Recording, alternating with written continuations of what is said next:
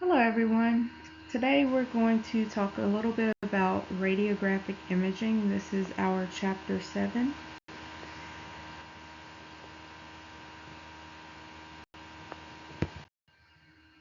We have a couple slides of objectives. All right, so the first objective is to discuss primary, scatter, and remnant radiation.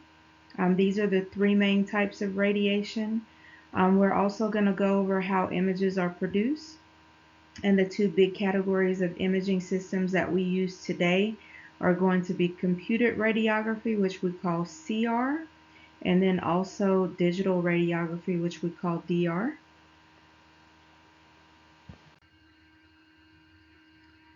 All right, we're also going to compare how images form in terms of CR, and CR can be indirect and also direct, and how they're formed in terms of DR. They're both digital types of imaging, and we're also going to learn about what makes an image good. All right, so things like our exposure, the contrast, and also the resolution within the image. Last but not least, we're going to talk a little bit about fluoroscopy, which is live real-time X-ray imaging. So again, those objectives are compare and contrast the latent image formation process for CR systems and indirect conversion digital radiography, discuss image quality in terms of image receptor exposure, which is our signal value, contrasts, which are signal differences, and also spatial resolution and contrast resolution. And last but not least, describe fluoroscopic imaging.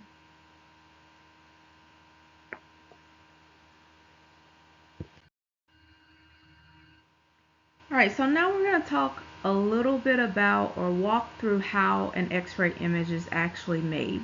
All right, so step by step, this is kind of the process. So just a little bit of history. This is something that we learned back at the beginning of the semester. We learned that X-rays were discovered in 1895 by Wilhelm Röntgen. And this, of course, was a huge breakthrough in medicine. Even though it was used as a novelty, it was actually a breakthrough in medicine. So we no longer had to do exploratory surgery because the doctors could use the X-ray to see inside the human body without opening it up. So we could find things like bullets, kidney stones, etc., without actually just opening and slicing the body up. All right, so now moving on, here's how basically that process works when we talk about modern energy. So first we have to have an energy source. So in terms of the energy source, we do create those X-rays by using a high voltage electricity. And that electricity is basically applied to our X-ray tube. And when those electrons that are generated or boiled off of our filament in the X-ray tube, they will travel and hit the X-ray target or our anode target. At the point when it hits the anode target, those electrons are either slowed down or they're completely stopped, and in the process they produce what we call X-rays, and those X-rays of course are what we use to create the image. All right, in terms of now how those images are created, we're going to talk a little bit about passing those X-ray photons passing through the body. So the X-ray photons, as they're created and they exit the actual X-ray tube, the X-rays are then going to strike the patient and pass through the patient. Now, not all of our body tissues are going to absorb those X-ray photons in the same manner. For example, bones are going to absorb more of the X-ray photons, so they typically are going to show up as white on the image because they're going to absorb those energies. They're not going to let them pass through, or not let all of them pass through the bone. And our softer tissues, such as our muscles, fat tissue, and air-filled organs, they're going to let more of those X-rays pass through. So in terms of how the image looks, they're going to give us those darker tones. We call it differential attenuation or differential absorption. But basically, based on how that body tissue is made up, some is going to let more x-rays pass through, and some is going to absorb more of the x-rays. And we do want both of those. We can't have all of the x-rays passing through at the same degree, nor can we have all of the x-rays being absorbed or attenuated at the same degree. All right, we need more of a heterogeneous type image versus a homogeneous type image. So if everything got through, all across the image would be the same contrast and density. We couldn't tell the difference between the different body structures. If none of them got through, of course, we would have a blank image as well with the same homogeneous density. So when we look at our images, we see all of the different shades in terms of blacks, whites, and grays. And of course, we need that to differentiate between the different body tissues themselves. All right, we also need, in order to create those image, in that image production process, we need an image receptor. So after the x-rays pass through the actual body, they do strike what we call an image receptor. And the receptor, it can be a digital receptor, kind of like a detector plate. If we go back in history, before we got all of this digital technology, we were using film. But now, of course, we have digital detectors, whether they're CR or whether they are DR. All right, the job of our image receptor is to basically capture those x-rays that are entering the body. All right, and then after it captures it, it's going to, of course, need to be released or converted in some kind of way. So next we have what we call signal conversion. All right, in terms of signal conversion, the image receptor is then going to convert those x-ray energies into a set of electronic signal values, or computer information, or digital information that the computer can understand. So think of it kind of like translating our invisible radiation, which we call the latent image. We're going to now turn it into digital data, and of course that digital data will eventually, as it passes through what we call the ADC, analog to digital converter, it will eventually become our image. All right, last but not least, we have our computer processing piece. All right, so that our computer will then take all of that digital data, and it will convert it into the image that we need to see for the patient on our screen. So now all of that digital information, which we call the latent image or our invisible image, is now converted, and it's sent to our screen for viewing. Once we see it on our screen, we call it the manifest image, the image that we can actually see. All right, and that is, of course, the image that the doctor or the radiologist would use in order to figure out what is wrong with the patient or give them their diagnosis. So basically, what we're looking at here is basically a chain. So basically, x-rays are first created in our x-ray unit. We manipulate electricity based on what we dial in on our control panel for our kVp, which is kilovoltage or voltage, but we're talking about thousands of volts, and also the mass, which is the amperage. All right, once those x-rays are created at our anode target and they're exiting the x-ray tube, they will intercept the patient and pass through the patient's body part of interest. As they are exiting or entering the patient and exiting, of course, they're going to be exiting at different strengths or different degrees based on the type of tissue we're imaging. As they exit, the image receptor, which is behind the patient, will capture all of those x-ray energies. All right, and it'll store them or trap them there until it'll store or trap them there is what we call the latent image, until we actually process those signals.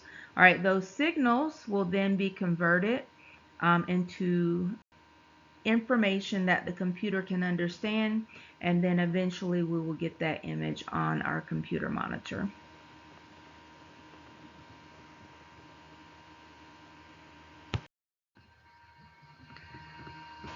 All right, so we talked a little bit about how the images are made. So now let's back up just a little bit and talk about what actually happens, or what is actually required to happen inside the X-ray tube in the first place to create those X-rays for the patient's image. So if you want, you can think of our X-ray tube kind of like a little factory. Inside of our factory, we have three things that have to happen. The first thing that has to happen is we need a source of electrons. All right, and that source of electrons comes from our cathode filament. So when that cathode filament is actually heated, it boils off electrons. Kind of like if you had to liken it to something, if you were boiling water and you saw the steam rising off the boiling water. All right, we're boiling off electrons off of the filament. All right, the electrons themselves, they're basically the raw material that we need to make those X-rays. All right, the next thing we need, in addition to that source of electrons, we need a way to speed up those electrons, or basically make those electrons move from one spot in the X-ray tube to the next spot. And that's where that voltage comes in, or the kVp that we set. So that high voltage kVp that we set is going to create basically a force, a strong force, that is going to pull those electrons across the tube, meaning from the cathode, which has a negative charge, to the anode, which has a positive charge. And when it moves across, it's going to be at a high speed, or at a high pace. All right, basically when we talk about a high speed or a fast pace, it's basically half the speed of light. All right, the faster they go, or the more energy they have, basically when they hit the target, they will create those X-rays for us that are needed for the patient's exam. The last thing that we will need in order to create the X-rays that are needed for that patient's exam is we need an actual target to either stop or slow down those electrons as they fly across from the cathode to the anode. And as a result, that stopping or slowing down is going to be converted to energy, basically that X-ray energy. So the electrons, when they fly across from the cathode to the anode target, they're going to basically slam into that tungsten target, which is of course on the positive side of the X-ray tube. And when they are suddenly stopped or slowed down, their energy, it doesn't just disappear, it has to go somewhere. And what it does is it actually results in the production of X-rays. All right, so the energy is actually the electrons that fly across. When they hit the target, they are going to actually create the X-rays that we need. So basically, this slide just tells us that first, the electrons are created, or have to be created. They're created at the filament by boiling them off as it's heated. They then need to be accelerated. Those electrons need to move from the cathode side to the anode side.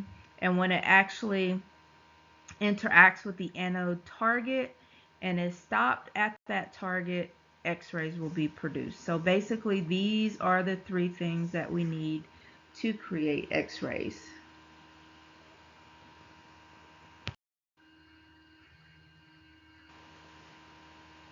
So now we're going to talk a little bit about the classes of radiation that you're going to deal with in X-ray. So we basically have four main types. You have primary radiation, you have scatter radiation, you have absorbed radiation, and you also have remnant radiation. So primary radiation for us, think of it kind of like the good stuff that we need. All right, primary radiation is the actual beam that leaves the X-ray tube, but it is the beam before it touches the patient. All right, so it leaves the tube. Whatever's in that beam is considered primary radiation until it actually interacts with the patient. All right, the next class of radiation is called scatter radiation. So now, once that primary beam actually interacts with the patient's body tissue, not all of it is going to go straight through the patient's body.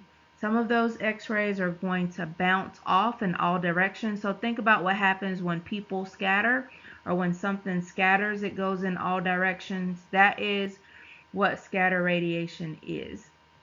All right, scatter radiation is not always helpful to us in terms of helping us make a good image. It does actually increase, or can actually increase, radiation exposure. Not only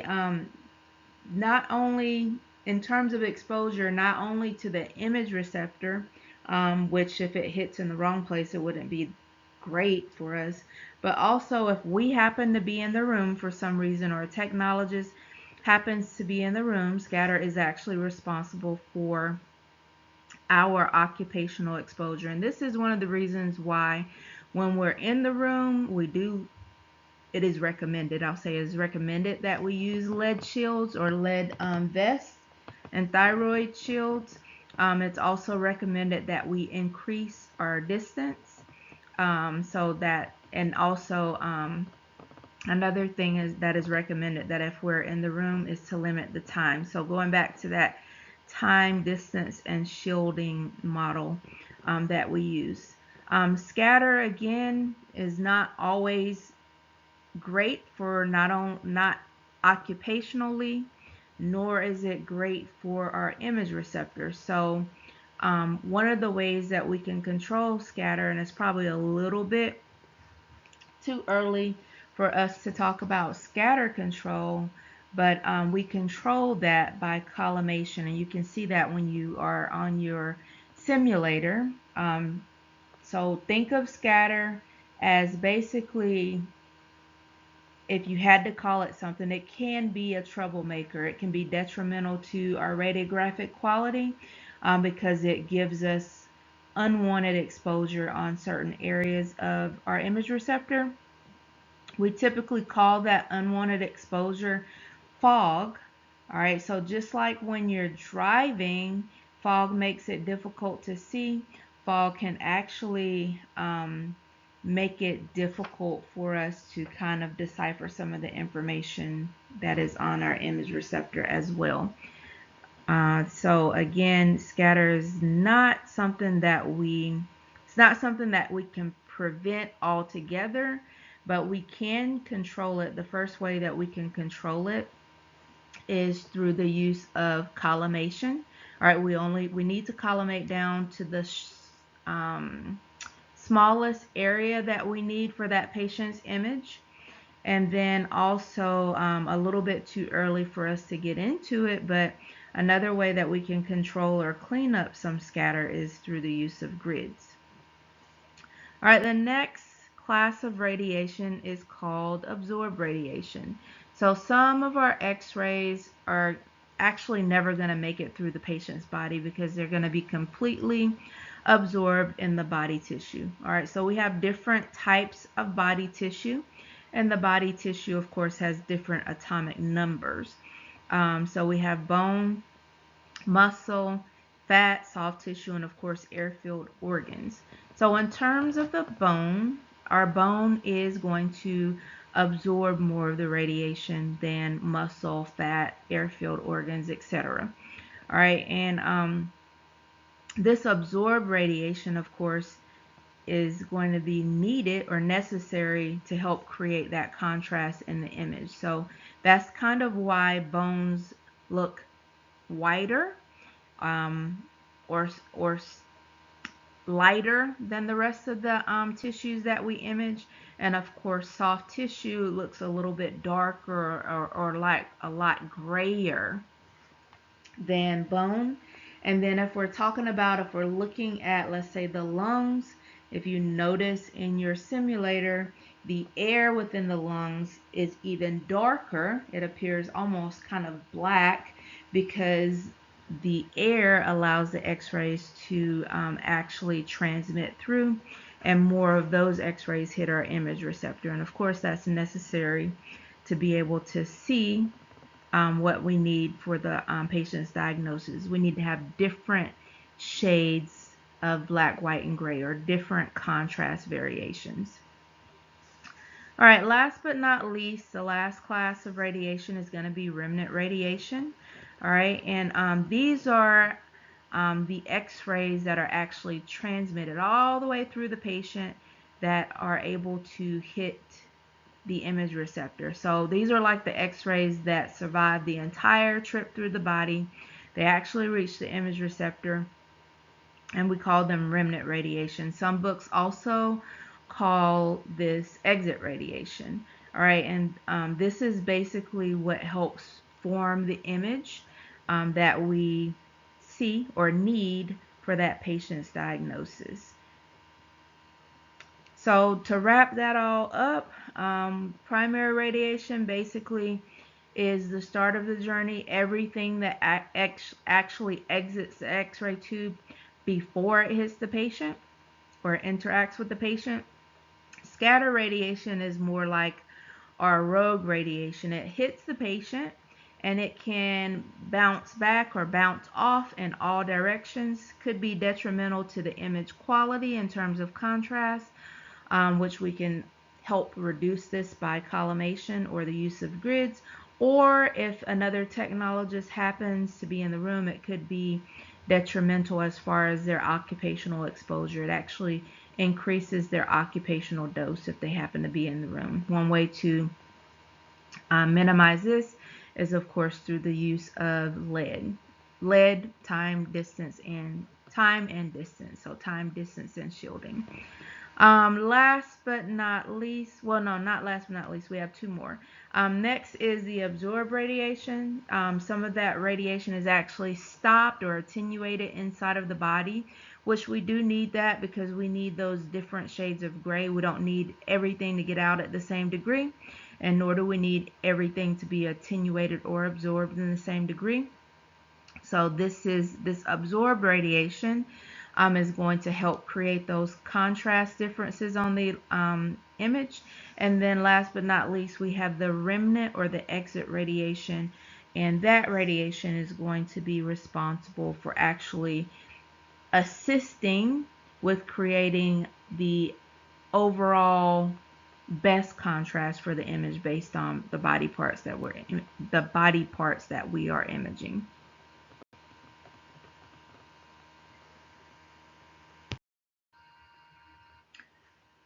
So this slide talks about attenuation of radiation, and we're going to break down what attenuation of radiation is, because it is basically an important concept. So attenuation is kind of like a fancy word for those x-rays losing some of their energy along the way. So when the x-rays pass through the patient's body, of course, we already know they don't all make it out to the other side. Some are going to be absorbed, some are going to be scattered, and as a result of that, there will be a reduction or a loss in that original radiation beam that we call the primary beam. So the different tissues, again, that we talked about, whether it's bone, soft tissue, muscle, or air-filled organs, they're going to absorb that radiation differently. And again, on the last slide, we kind of hit on it. That's why we can see the bones. They show up as white because they're going to absorb more. And then the lungs, they're going to show up darker because they're going to allow more of the x-rays to transmit through, because it's just x-rays going through air. And of course, our soft tissues and our muscles, they're going to be more so the grayer shades, all right, because they're going to attenuate less than bone, but of course more than air. So what this slide is basically telling us that dense materials like bone, they do have a high atomic number, and based on their composition, they're going to absorb or soak up a lot more of that radiation. That's why they're called high attenuators, or that is called high attenuation. Again, as a result of it absorbing those x-rays, the bones are going to show up white on our image that the patient is coming in for. We have less dense materials like the lungs. Of course, they are filled with air. They don't absorb as much of that radiation. They're called low attenuators, and they attenuate less of the X-ray beam. That's why the lungs actually look darker or even black on some of the images.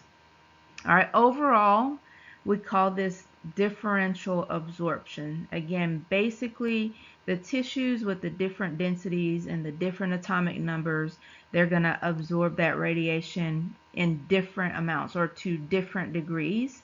And we do need that because that's going to give us that contrast difference across the image. All right, again, everything can't look the same color. Everything, it can't be homogeneous, because if it was, we wouldn't be able to tell the difference between the different body structures. So you have to basically think of it like this. So the x-rays are going to pass straight through the body without losing any energy. If it did that, every image would look the same shade of gray. Vice versa, if everything was absorbed, it would be the same shade across the image. So we'd never be able to tell what bone was from soft tissue or for air. So what that means, attenuation must happen. Attenuation is what makes radiography even possible, creating these patients' images even possible, because it gives us the differences or the different shades of black, gray, and white that we need in order to see that anatomy. So basically, attenuation overall, we're talking about an energy loss, or loss of energy in the X-ray photons. It happens because different tissues are going to absorb the X-ray beam differently, and we do need these different attenuation factors across the tissues in order to create the patient's image.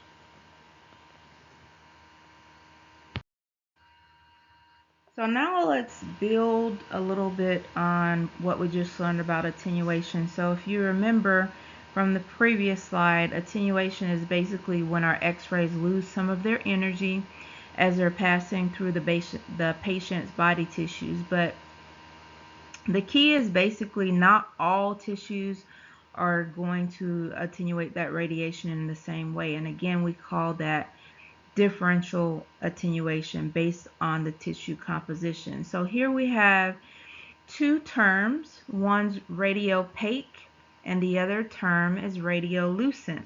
So if something is radiopaque, that's when that material is going to cause what we call high attenuation. So it's going to absorb more of those X-ray photons. And something that we consider radiopaque would be bone, metal. Also, some of our contrast agents that we use, like barium, are radiopaque. And if we go a little bit deeper, we put on that lead. Lead would be radiopaque as well if we X-rayed it. So these types of tissues, they're basically going to block more of that X-ray beam, and they show up white or very bright in our image. The next term is radiolucent. So basically, when a material has low attenuation tendencies, it's going to allow more of the X-rays to pass through more easily. And some examples of radiolucent type anatomy would be our air-filled organs, such as lungs. When we talk about air-filled organs, they're going to barely stop those X-rays. So if they allow all those X-rays to go through, more of those X-ray photons in that particular area, they're going to strike the image receptor, and they are going to show up more darker or blacker on our image. So radiopaque is responsible for the white or the dense They're more dense. Radiolucent is responsible for the black shades on our image. Basically, the X-rays are gonna go through the patient and strike the image receptor.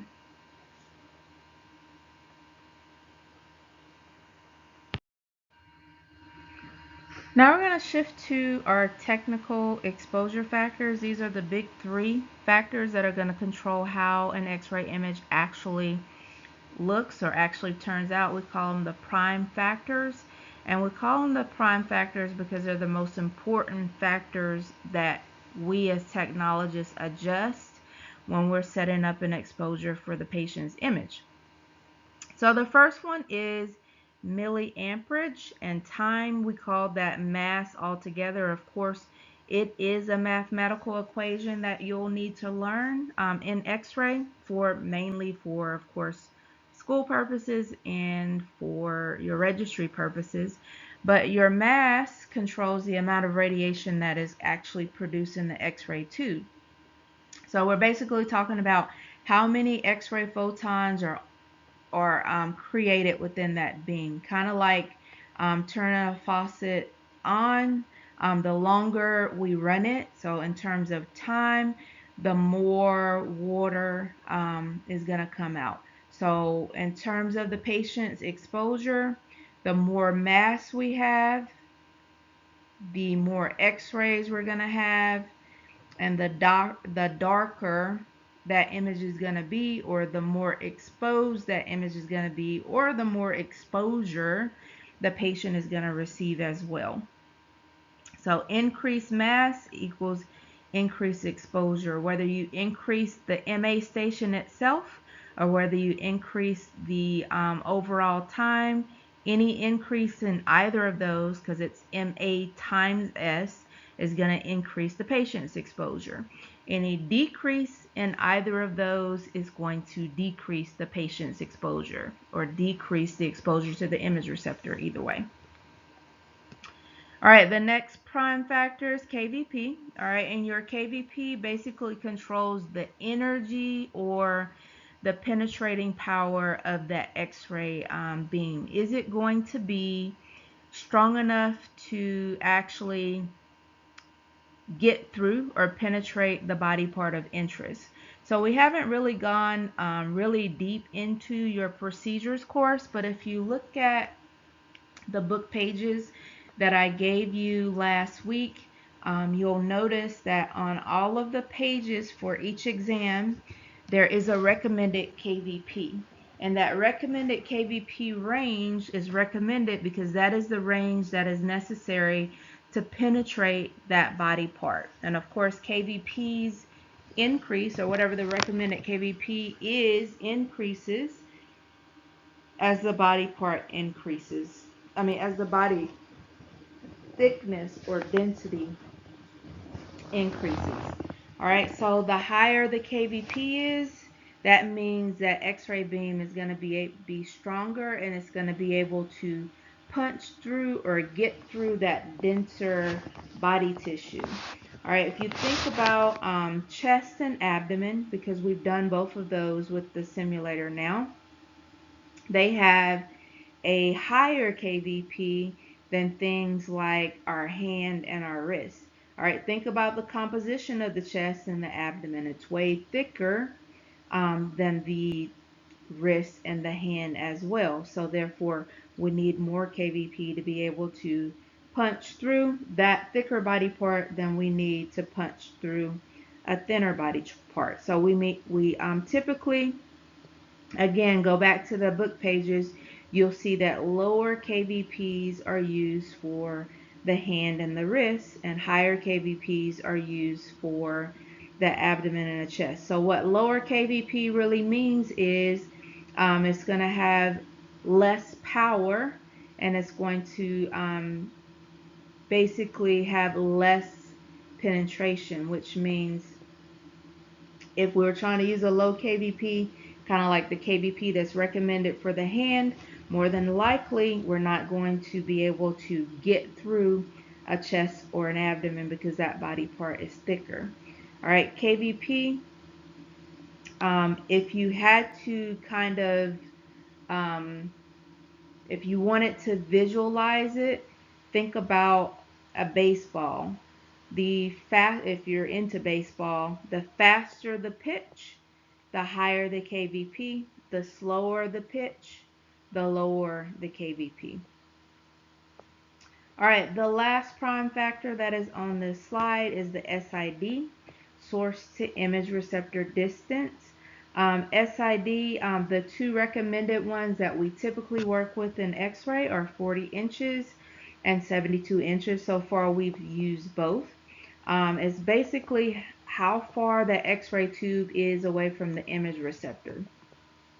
All right, in X-ray, distance definitely matters because of what we call the inverse square law. The closer you are, the stronger that beam intensity is in terms of when it meets that image receptor or when it meets you if you happen to be in the room.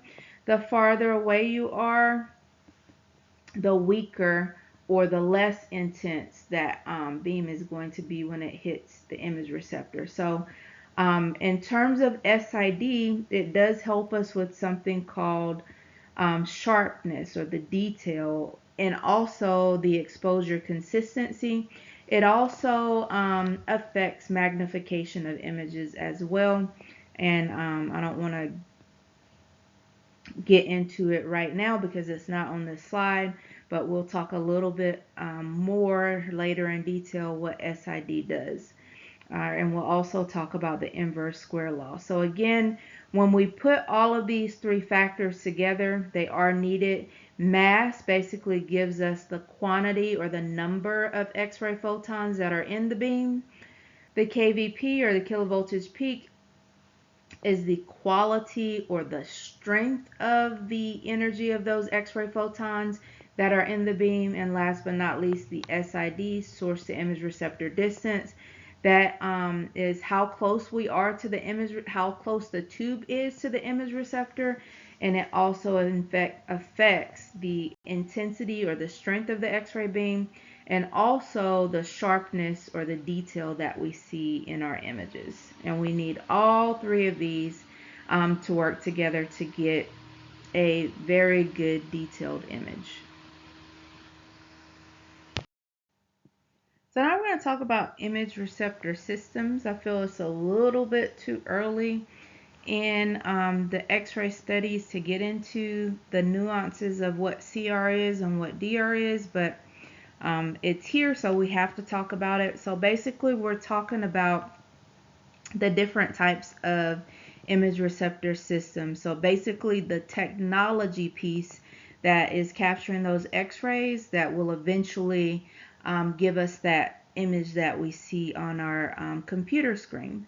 All right, so here it's talking about three main types. We have CR and we have DR. All are digital in terms of the fact that it allows us that post-processing. We can change the image on the computer screen just like we can change our pictures after we take them.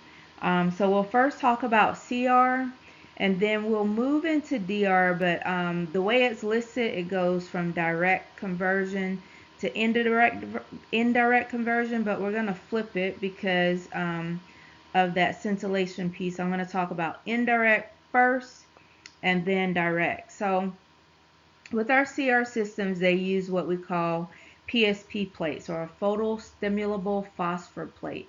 All right, I consider it a reusable piece of film. All right, so with that PSP plate or storage phosphor plate, basically when we use that cassette, we place it behind the patient, whatever that body part is. We're going to take the X-ray. As the X-rays exit the patient and interact with the plate, that plate is going to store that X-ray energy that it receives. All right, it's going to store it until we have it released by taking it to one of our processors, which is like a special reader that kind of releases all of that trapped energy that's captured in the patient's as we're doing the patient's exam. All right, the special reader, or the processor, has a laser in it, and that laser is, we're not going to go into the nuances here, but the laser is going to release those trapped electrons. As a result, the trapped electrons are going to release light, which will eventually be captured, turned into a digital signal, and that's going to give us our image. So CR is basically like the bridge between the old school film that we used to use, where what you see is what you get, and our new technology. And I say it's a bridge because it has that cassette. Inside of the cassette, there's that PSP plate, which I call the reusable piece of film. And with both of those systems, we have to take it to a processor in order to get that final image. All right, now the next one, I said I was going to skip over direct and go to indirect first. The next one is your indirect digital radiography. We call it, it's still digital radiography, but it has more of a two-step process, kind of like the CR plate. So with this one, it uses what we call amorphous silicone, all right, ASI. All right, so the X-rays, they first, whenever they hit the cassette, they're going to first be converted to light by a scintillator. And what causes the scintillation is this element, amorphous silicone. All right, as the X-rays hit the amorphous silicone, it will be converted to light. And then that light is what is going to get turned into our electronic signal. So it's still digital, but it does take a small detour by producing light first before it becomes our image. All right, going back up to our direct digital conversion, that particular system uses an element called amorphous selenium, ASE. So when the X-rays hit this detector, which is composed of amorphous selenium, instead of having to be instead of creating that light, because this one is not a scintillator, instead of going through that extra step of creating light first, that energy will be immediately converted into an electronic signal. So it has one less step. It doesn't have that light, then X-rays. It goes straight from X-rays hitting the image receptor to the image, or to the digital signal. All right, so again, these are the three main types of systems that you might see out there. CR is basically like a digital film. You have to put it in a processor first. So again, the bridge between our old school film screen process. It is digital in the sense that we can post process that image and change it once it gets on the computer monitor. Then we have indirect DR using the amorphous silicone. So basically the X-rays hit the image receptor. As they hit, they are turned into light. Then that light, of course, will eventually be turned into our digital signal, which creates our image. And then last but not least, we have direct DR with the amorphous selenium. The X-rays, instead of being turned into light, they go straight to the digital information to create the image. So there's that, not that middleman of turning it into light first.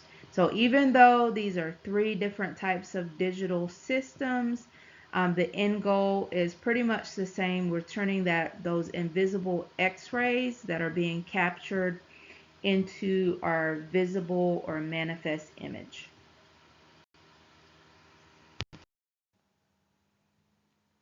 All right, so basically, take a look at this particular figure in your book. Um, it's still talking about or still referring to the image receptor systems in terms of CR, direct DR, and also indirect DR. No matter which one you use, no matter which receptor system you use, they all are going to produce electronic data or a set of charge values. All right, those charge values or that data will eventually be turned into electronic data, which we call a signal. And that signal is what is going to be used to be processed by that computer and eventually turn into that final manifest X-ray image that we see on the computer screen for the patient. So again, we talked about the different technologies. We talked about the CR-PSP plates. We talked about the direct digital versus the indirect digital using amorphous selenium versus amorphous silicone. So at the end of the day, no matter which system, it's going to convert those X-rays eventually into an electronic signal, and those signals will be the foundation for our digital images. So basically, don't get lost in all of those technical differences right now because it's a little bit too early. But the common goal of all of these image receptors that we use is that they're going to take those invisible X-rays that are exiting the machine, intercepting our patient, and eventually exiting the patient and striking our image receptor, and they're going to turn that captured energy into usable signals in order to create that patient's image for their diagnosis.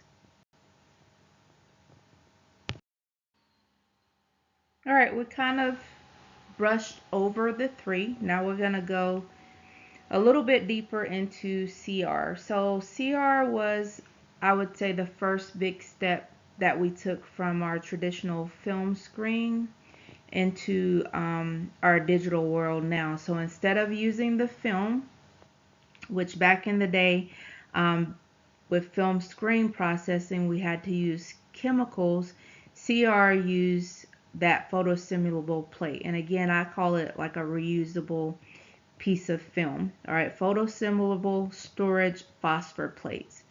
How that worked is the patient is exposed, and then those X-rays are going to hit that imaging plate or that PSP plate, which is inside of a CR cassette.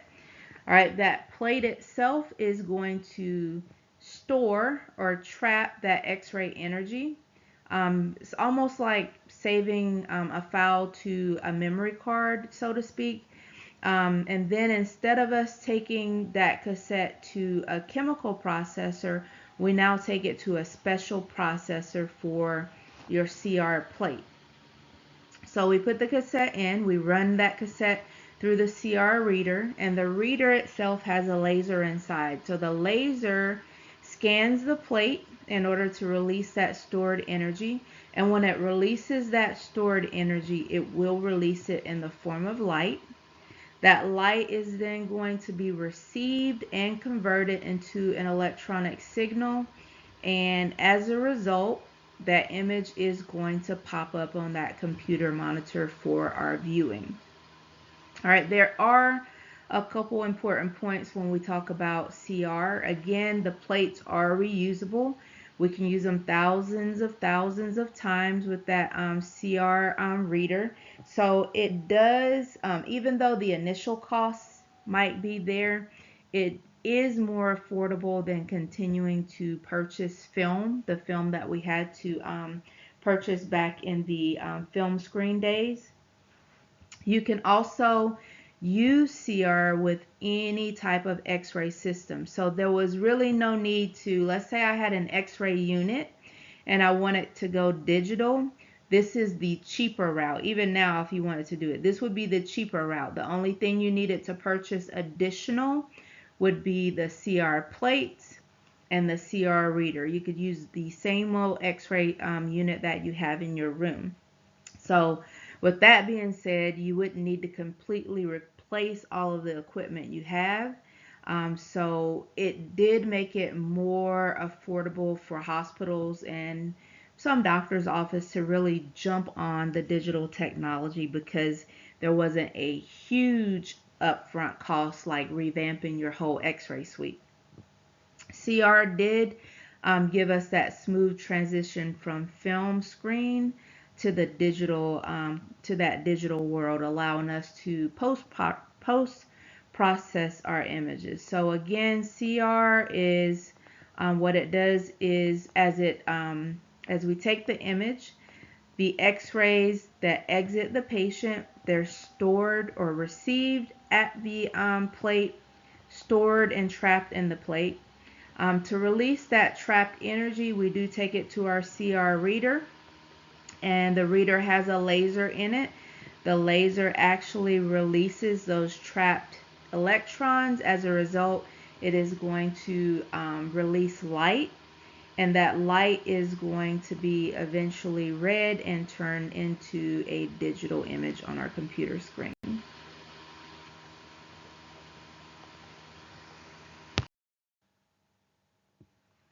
So again, this is still on that CR technology, just kind of saying the same thing over. When the radiation that is exiting the patient hits that CR plate, it doesn't instantly make that image for us. Instead, it gets the energy gets stored in those PSP phosphors, which are made of barium fluoro halide crystals.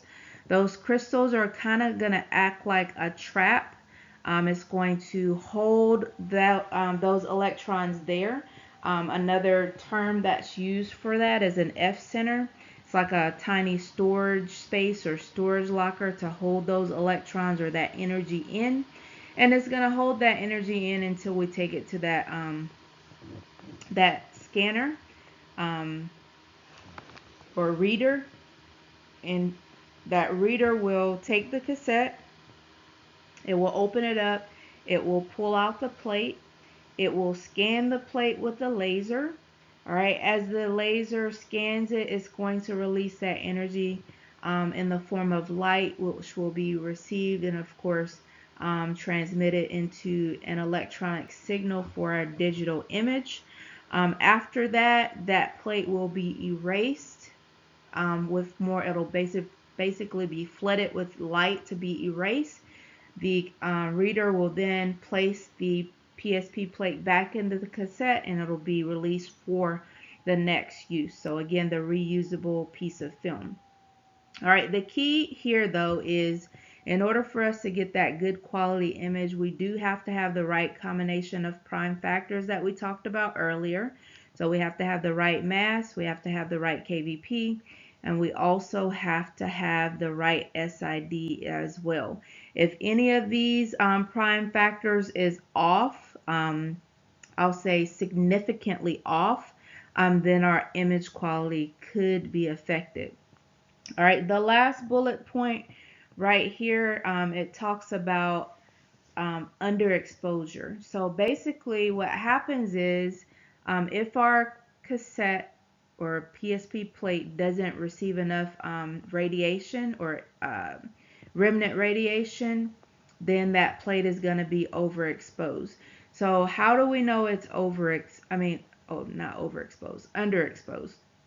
So how do we know if our image is underexposed? So with digital, it's really hard to tell if our technique was off.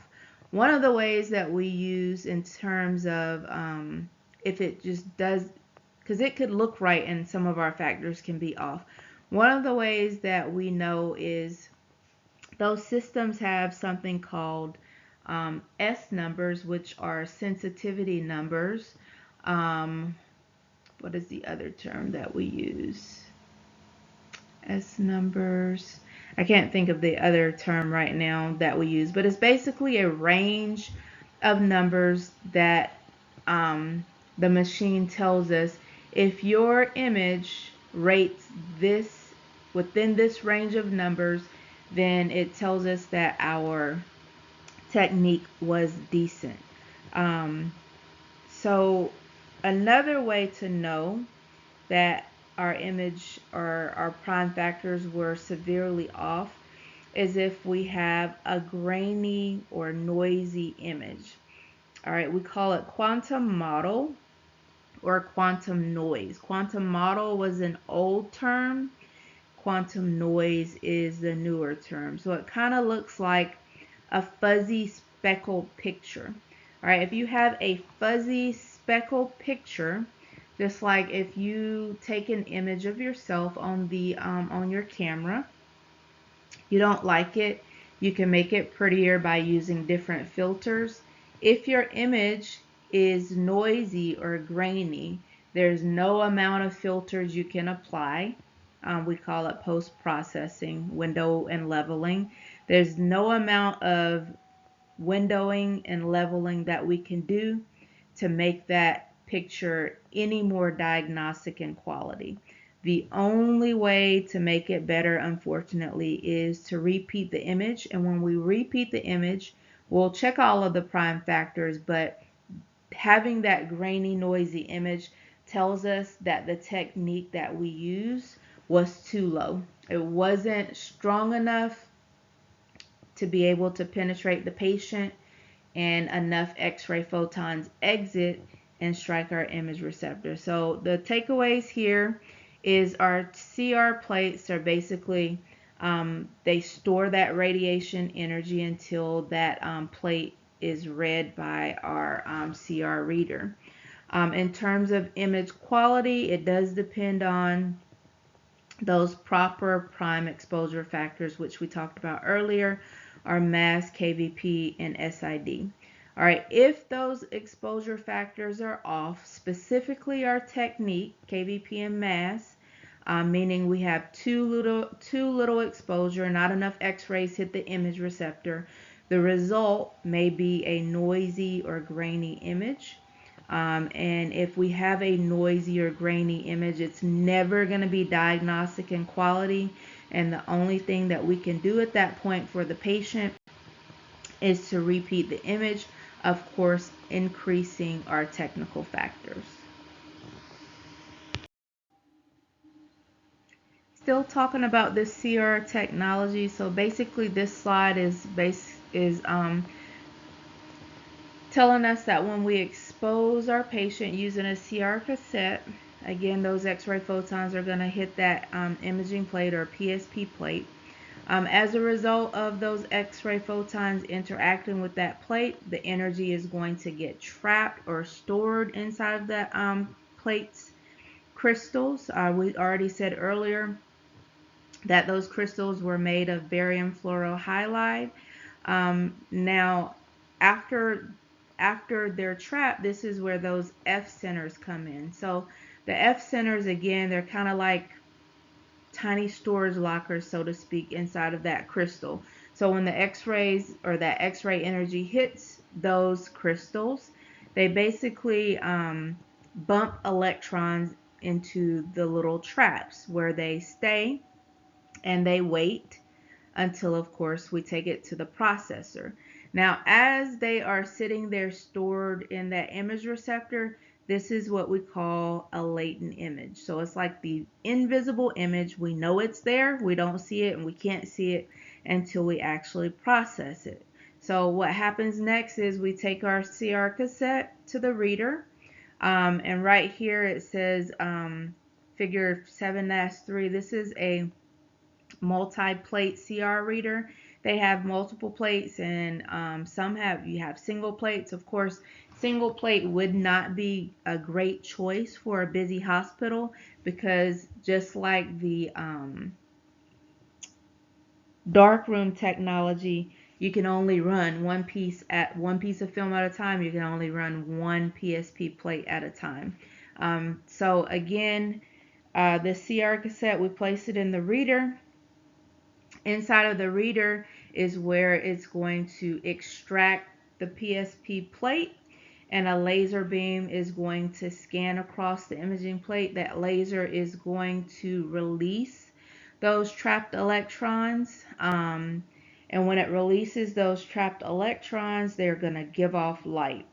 That light, as it's released, is going to be captured by photodetectors, And those photodetectors are going to eventually convert that light into an electronic signal that is going to be processed by our computer. All right, so now we're at the point where that invisible latent image becomes visible. All right, a visible image, we call it the manifest image. So again, that digital image now, or the visible image now, we're going to actually see on the computer monitor. So the big takeaway for this slide is basically that the F centers that it's talking about, they are holding or storing that information that will eventually be released and extracted and turned into that digital or manifest image. All right, so exposure, the plate will be exposed. Those electrons that it receives will be trapped in those F centers. We're going to take it to the reader. The reader will extract the plate. It's going to scan it with a laser to release the electrons, electron energy. That energy is going to be released in the form of light. That light is then going to be converted into an electronic signal that the computer can understand and then turn into our manifest image for the patient's diagnosis.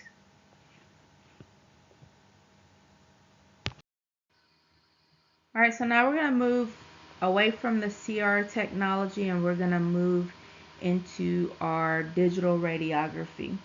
All right, the big difference between CR and DR, because they're both digital, is that with DR we don't need that cassette reader. All right, the detector itself does all the work for us and the image is going to show up instantly on the screen. So we'll take the image and it goes straight to the screen. There's no need for us to take the DR cassette to the processor. So with DR, it uses or employs what we call a solid state electronic, and it can be one that's pretty familiar is our thin film transistors, or TFT technology.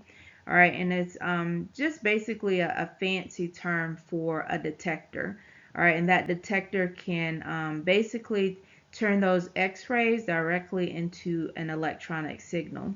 The detectors themselves are going to be built inside of what we call a flat panel detector, FPD.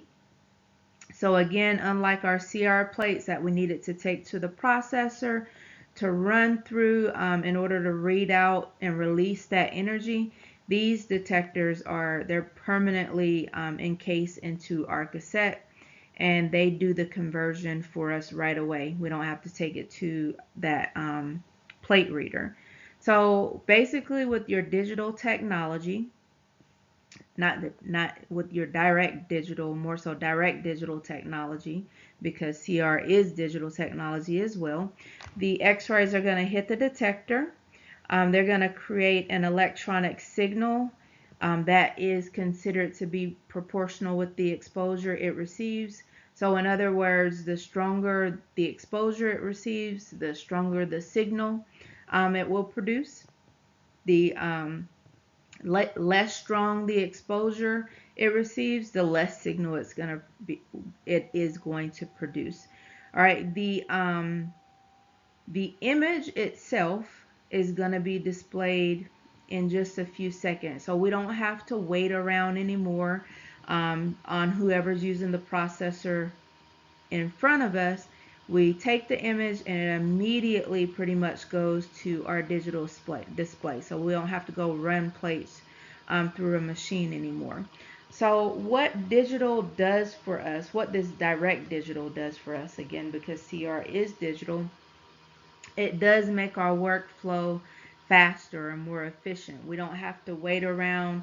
Everybody's waiting on, the reader so we can process the cassette when we're talking about CR, and even when we were talking about film screen. Now with this direct digital technology, our images show up immediately after we process them. And it's very helpful in terms of busy departments in terms of the ER setting, in terms of trauma settings, being able to see that image right away versus going back to the department to run it or finding a reader that is staged somewhere in the hospital. Now we can see our images right away. And we know right away whether or not we need to repeat it or not. So again, we talked a little bit earlier. We said there's two types of DR technology. We have the indirect conversion and we have the direct conversion. So with the indirect conversion, the x-rays are first going to be converted to light as it interacts with a scintillation material. That light is then going to be converted into an electronic signal. With your direct conversion, the x-rays are going to be converted directly or straight into that electronic signal. So we don't have that light step in between. So either way, it's still digital technology. We can post-process it afterwards. But again, there's no need to take that cassette to a reader. It goes from x-rays to our digital image. So in simple terms, again, CR, we have a plate plus a reader, and then we get a computer image. With DR, we have a detector, and we instantly get that computer image that we need for that patient's diagnosis. So this is really why a lot of hospitals are more so now transitioning from CR to DR, because it does save time. It does reduce errors, and it does speed up patient care. In terms of what I mean by reducing errors, some of the errors that we would get on our CR plates is, let's say we're going on morning portables. We have 5 patients that we need to do a chest on. So instead of just going to do one patient and then coming back down to radiology, then going back up and do the next patient and then coming back down to radiology, what techs tend to do, they take 5 cassettes up, they take the 5 orders up, they do all of the patients, and one of the errors might be you mix up your cassettes along the way. We could have had things such as a double exposure, meaning multiple exams on one image, or we could image the wrong patient, meaning scan the wrong cassette under the wrong patient. So using DR cuts down on a lot of errors that we could have had or did have in the past. So our next 2 slides, we're going to be talking about DR detector operation. So really talking about how the detector itself actually works. So again, when the x-rays actually intercept or hit the cassette, the detector elements within the cassette actually they create what we call a stored electronic charge.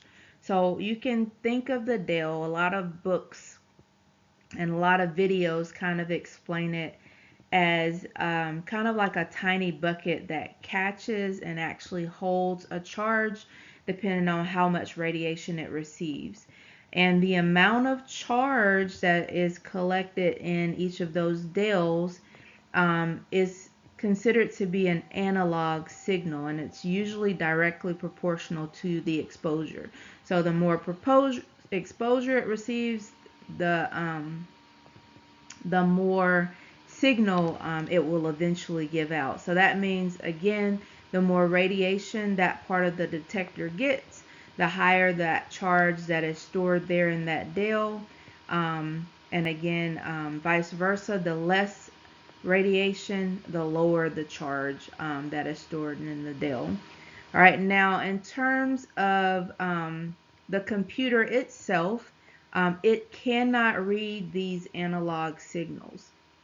So it needs what we call digital data. So the next step in this process is basically we have to convert that analog signal into binary or digital values. So if you've ever taken a computer class, you know that computers only understand ones and zeros. So that analog information has to be turned into binary values that the computer can understand. So once that happens, and it happens with an analog to digital converter, once that happens, the computer can now take those values that it receives and it can help create that digital image that we need for the patient's exam. So again, the x-rays are hitting the detector. As the detector receives that x-ray energy, it is capturing and actually storing those charges in a DEL.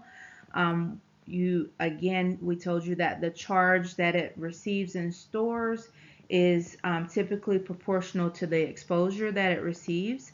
The computer cannot understand this analog data or these analog charge values that it's receiving, so it needs to be converted into digital information or digital values.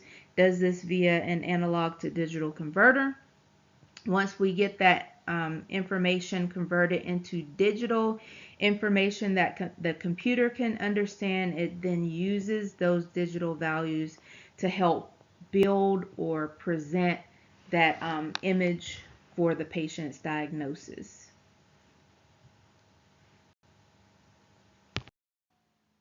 All right, now we're wrapping up your DR detector operation, and we just kind of talked about how the detector converts that radiation exposure into that electronic signal and then into that digital signal that we need to create the image. So again, once that detector has created those digital values, the computer now is going to step in and take all of that raw data that it's receiving, the ones and zeros. It's going to organize it, and it's going to create something that we call a histogram. All right, if I had to explain it, you have to think of a histogram basically like a graph that's going to show the range of values. In terms of what we're trying to create, we're talking about pixel values from black to white. So it's basically a bunch of numbers, and each number is going to be synonymous or signify a specific color. So a color in terms of the ranges of the shades that we can have between black, gray, and white. All right, those numbers or those values basically going to tell the computer what shade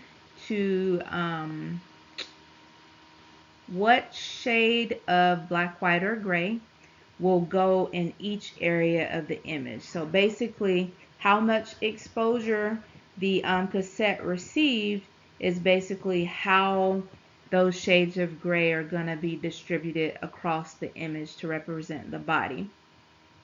The histogram itself, it is stored in the computer.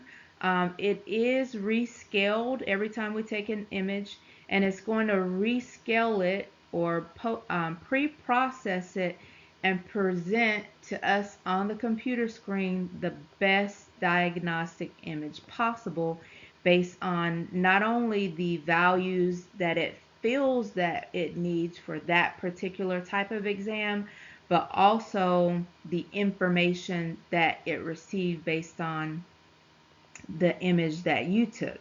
All right, and the system itself is going to adjust the brightness and contrast in that patient's image, and again present the best possible image for that patient's diagnosis. Of course, we can post-process this, meaning we can change how the image looks in terms of brightness and contrast, but the computer tries to match it up the best way that it can to a stored histogram that says, hey, if you're doing a chest, you should receive values like this, and you should try to match it up, and your image should be good. That's kind of how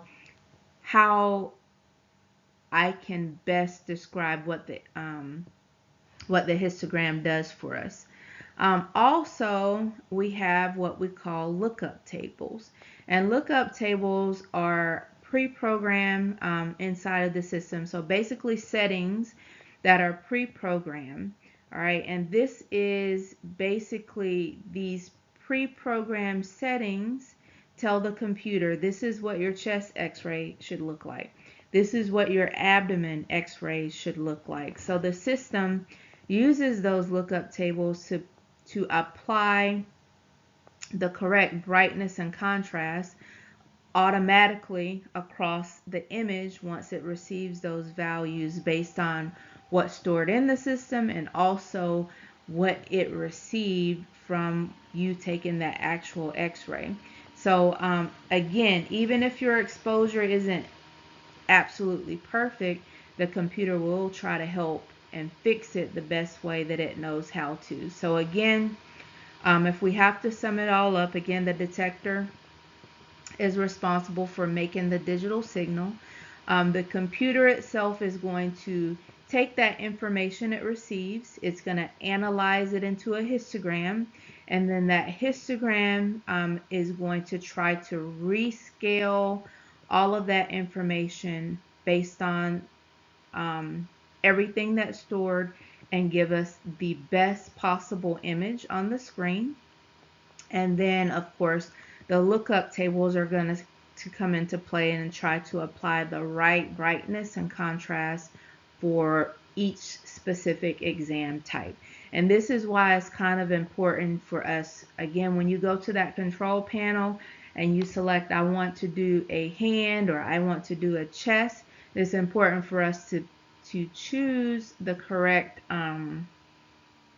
type of exam because it is trying to match up the information that it receives from that particular exposure to the histograms that are stored and the lookup table information that's stored.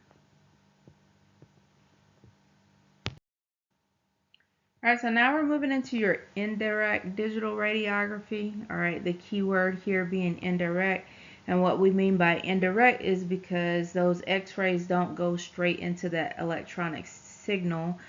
We have that additional step or that detour. It goes from x-rays to light before it's turned into that digital data that we need for the patient's diagnosis. So again, that remnant radiation, meaning the radiation that is exiting the patient, is going to hit a layer of material within our cassette that's called a scintillator. That scintillator's job is to then convert those x-ray energies that it receives into light. And then that light that's giving off as a result of the amount of x-rays that it received or the amount that's proportional to the exposure that it receives.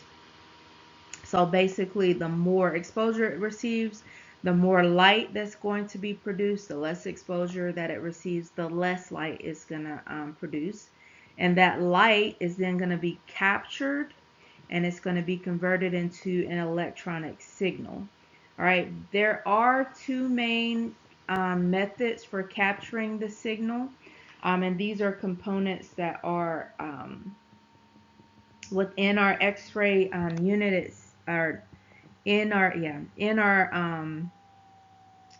imaging unit itself. We could use, or it could employ a charge coupled device, or it could employ a thin film transistor.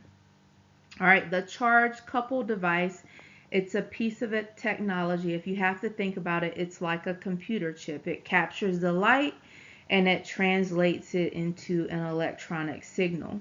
All right, your thin film transistor, it acts somewhat like a switchboard. So it basically collects all the charges and it sends them on or forward for processing.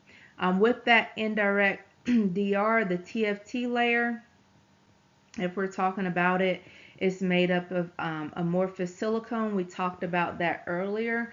Amorphous silicone it does a good job handling light. And the final output of this whole process is we get that digital image. So again, with your indirect technology, we have x-rays. They are then turned into light via interacting with a scintillator.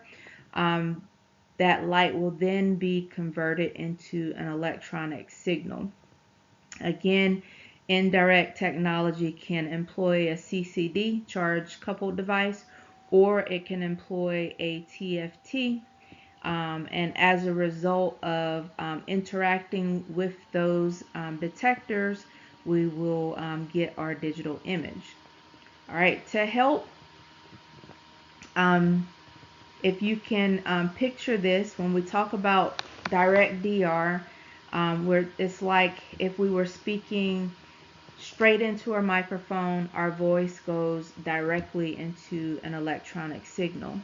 All right, with your indirect DR, it's almost like we're writing a message on a piece of paper, and then we're going to take a picture of it, and then the information is still there, but it has to pass through another medium. In terms of here, in terms of what we're talking about here, we're talking about light before it becomes that digital image.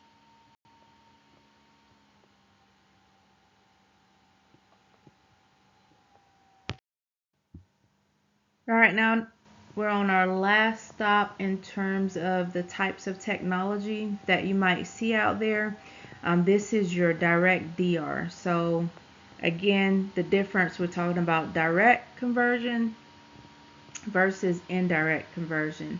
So with our direct DR, the main difference is we don't have that scintillation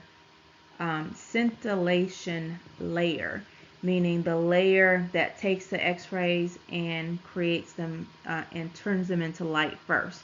All right, that remnant x-ray beam doesn't need to be converted to light first. Instead, the x-ray energy is going to interact directly with a detector material. So in terms of how it works is that the detector uses a TFT layer that's made up of amorphous selenium. All right, that selenium has a special property. So when the x-rays hit it, it produces that electronic charge directly. Whereas when we were talking about indirect, when the x-rays hit it, it produced light. So here we don't have that light piece. The x-rays hit the amorphous selenium, and they get turned directly into an electronic charge. So we don't have that extra light phase that we have in the indirect DR technology. All right, those electronic charges that are going to be created as a result of the x-rays hitting the amorphous selenium, those charges are going to be collected by our TFT. They are going to be somewhat organized and then sent out immediately in that digital format to present that image on our screen. So again, with our DR technology, we have x-rays being directly turned or converted into an electronic charge, and that charge will be sent forward to create our digital image. So again, the advantage of your direct DR step is it skips that light conversion step. Direct DR does tend or is said to produce what we call sharper, slightly sharper images. Both are still good technology.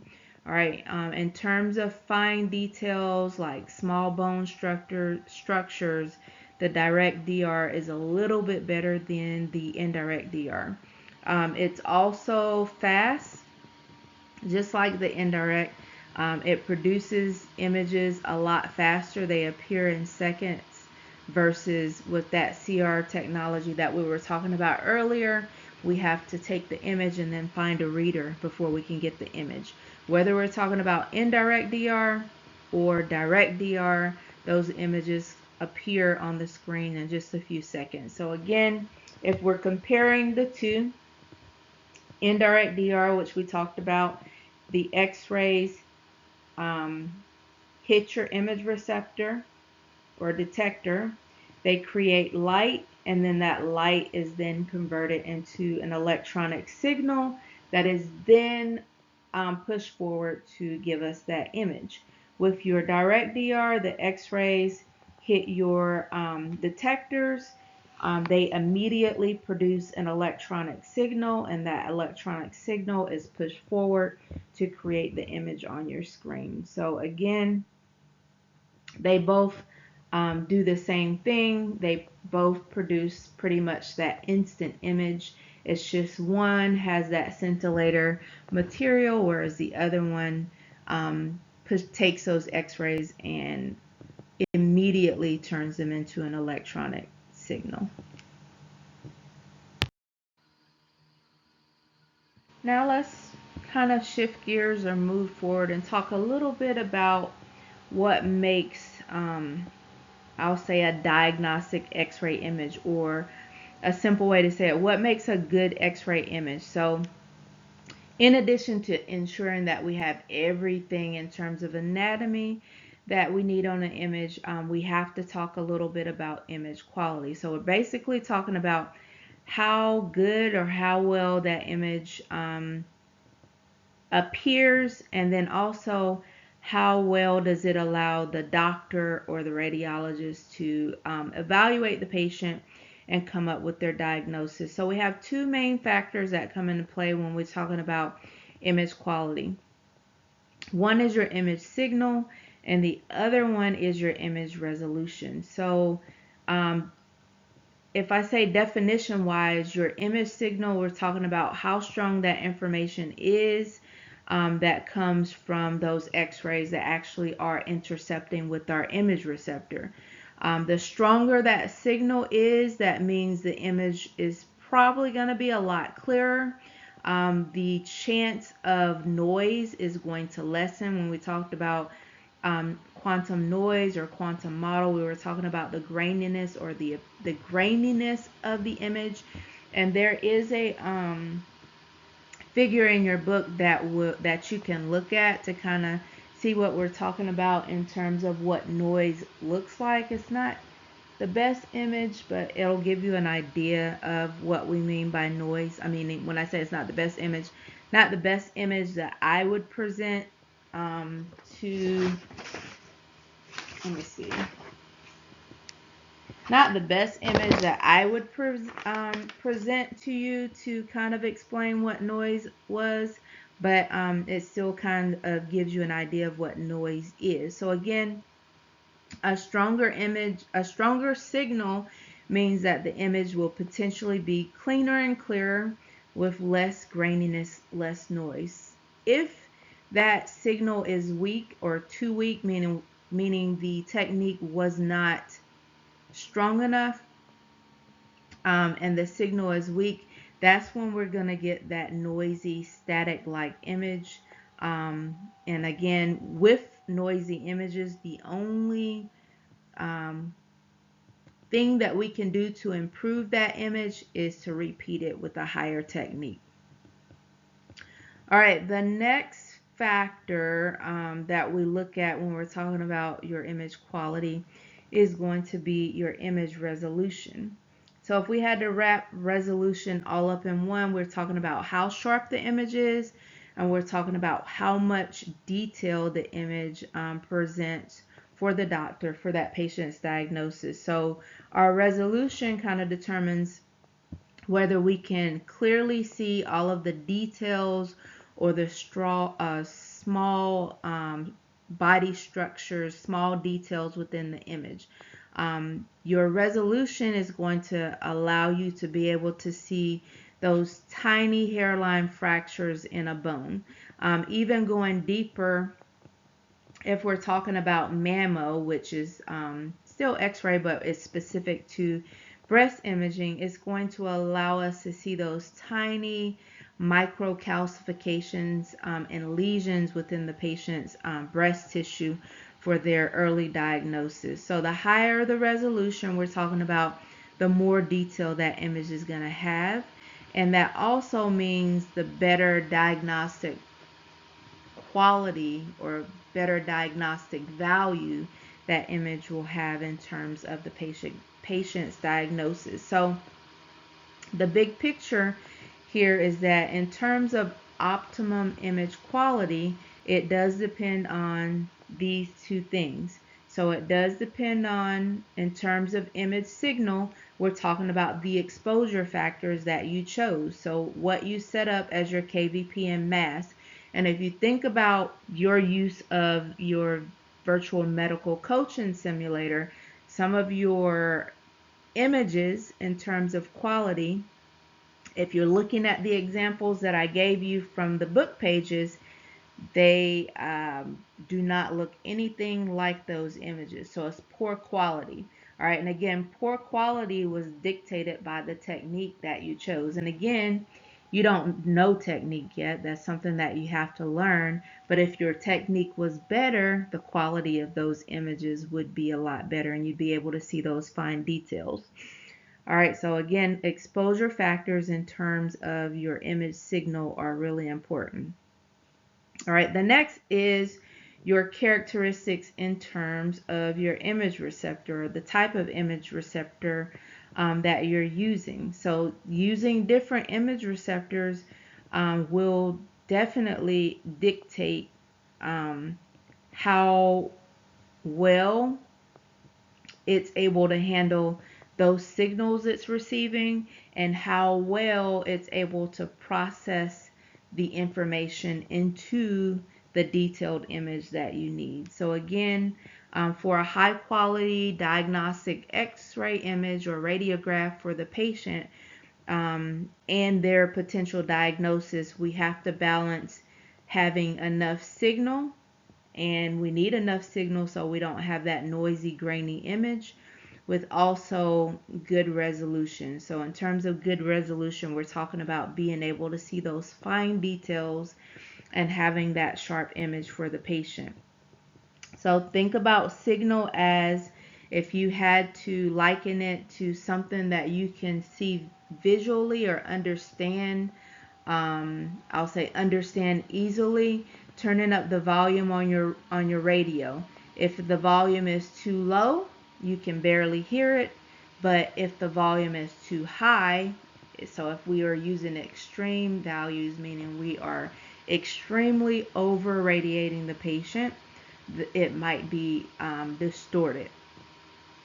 In terms of resolution, that's kind of like the clarity or the detail in the image. So if we're talking about a radio, resolution allows us to hear those words clearly, and they're not distorted in any kind of way. So with resolution in terms of our images, they're not fuzzy or grainy. They're very clear. They're very detailed, and we can properly diagnose the patient. All right, we talked a little bit about this on the previous slide. So let's talk a little bit about what specifically controls our image quality in terms of your radiograph. So again, the two broad categories that we talked about on the last slide were signal factors and also your resolution factors. So in terms of what your signal factors are, we're talking about your signal value, all right? And your signal value is definitely a critical piece when it comes to ensuring that your patient's images are diagnostic in quality. So again, signal, we're talking basically about the amount of useful information or how much X-ray energy that image receptor is receiving. All right, it has to receive enough signal or enough signal values or energy in order to create that patient's diagnostic images. Again, if the signal is too low, you will or might get an image that's noisy or grainy. Again, the only way to counter that is to repeat it with a higher technique. If the signal is too high, the good thing about digital is it might still be a good image. In the film screen world, we had three things. It was either underexposed, it was overexposed, or it was a good image. In digital technology, as long as you have enough technique, you still have a chance in getting a decent image. The downside with having way too much signal is, of course, you're overexposing your patient. There also can be a loss of detail in that as well. One of the very extreme terms is called saturation. It's basically there's so much contrast in the image that it just doesn't look right. But still, you might have a good chance of, even if it's overexposed but not grossly overexposed, still having a decent image for the patient's diagnosis. You just have to ensure that there is enough signal value, meaning the technique was not too low. All right, if it's too low, the image receptor is not receiving enough X-ray energy, then that's where those grainy, noisy images are going to come into play. So breaking down the rest of this slide, we have image signal factors and we have image resolution factors. So your image signal factors are IR, exposure and contrast, and your image resolution factors are spatial resolution and contrast resolution. So what is your IR exposures? We're talking about how much radiation that is exiting the patient and reaching our image receptor. Again, if we have too little radiation interacting with our image receptor, that image will be what we consider underexposed and it will be noisy or grainy. If we have too much, it could be a decent image at the expense of the patient's overexposure.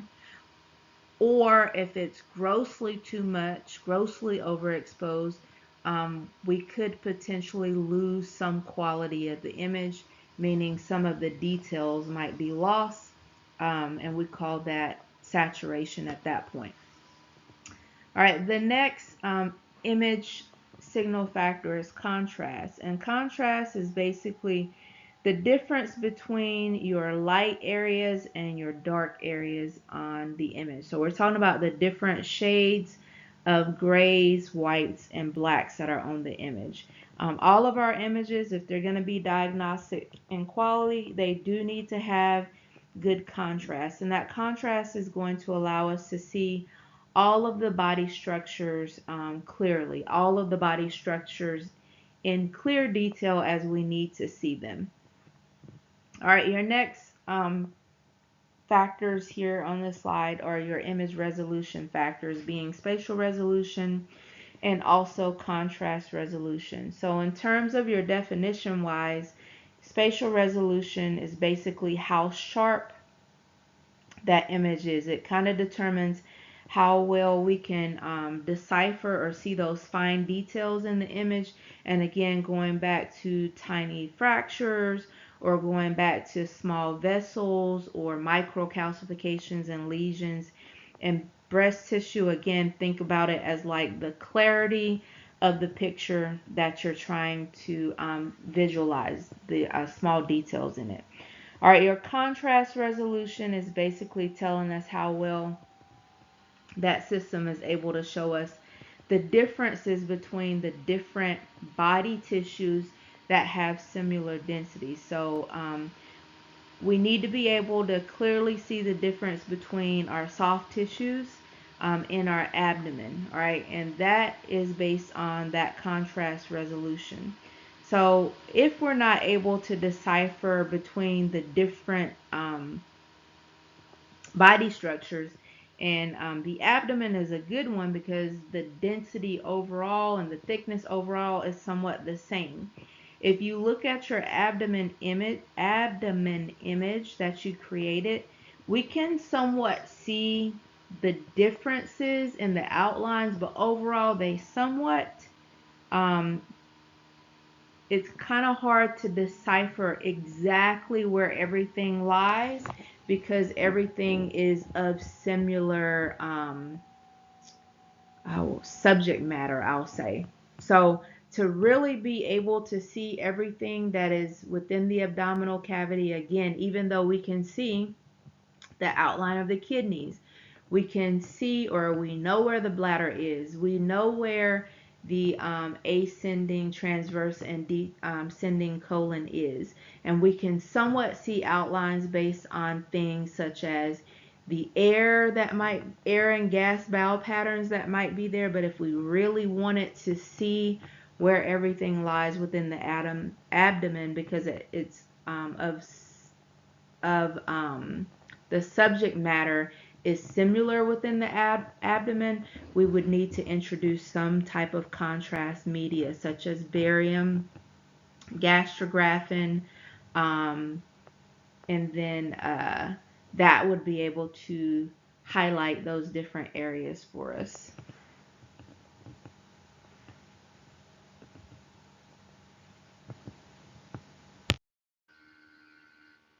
All right, now we are going to wrap up the image signal value. Again, your signal value is definitely going to be one of the most important factors when we're talking about our digital technology. The signal value, again, is basically the amount of useful information that that image receptor receives, and it's all dictated or determined by that total X-ray exposure that's received at the IR. So in terms of the signal value, it is going to be directly proportional to the exposure. All right, when I say exposure, the more exposure it receives, meaning the more exit radiation it receives from the patient, the stronger that signal is going to be.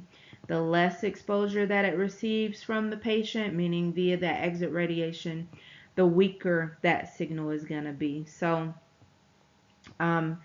in terms of signal controls, again, we said it was dictated by the technique that you set on your control panel. If you have an optimum exposure, you should be able to get enough signal for that system to be able to display what we call a diagnostic quality image. That image should have a decent enough resolution as far as details in the image.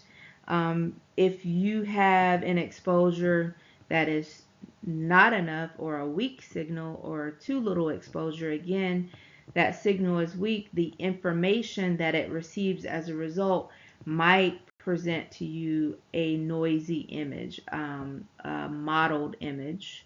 So again, the terms that you need to be familiar with are quantum noise and quantum mottle. All right, one of the terms, quantum mottle, that is an older term that we use, but it's still kind of the same thing as quantum noise, meaning it means that the technique that you set for the patient's exam was not high enough. All right, meaning it wasn't strong enough to intercept the patient and exit to create the image. I'm sorry. All right, so if I have to wrap this slide up for you, signal value is going to be proportional to the exposure. We do need the correct exposure in order to get that diagnostic, clearly detailed image for the patient's diagnosis. If we have incorrect exposure factors, meaning the kVp and mass that we choose to set are too low, we are potentially going to have an image that's noisy or grainy. And the terms again that we use were quantum noise and quantum mottle. If we have quantum noise or quantum mottle, the only way to fix it is to repeat the image with a higher technique.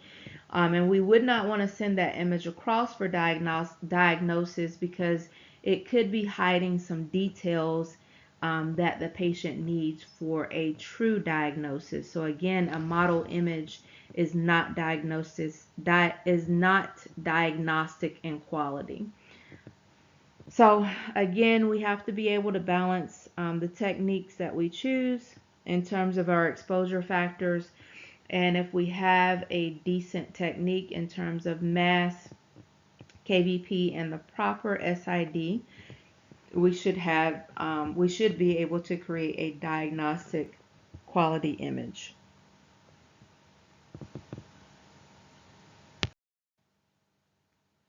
All right, so we just wrapped up the slides about our image signal value. So now this slide is telling us a little bit about things that can actually affect that signal value. So it's broken down into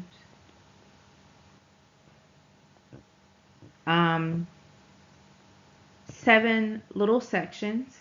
The first one is in terms of your exposure factors. The second one is your beam quality.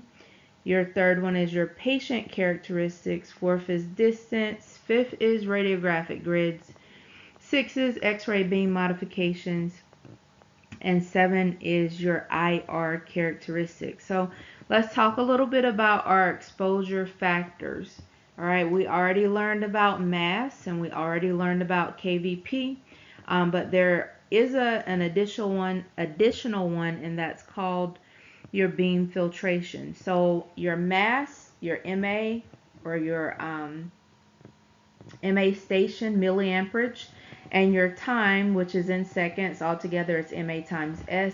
That does control the number or the quantity of X-rays that are going to be created. So again, the more mass or the higher the mass we have, potentially the stronger that signal is going to be, because we're going to have more X-ray photons in the beam. All right, the next is your KVP. All right, and KVP controls your beam quality or your penetration power. How strong is that beam? How is it going to be able to penetrate that patient's body part? All right, higher KVPs are going to be able to get through tissues more easily. Higher KVPs definitely get through thicker tissues more easily. Again, as you change your KVP, as you increase it, it will have more penetrating power, meaning its ability to actually punch through that patient's body tissues. Lower KVPs will have less penetrating power, penetrating ability. All right, last little section there in terms of your exposure factors, in my opinion, is your beam filtration. All right, beam filtration, basically our X-ray units by law are required to have filtration. Filtration kind of moves what we consider low or soft energy X-ray photons that wouldn't stand a chance getting through the patient's body anyway. Those low energy photons, the only thing that they would do, they would enter the patient, be absorbed in the patient, and as a result, they would increase the patient's dose. So all of our machines have beam filtration, and the job of the beam filtration, just like if you drink coffee and you have a coffee filter, or you have a water filter, in your mind it's going to filter out what we would consider bad things. So in terms of coffee, we don't want those coffee grounds in our actual coffee. So again, with our x-ray, when we're doing these x-rays for the patient, we want to filter out those low energy x-ray photons as they are trying to exit the actual x-ray tube. All right, there's no need for them to enter the patient because they wouldn't be able to transmit through anyway. So again, by law, our machines are required to have beam filtration, and we won't go into the correct amount of aluminum yet, but it's 2.5 millimeters of aluminum or aluminum equivalent is required on all X-ray units that operate above 70 kVp. All right, the next area is your patient characteristics. So your patients will be of varying sizes in terms of thickness, in terms of what part we're x-raying. It will be composed of different types of tissues, and they also will present to us with different pathologies. So tissue thickness, basically a larger or a thicker patient, they're going to absorb more of our x-rays. So in terms of, let's say, if we kept the technique the same, a thicker patient will absorb more of that x-ray beam, meaning less x-rays or less signal would reach our image receptor. Vice versa, thinner patients are going to absorb less and transmit more of our x-ray photons to the image receptor. So they would, the image receptor would actually receive more signal. In terms of tissue composition, again, our various body parts are composed of bone, soft tissue, muscle, and also we have our air-filled organs. As we stated earlier in our lecture, bone is going to absorb more of the X-ray photons, followed by muscle, fat, and soft tissue, and of course air bringing up the rear. It is going to absorb very little of those X-ray photons. So we had two terms earlier. We talked about radiopaque structures and radiolucent structures. Bone is more radiopaque. It's going to block more of those X-ray photons and absorb them, not allow them to exit. And then in terms of our air-filled organs, they're more radiolucent, and they're going to allow more of our X-ray photons to actually transmit through and interact with our image receptor. Again, your patients that come to you, they may present with different types of pathologies. In terms of pathology, we're talking about certain diseases or conditions that will affect how that X-ray beam would normally pass through the body. So if an example would be if a patient has pneumonia, they will have increased tissue density in the lung area, and that increased tissue density, which is more than usual, will more than likely reduce the signal. On the opposite side, if we had a patient that had emphysema, their tissue density in that area would be less, making the lungs more radiolucent, therefore transmitting more of that signal and transmitting more or increasing the signal that's received at the image receptor. Another condition that a patient might present with is something like osteoporosis. So we're talking about a loss of bone density, meaning the bones aren't as dense as they once were. So with that, with the loss of bone density, again, those bones would transmit more of the signal than they normally would because the bones aren't as dense as they should be. All right, the next factor that's presented here that actually affects your signal values is going to be the distance. All right, we're talking about your SID, source to image receptor distance. All right, right here it talks more so about the inverse square law. So the inverse square law, which is a mathematical formula that you'll eventually work with, it basically tells us that as we move that tube farther away from our image receptor, the intensity of that beam is going to decrease. All right, we got farther away. When we talked about this in class, or some instructors or videos talk about this, they kind of give the example of you being near a campfire and then you backing away from the campfire. It's the same concept here. As you get farther away from the campfire, meaning your distance increases, you will feel less heat, meaning in X-ray. As you get farther away from the patient, that means you're getting farther away from the image receptor. It will receive less X-ray photons, therefore less signal. As you get closer to the campfire, you will feel more heat in terms of X-ray, You're getting closer to the patient and closer to the image receptor. That means that you will receive more dose and also more signal. All right, so the inverse square law is something that we will talk about in more detail. Again, it's a mathematical equation. It is I1 over I2 is equal to D2 squared over D1 squared. I means the intensity, and D means the distance, or the SID. All right, the next factor here that will affect signal is your radiographic grids. Grids, the job of grids, and this is in addition to collimation, grids clean up that scatter for us, and as they clean up the scatter, they do improve the image contrast because we don't have X-ray photons depositing in areas that we don't want them. Remember, scatter actually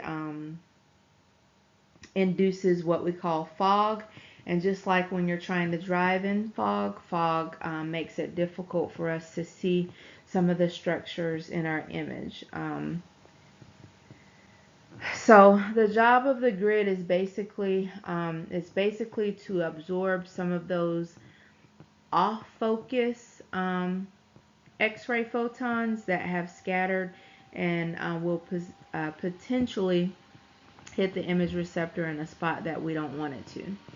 All right, the next factor here is X-ray beam modification. So we're basically talking about changing the dimension of that light that we see on our image receptor. All right, the more official term for this is collimation, and again, it's changing the beam dimensions. We can open that collimator up as wide as possible, and we can close it down or reduce it to the smallest possible dimensions that we need for the patient's image receptor. All right, when we collimate, that is our first, that should be our first choice to reduce scatter. All right, and again, scatter, we're talking about the amount of radiation that's going to reach that image receptor. Grids is another way to clean it up, but collimation is always our first defense against scatter.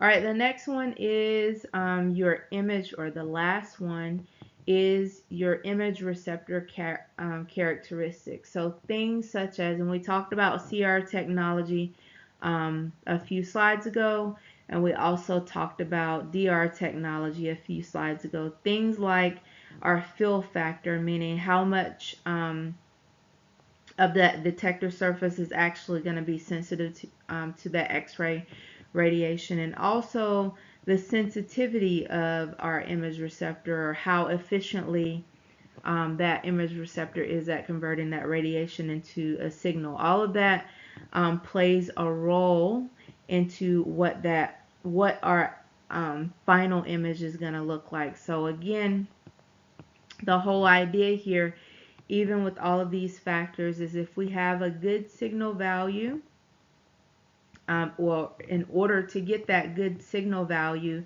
it comes from a combination of all of these things that we see here. It's not just the technique, it's a combination of all of these to include the patient factors.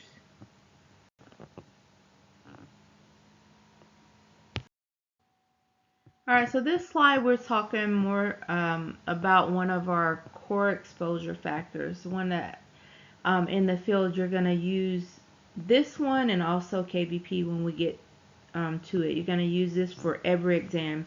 You have to set a mass, you have to set a KVP. Well, you don't have to set a mass because we could use the AEC if we're talking about Bucky work, but mass is one of the really important factors. So mass is a combination of whatever that MA station is that you're using, and also the time that will be needed in order to create that diagnostic image.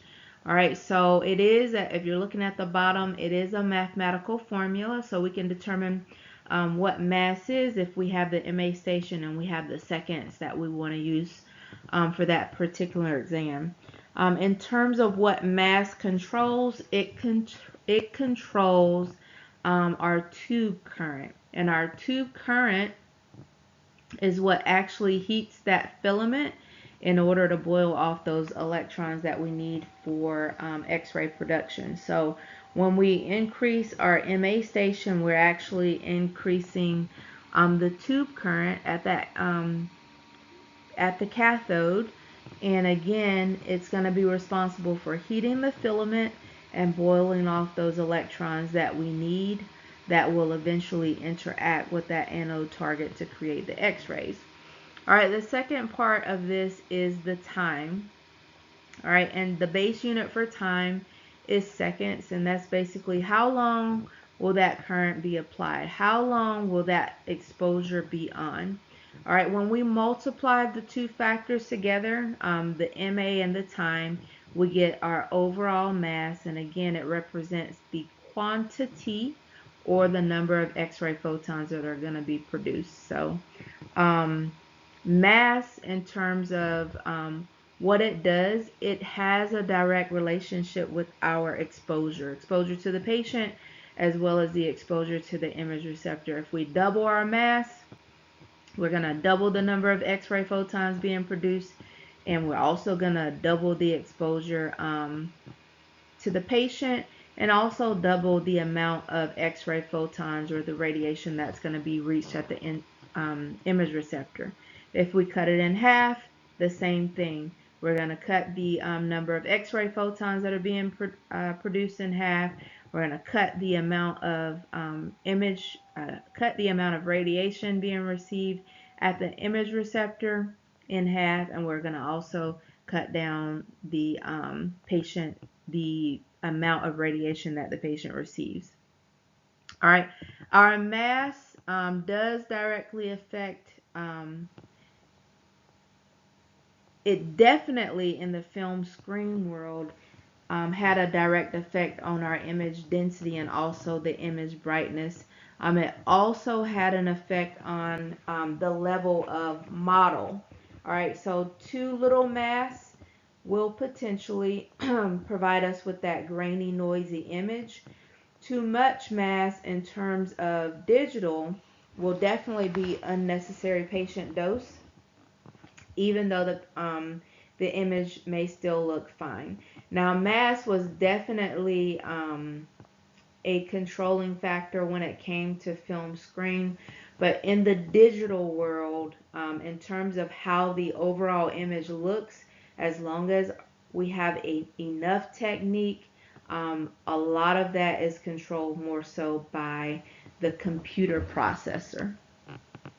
So again, mass controls the quantity or the number of or amount of radiation. All right, it does have a direct effect on how much, and it does also have a direct effect how much X-ray photons, and then how much patient dose as well.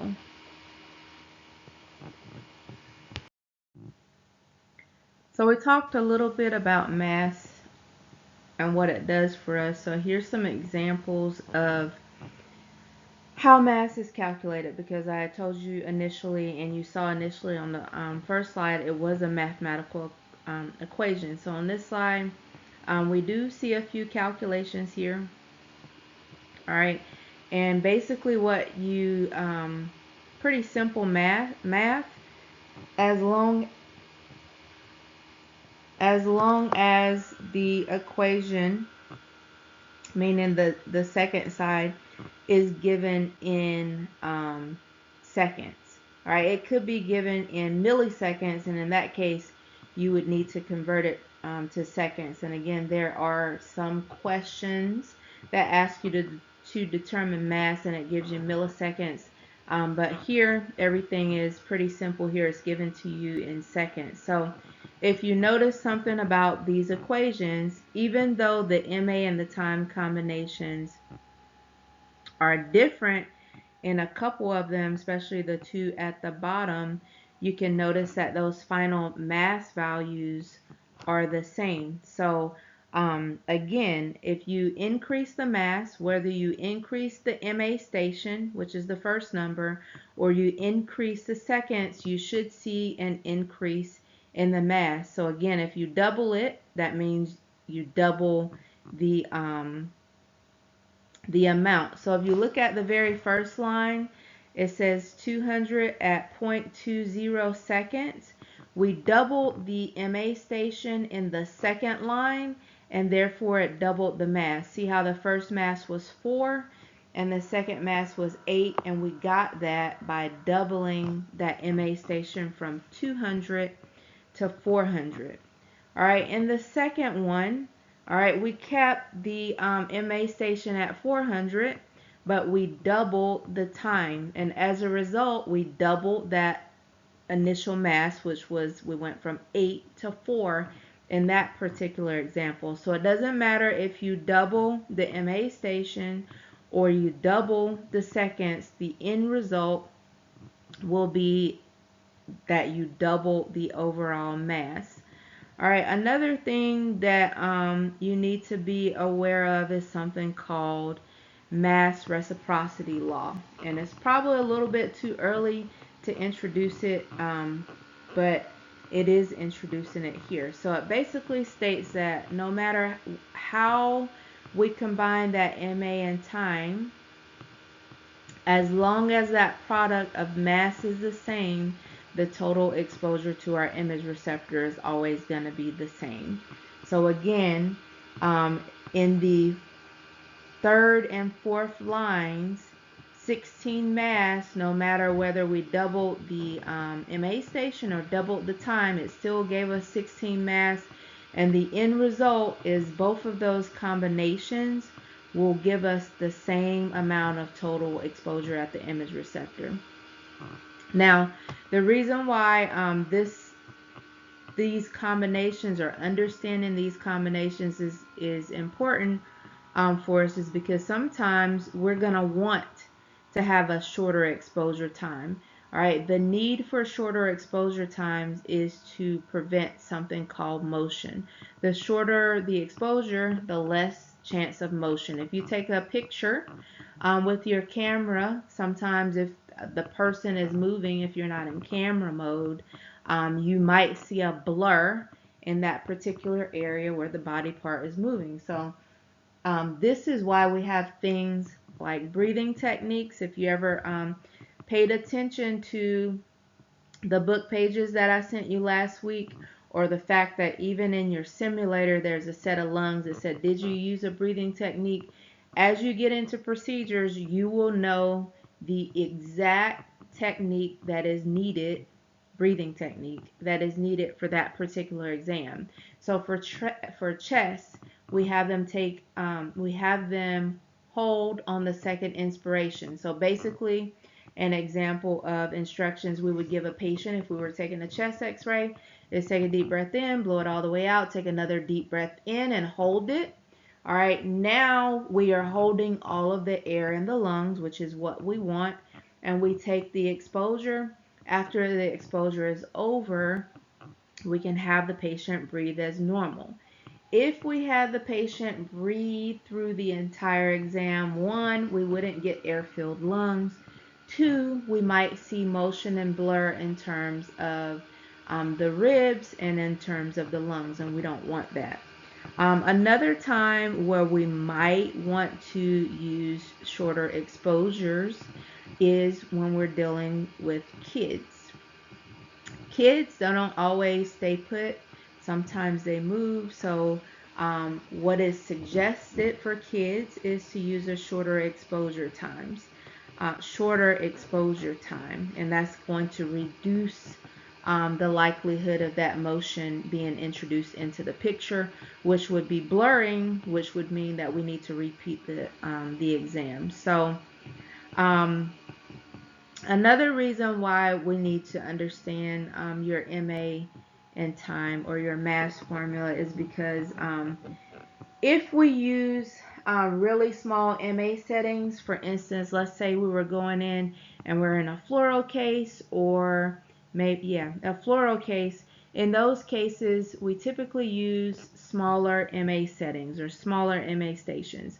And the reason why we want to use smaller MA station is because those exams typically have longer exposure times. So the goal is to be able to use the smaller MA station so we can use the longer exposure times so we can, of course, lessen the patient's dose.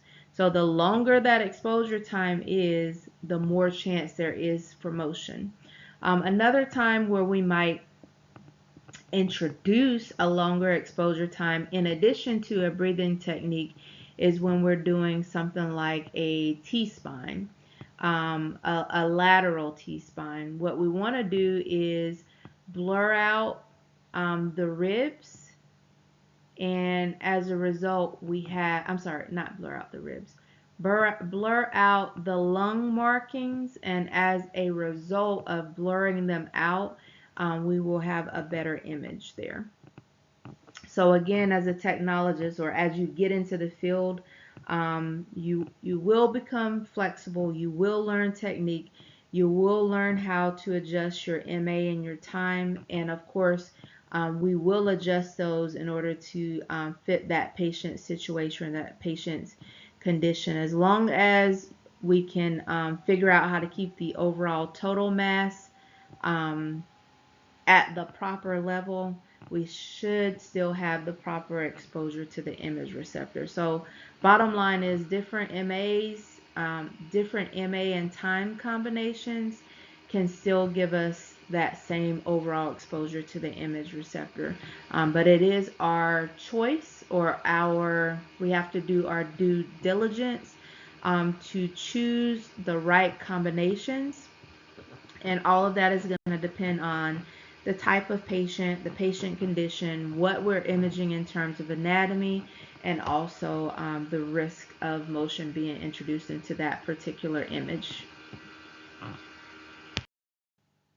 All right, another variable that we deal with every day is our patient. All right, we're x-raying the patient for a reason. So the patient overall is another variable that's going to affect how our image looks and how much signal will be received at the image receptor. And our patient and also their tissue characteristics are going to have a huge impact on that signal value. Again, that signal value is the amount of radiation received or useful information that is received at the image receptor that we need in order to create that diagnostic image. So here the key concept is that signal value and subject matter, or subject density, meaning how dense your patient is, or yeah, how dense your patient is.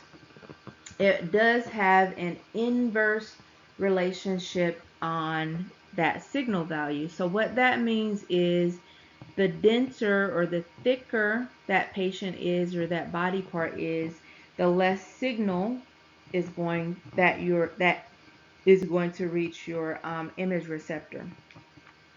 So the factors that are listed here are tissue thickness, tissue composition, contrast media, and also pathological condition. All right, and we already kind of talked about this earlier, but we'll just hit it again really quickly.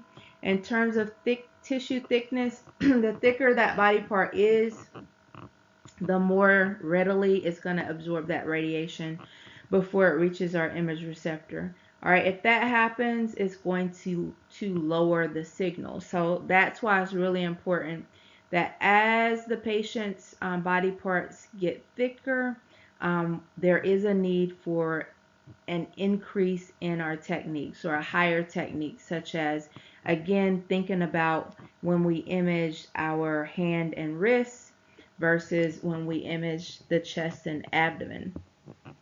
Also, obese patients, or hypersthenic patients, compared to thinner patients, or slash asthenic patients, they will need higher techniques. Those hypersthenic patients will need a higher technique than that hyposthenic patient or thinner patient. All right, next, the body is going to be composed of different tissue compositions. All right, and again, different tissue compositions absorb radiation differently. So we called it differential absorption. So again, bone, going back to that more radiopaque type body tissue, is more dense. It's going to absorb more of our X-rays, which will reduce the signal or reduce that exit or remnant radiation.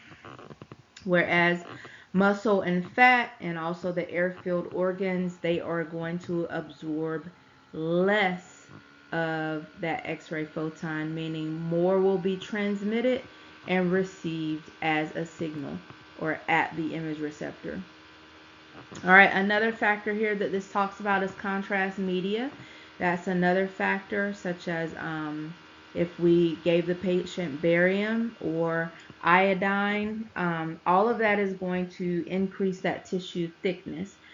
Contrast has a high atomic number, and radiation cannot, or X-rays cannot readily penetrate it. So as a result of interacting or intercepting that contrast media, will have reduced signal, and as a result of that, those body structures are going to really stand out. They're going to be really bright compared to their surroundings. All right, last but not least here, and we talked about this a little bit earlier, is your pathological condition. So your patient may present with diseases that can change the tissue density. The examples we gave earlier were pneumonia. All right, if a patient presents with pneumonia, it's going to make that lung tissue denser. And as the X-rays are received in terms of transmission, less are going to be transmitted, more will be absorbed, and therefore that signal that's reached at the image receptor will be less. If your patient had emphysema, that body tissue or lung tissue would be less dense, therefore X-rays could more readily penetrate it, and we're going to receive more signal at the image receptor. And last but not least, we talked about osteoporosis. That's basically a decrease or loss in bone density, meaning that bone is not as dense or dense as it should be, and therefore it's going to allow more X-rays to pass through more readily than it would if the patient did not have osteoporosis. So as you go to your clinical settings, and also as you're working with that simulator, you're going to always have to adjust your technique, and that's going to be based on the patient that presents to you. All right, two people, I'll say maybe they're the same size. They might not always still need the same, they might require, I'll say, different exposures. And that's based on, again, their tissue makeup. We might be the same size, but maybe I lift weights and I'm more muscular, and you have more fatty, soft tissue composition than I do. The more muscular person, their body tissue will absorb more of the X-ray photons. Or maybe we're the same size, and again, I have osteoporosis and you don't. So again, my loss of bone density is going to present an issue where you could potentially reduce your KVPM mass. And last but not least, we're the same size, but you have pneumonia and I have emphysema. So again, the not only the composition but also the pathological conditions that or pathology that your patients present with will also dictate the signal that's received. So the bottom line is basically, the denser the tissue, the less signal, because that tissue is going to absorb more of that beam, the less dense the tissue, the more signal, because that tissue is going to transmit more of that signal to the image receptor. And your job as a technologist, as you're learning, is going to be to figure out how to balance those differences, those patient differences, also with the technique that you choose, to ensure that we don't want to over radiate the patient, but we do want to ensure that the technique that we're using is going to give us that diagnostic quality image, and that we're not going to need to repeat that image. In terms of pathology, one of the things that you'll learn along the way is that we have additive type pathologies and we have destructive type pathologies. And again, the two that we gave, one that was additive is pneumonia. Another one that would be additive is edema. And the one that was destructive would be something like emphysema or osteoporosis.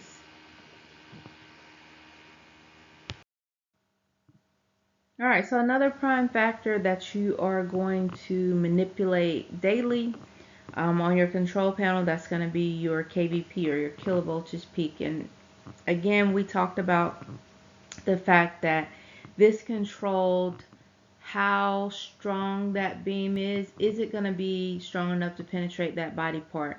So we already know that we called it, not called, we described it as dictating the beam quality, or the penetrating power of the beam. So again, that kVp is going to control the energy that that X-ray beam has. The higher the kVp, that means not only the more photons that are in the beam, it also means that those photons are more powerful or stronger. They're going to be able to penetrate those denser body tissues. The lower that kVp is, that means that the photons are going to be weaker, and that means also that they might be more readily absorbed.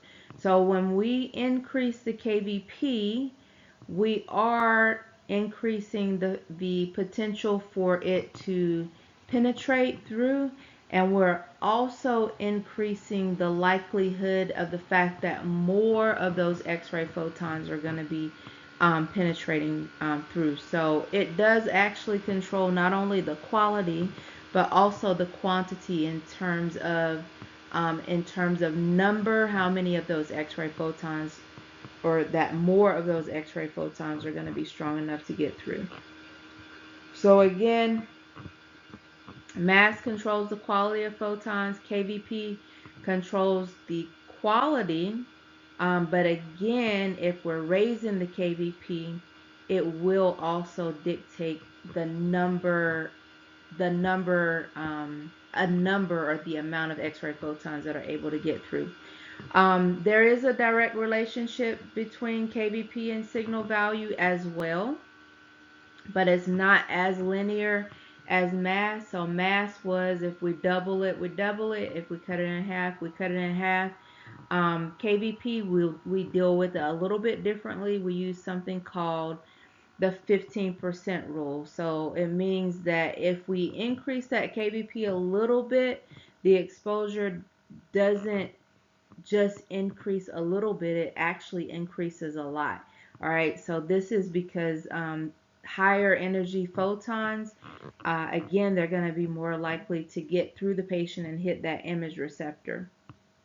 So we do want to have, well, I guess in terms of our X-ray beam, you have to keep in mind that the beam is considered to be heterogeneous. And I don't think we talked about this before, but in terms of heterogeneous, the beam is made up of X-ray photons that have different ranges of energies. So just because I set my kVp at 75, that doesn't mean that every X-ray photon in that beam will have energy that is 75. It'll range from just above 0 in energy all the way up to the max of what you set, and I said 75 kVp, so the highest energy X-ray photon in that particular beam will be 75, but it's not just that 75 energy. It's 75 minus a lot of the other energies in lower ranges as well. So an important thing that you need to know about KVP is we deal with it by using, or adjust it, I'll say, by using the 15% rule. So if we increase our KVP by 15%, it actually, just like mass, it doubles the exposure, but we don't double it, we increase it by 15%. So it doubles the exposure at the image receptor if we increase it by 15%. All right, so again, similar to doubling the mass, but when we're talking about changes in KVP, instead of doubling it or cut it in half, we increase it by 15% or we decrease it by 15%. All right, one of the things that you have to remember or have to learn about KVP is not only does it control the strength or the penetrating power of the beam, it does also affect the image contrast. So higher KVPs lower the image contrast, and lower KVPs increase the image contrast. So what does contrast really mean? So if we look at an image overall, a low contrast image, an example of it would be an abdomen that does not have any type of contrast media like barium induced. So overall, if you're looking at an abdomen, no contrast, it looks like just a lots of shades of grays across. Even though we know where some of the anatomy is, we can't readily tell, outside of looking at their different shadows, where everything lies, because it's just a lots of shades of gray.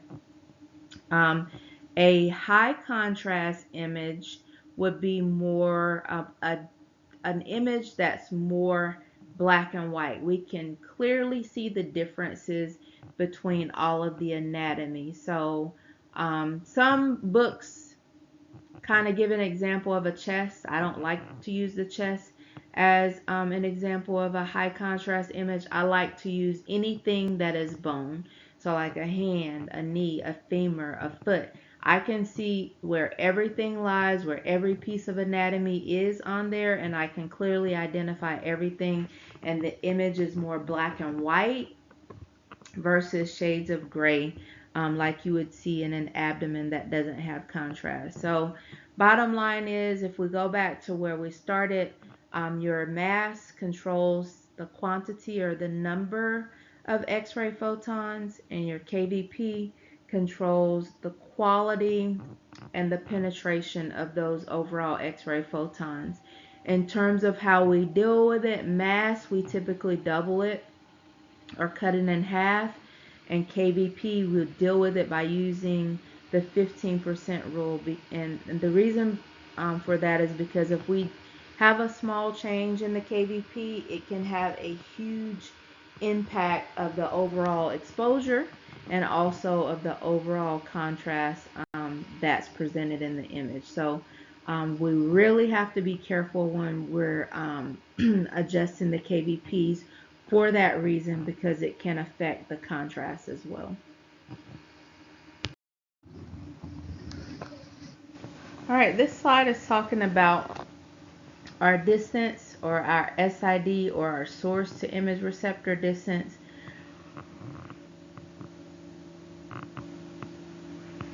And we're basically talking about the distance from the X-ray tube, which we call the source, to the image receptor, which is the cassette, whether it be in the bucky or whether it be on the tabletop. All right, your SID, again, our standard distances that we're going to use daily are going to be 40 and 72, and they are definitely important because it does not only affect the intensity of the X-ray beam, it also affects, it can affect some other factors as well. But here we're really just talking about how the intensity of the X-ray beam as it reaches the patient, and also as it eventually reaches the detector in terms of that remnant or that exit radiation. So our beam, when it exits the tube, it exits somewhat in a fan shape. So the X-rays spread out as they travel, just like if you were to if you use a flashlight like your regular flashlight, you can see that as it leaves the actual flashlight source, the beam itself kind of fans out. That's if you're familiar with a flashlight. All right, if you hold it close to the wall, and you can do this with your light on your phone. If you hold it, let's say, close to the wall, or beam it down on the table or on a piece of paper, you'll notice that when it's really close to the wall, the beam is really small, and the beam is really bright. If you start to increase that distance, meaning to back away from the wall or back away from the piece of paper, you'll notice that that light will start to get a lot larger in terms of the circumference or the area that it covers. You'll also notice that it was once bright when it was really close. As you get further away, you'll notice that that light gets a whole lot dimmer. So the same thing happens with X-ray. Going back to that campfire, when you're close to that campfire, you can feel more of the heat, or yeah, more of the heat. When you get farther away from that fire, you can feel less of the heat. So the same thing again happens with X-ray. As that distance increases, meaning as you get farther away from the tube, or farther away from the image receptor, or farther away from the patient, that beam is going to spread out, and the overall intensity or the amount of radiation that that patient or that image receptor is receiving is actually going to decrease. All right, the relationship that we're talking about here is explained or shown mathematically by using the inverse square law, and that basically just means that the intensity and the distance is inversely related. So again, if you double the distance, the intensity at that image receptor, it is going to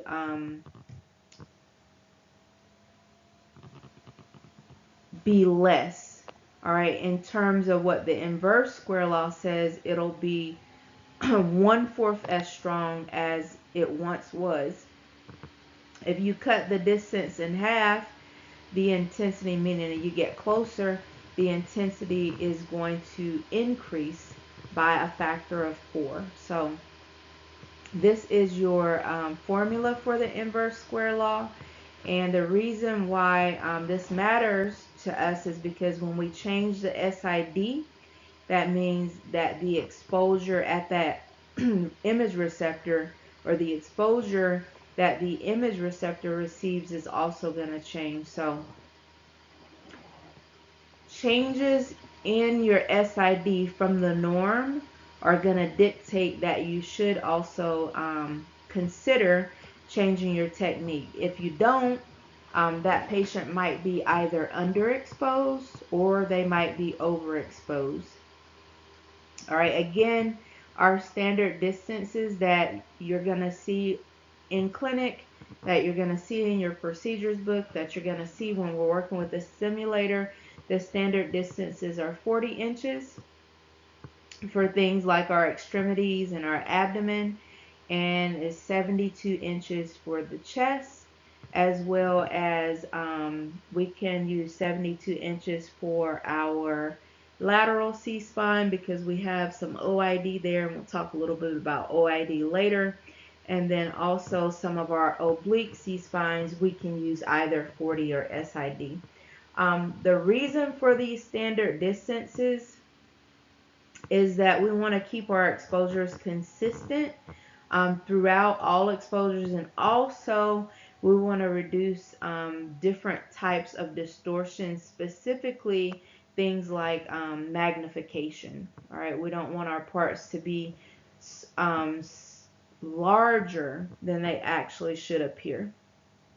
All right, so the big takeaways here when we're talking about distance is if you increase your SID, we will lower the intensity of X-rays or signal that is received at the image receptor.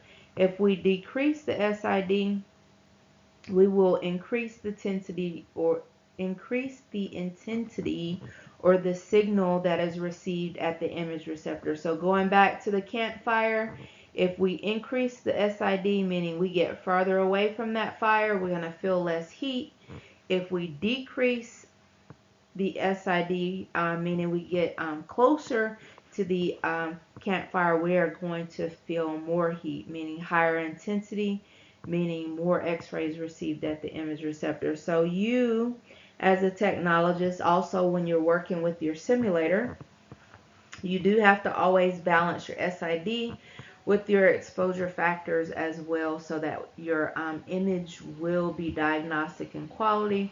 And you don't want to do that at the expense of overexposing the patient, and also repeating exams based on the fact that you didn't do it right the first time, or you didn't use the correct SID the first time. So I would encourage you to use your simulator, even though on some of these exams, when we know we need 40 inches or know we need 72 inches, your simulator is the place to practice. So I would encourage you to try a chest x-ray, and when you do it, do one at the proper distance, which is 72 inches, and do one that is closer, so less than 72 inches, and look at the differences between the two images. You should note something about magnification.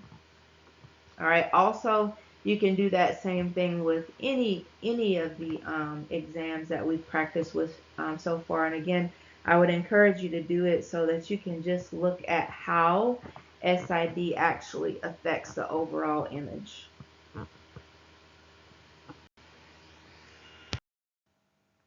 All right, this is another formula that we work with in X-ray, not on a day-to-day basis, but you do need to know it for, of course, school testing, and you need to know it for your registry. But this isn't something that we pull out in the field and use, but this is your exposure maintenance formula. All right, so if you look at this formula, it is similar to the inverse square law, but when you get to testing and you get to the registry, you have to know which formula to pull out. So the question that you might get, or keywords in the question that you might see when we're talking about the inverse square law, it's usually going to be talking about distance and intensity, whereas here it's going to be talking about mass and distance. Another thing to note about the inverse square law, if you look at the second side of it in terms of distance, it was inverse. So on this one, it's d1 squared over d2 squared. And whereas on the inverse square law, it was flipped. It was d2 squared over d1 squared. So you will need to be able to determine which formula to employ based on what the question is asking you. But again, this is our exposure maintenance factor. All right, it's basically a formula that's going to help us adjust the mass when we have changes or see changes in your SID, meaning let's say we couldn't get as close as we needed to, and we had to do it farther away. It will basically tell you how you should adjust the mass, and we'll hopefully somewhere down in the future get some examples for this. But basically how it works is if you increase that SID, again, that beam is going to spread out more and the intensity is going to drop. So think about that campfire again. Think about that flashlight bringing it away from the wall. And as a result, to maintain that exposure, what we have to do is we have to increase that mass. If we decrease the SID, meaning we get closer, that beam is going to be more intense.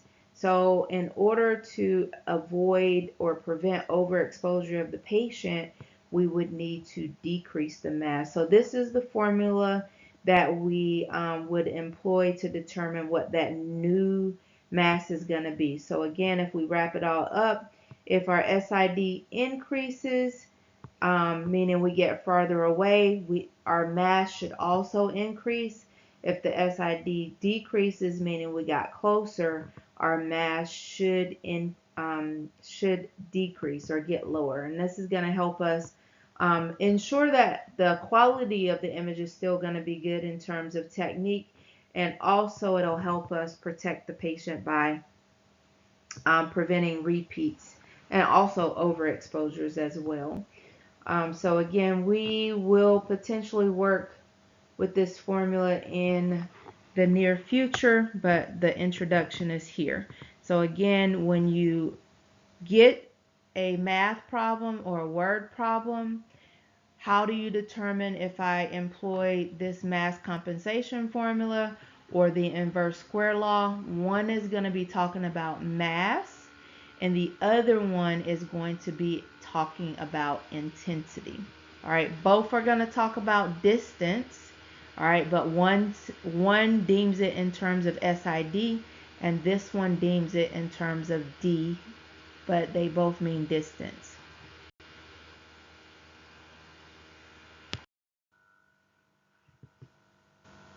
All right, this slide talks about beam modification. So basically, we're talking about how you can change or control the size of that light field or the size of the X-ray beam before it actually interacts with the patient, and of course after it leaves the patient. So the reason why you care about beam modification is because, one, it helps improve that image quality in terms of reducing that noise or that scatter or that fog. That's going to reduce that image quality. And two, because it's going to, if you modify your beam and you collimate, it is going to reduce that patient's overall dose by, of course, eliminating that unnecessary radiation. So on some of your images in your virtual simulator, when we were doing the wrist, or even when we were doing, let's say, a chest, a lot of us, or a lot of you, left your collimator open too wide. When you leave your collimator open too wide, you are x-raying unnecessary body tissue, and as a result, you are increasing that patient's dose for no reason.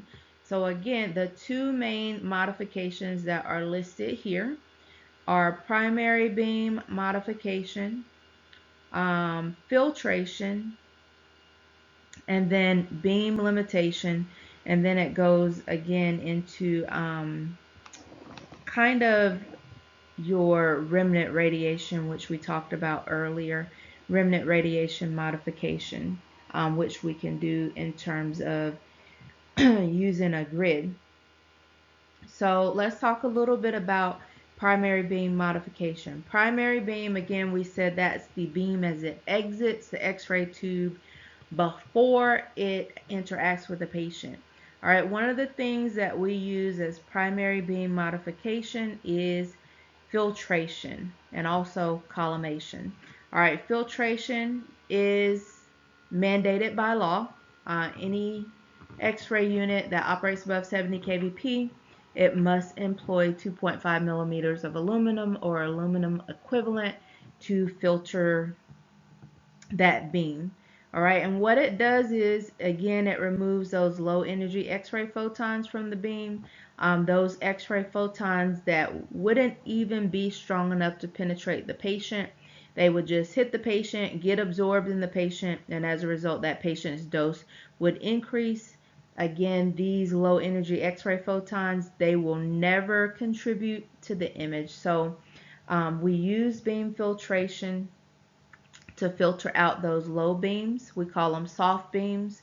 And as a result of filtering out soft beams, we create an overall harder beam, a beam that has more penetrating power, and a beam that is considered to be safer for the patient because we filter out all the lower bad X-ray photons that are too low. All right, the next term that is consistent with beam modification is collimation.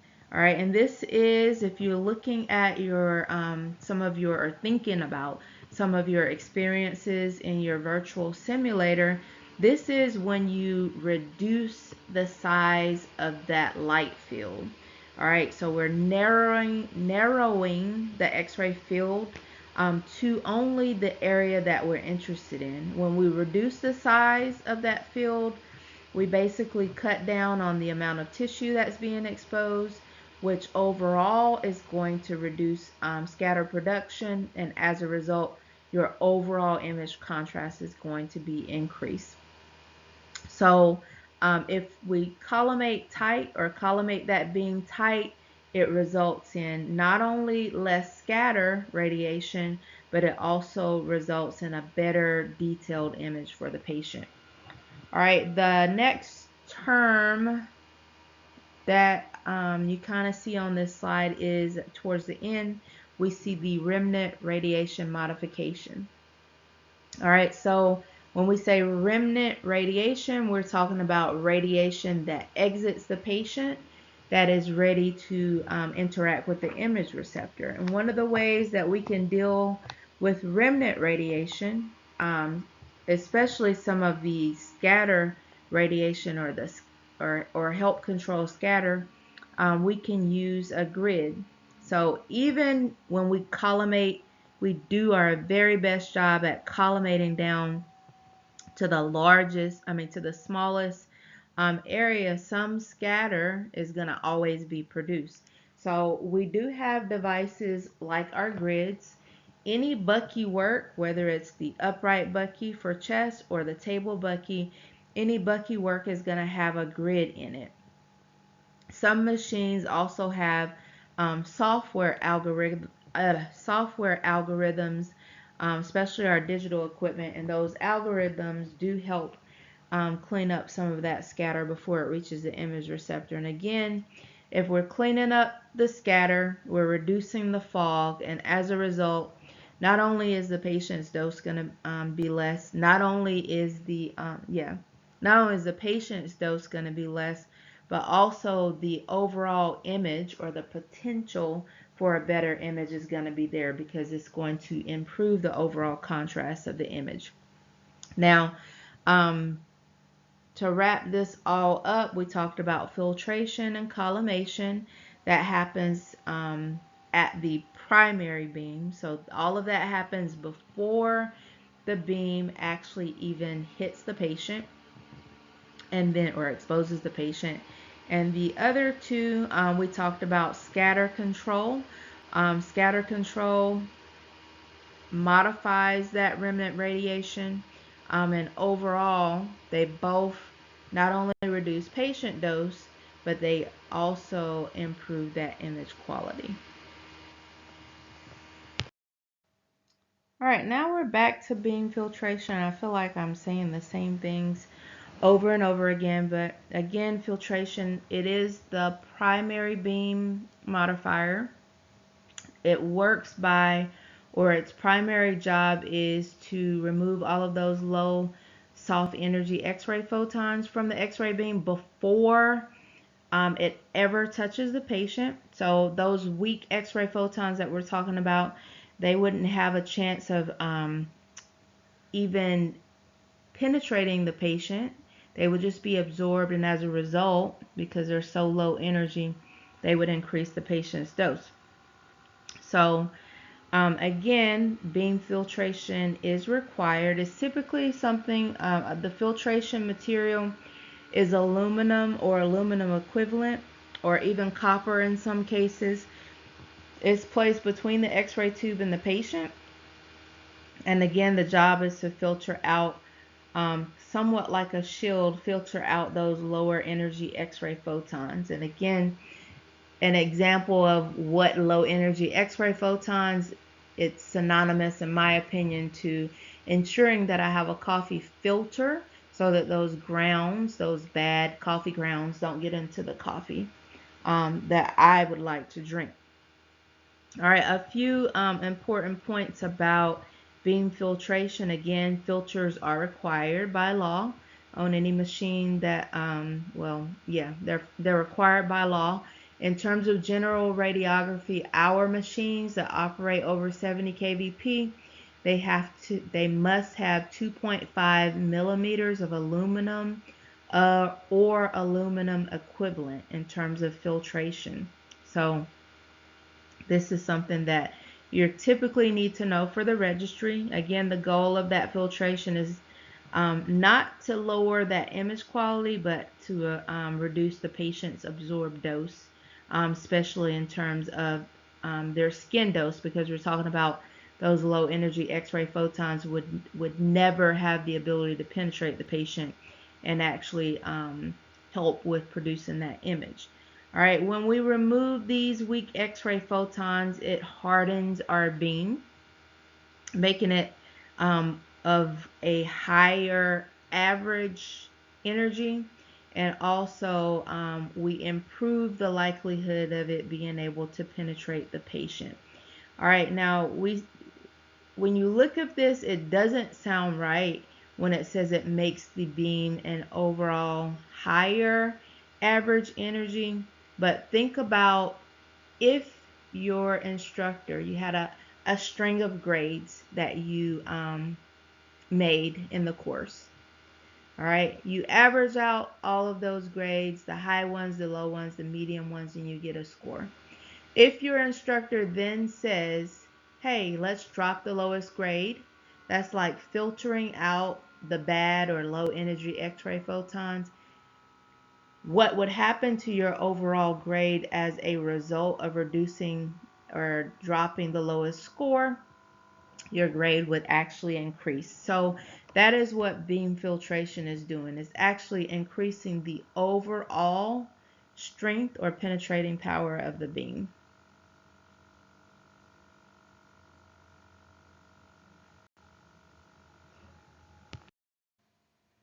All right, our next term or concept that this slide is talking about is our half value layer, and it is abbreviated HVL. And our half value layer is really important for our beam quality, and also it's important in terms of radiation protection. Half value layer is something that we concern ourselves with when we're talking about quality control in X-ray. And a half value layer is basically a way that we measure quality, we measure penetrating ability, and we also ensure that our X-ray machine is functioning properly in terms of half value layer, because there's a specific amount that we need. And not to be confused with what we just talked about. We just talked about filtration. As you'll see in a minute, both of them are in terms of aluminum or aluminum equivalent, but they're two totally different things. So half value layer is actually the amount of absorbing material. Typically, again, just like filtration, it's aluminum or aluminum equivalent, but it is the amount of aluminum or aluminum equivalent that is required to reduce the intensity of our X-ray beam to 1/2 of the original value. So let's say my X-ray beam value was 100 kVp. After I insert the appropriate amount, which is 3 to 5 millimeters of aluminum or aluminum equivalent, somewhere between 3 and 5 millimeters should that beam be reduced or read at a reader or monitor that is actually reading the exit radiation, it should go from 100 to 50, so 1/2 of the original value. All right, so again, if I start with the beam at 100% intensity, let's say it's 100 kVp, and I add 1/2 value layer of aluminum, and that's somewhere between 3 to 5 millimeters of aluminum or aluminum equivalent, it should bring that value down to 50%. So when I'm reading it on my meter, it should read 50 kVp.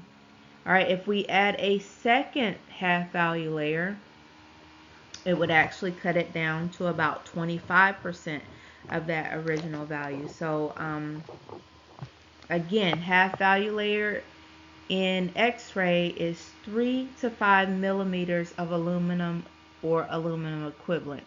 Now the reason that we need, or the reason that we use half value layer, is because our X-ray beam, we already stated that it was heterogeneous. So it's made up of photons, a lot of photons, and the photons all have different energies. Some photons are weaker, some photons are stronger. Again, they will range from just above 0 to whatever it is you have set on that control panel for that particular exam in terms of kVp. All right, half value layer does take into account and it gives us a standardized way to determine if or describe our overall beam quality. Again, this is more so of a quality control check for our machines. All right, a high half value layer means that, so we're talking about our harder beams, it means that the energy has more penetrating power. And a low half value layer, meaning our softer beams, it means that they have a lower energy or less penetrating power. Again, what we're using here to determine or assess the overall quality of the beam is aluminum or aluminum equivalent. And again, it is a regulatory standard required on all of our X-ray machines that operate above 70 kVp. Again, somewhere between 3 to 5 millimeters of aluminum or aluminum equivalent will ensure that our beam is properly filtered and also safe for use on our patient. So again, it's a quality control check. Not something that we check every day, but it is a part of our annual testing for all of our X-ray units. One of the things that half value layer does is it does ensure that the units are actually filtering out those weak X-ray photons and that the patients are not getting unnecessary dose. It also helps determine or confirm that the X-ray machines are producing a beam that's strong enough to create those diagnostic images that we need. So again, half value layer, we're talking about the thickness of a material that is needed, and the material that's needed is aluminum or aluminum equivalent that's needed to cut down that beam to half the original intensity. All right, we measure that beam quality with the meter, and of course that measuring, we're assessing that filtration effectiveness as well. All right, this slide is talking specifically about one of our classes of radiation, specifically scatter radiation. And again, scatter radiation is basically produced when those X-ray photons interact with any type of matter. All right, so basically when that X-ray beam is entering your patient's body, instead of traveling just straight through and interacting with the image receptor, some of those X-ray photons are going to be deflected. All right, and they're going to be deflected in a random direction. So as with people scattering, as with things scattering, it can scatter in any direction.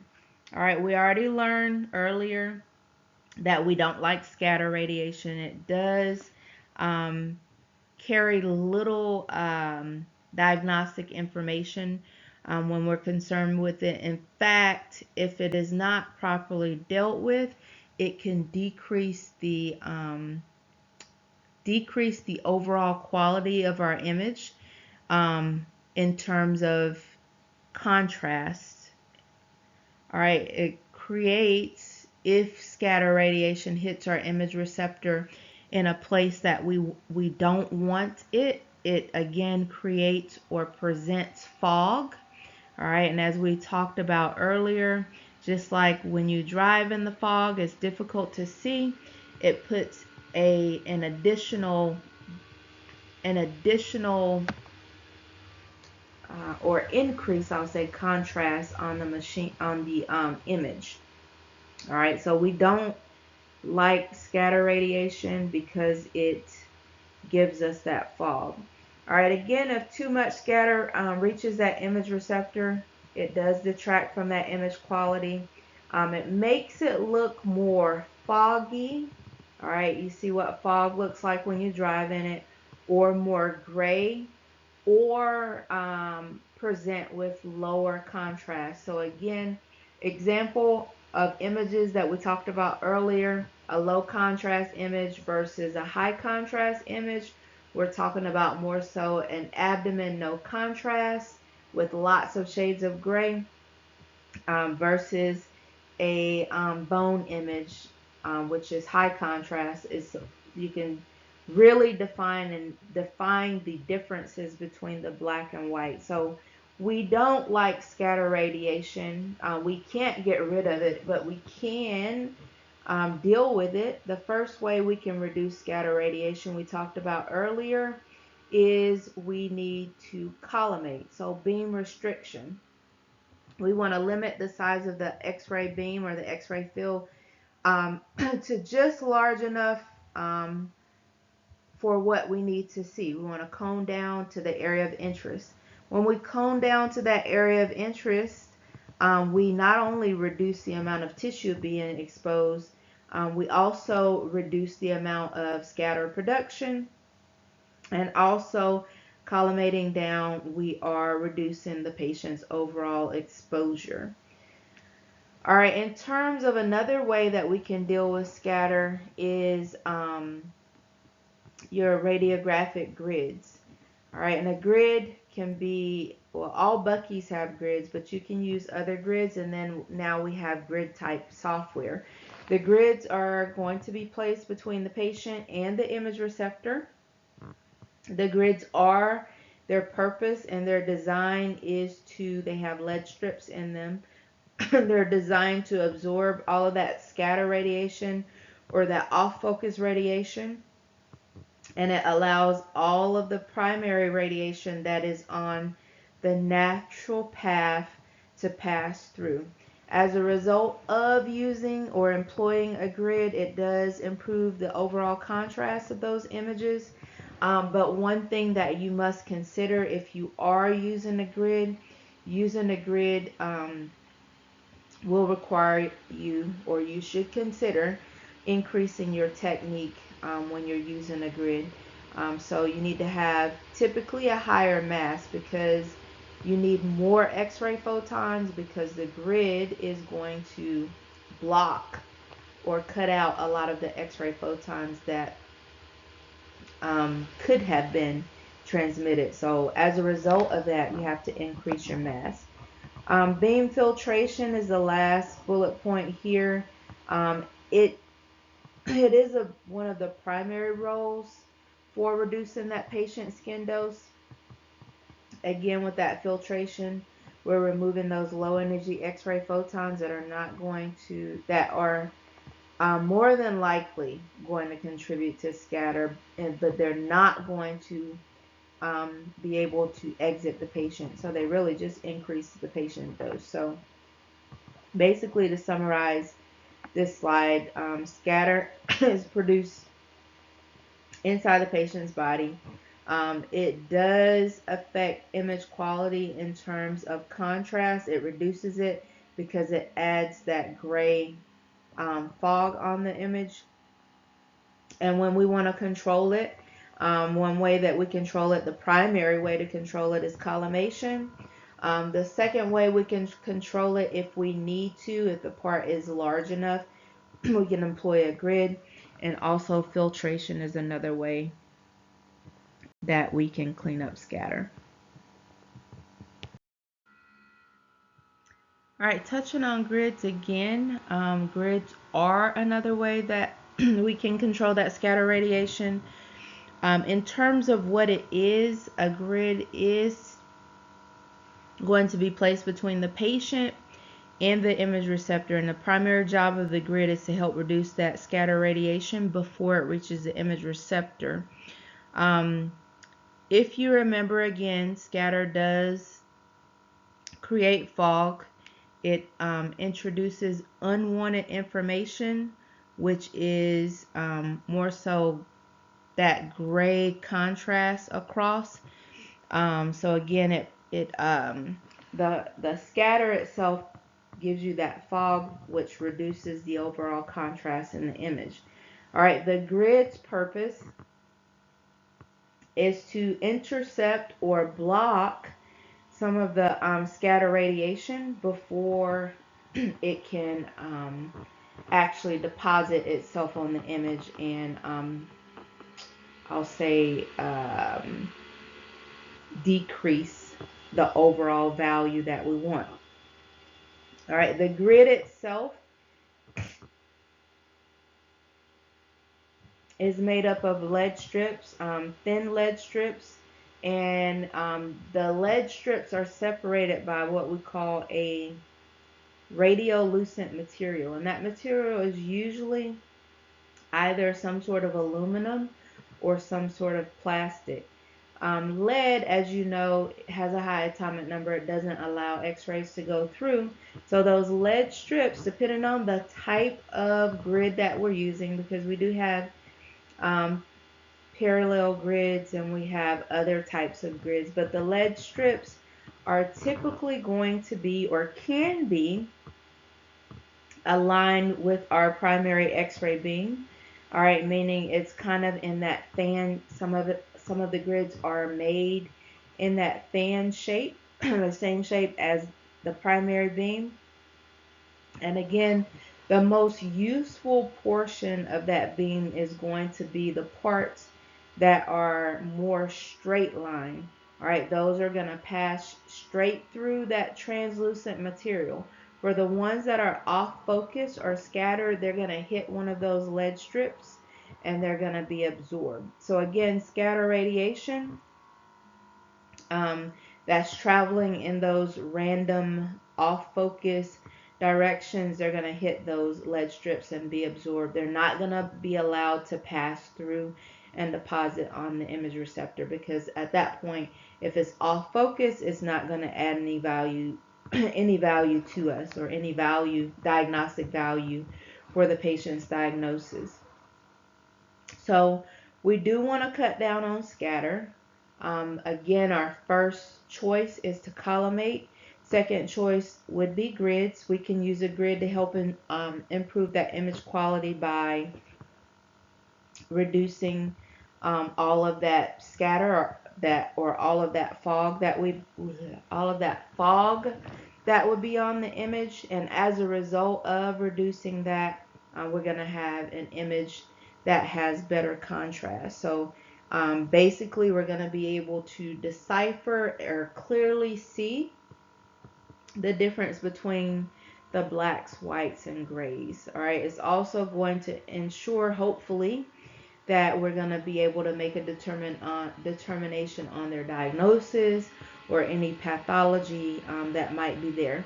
So if you think about or go back to some of your VMC simulations where you did not choose the right technique, you did not collimate properly, some of those images look really terrible in terms of gray, you can't really decipher the anatomy well because everything is that same shade of gray. So again, grids can be employed. Anything in the bucky will have a grid.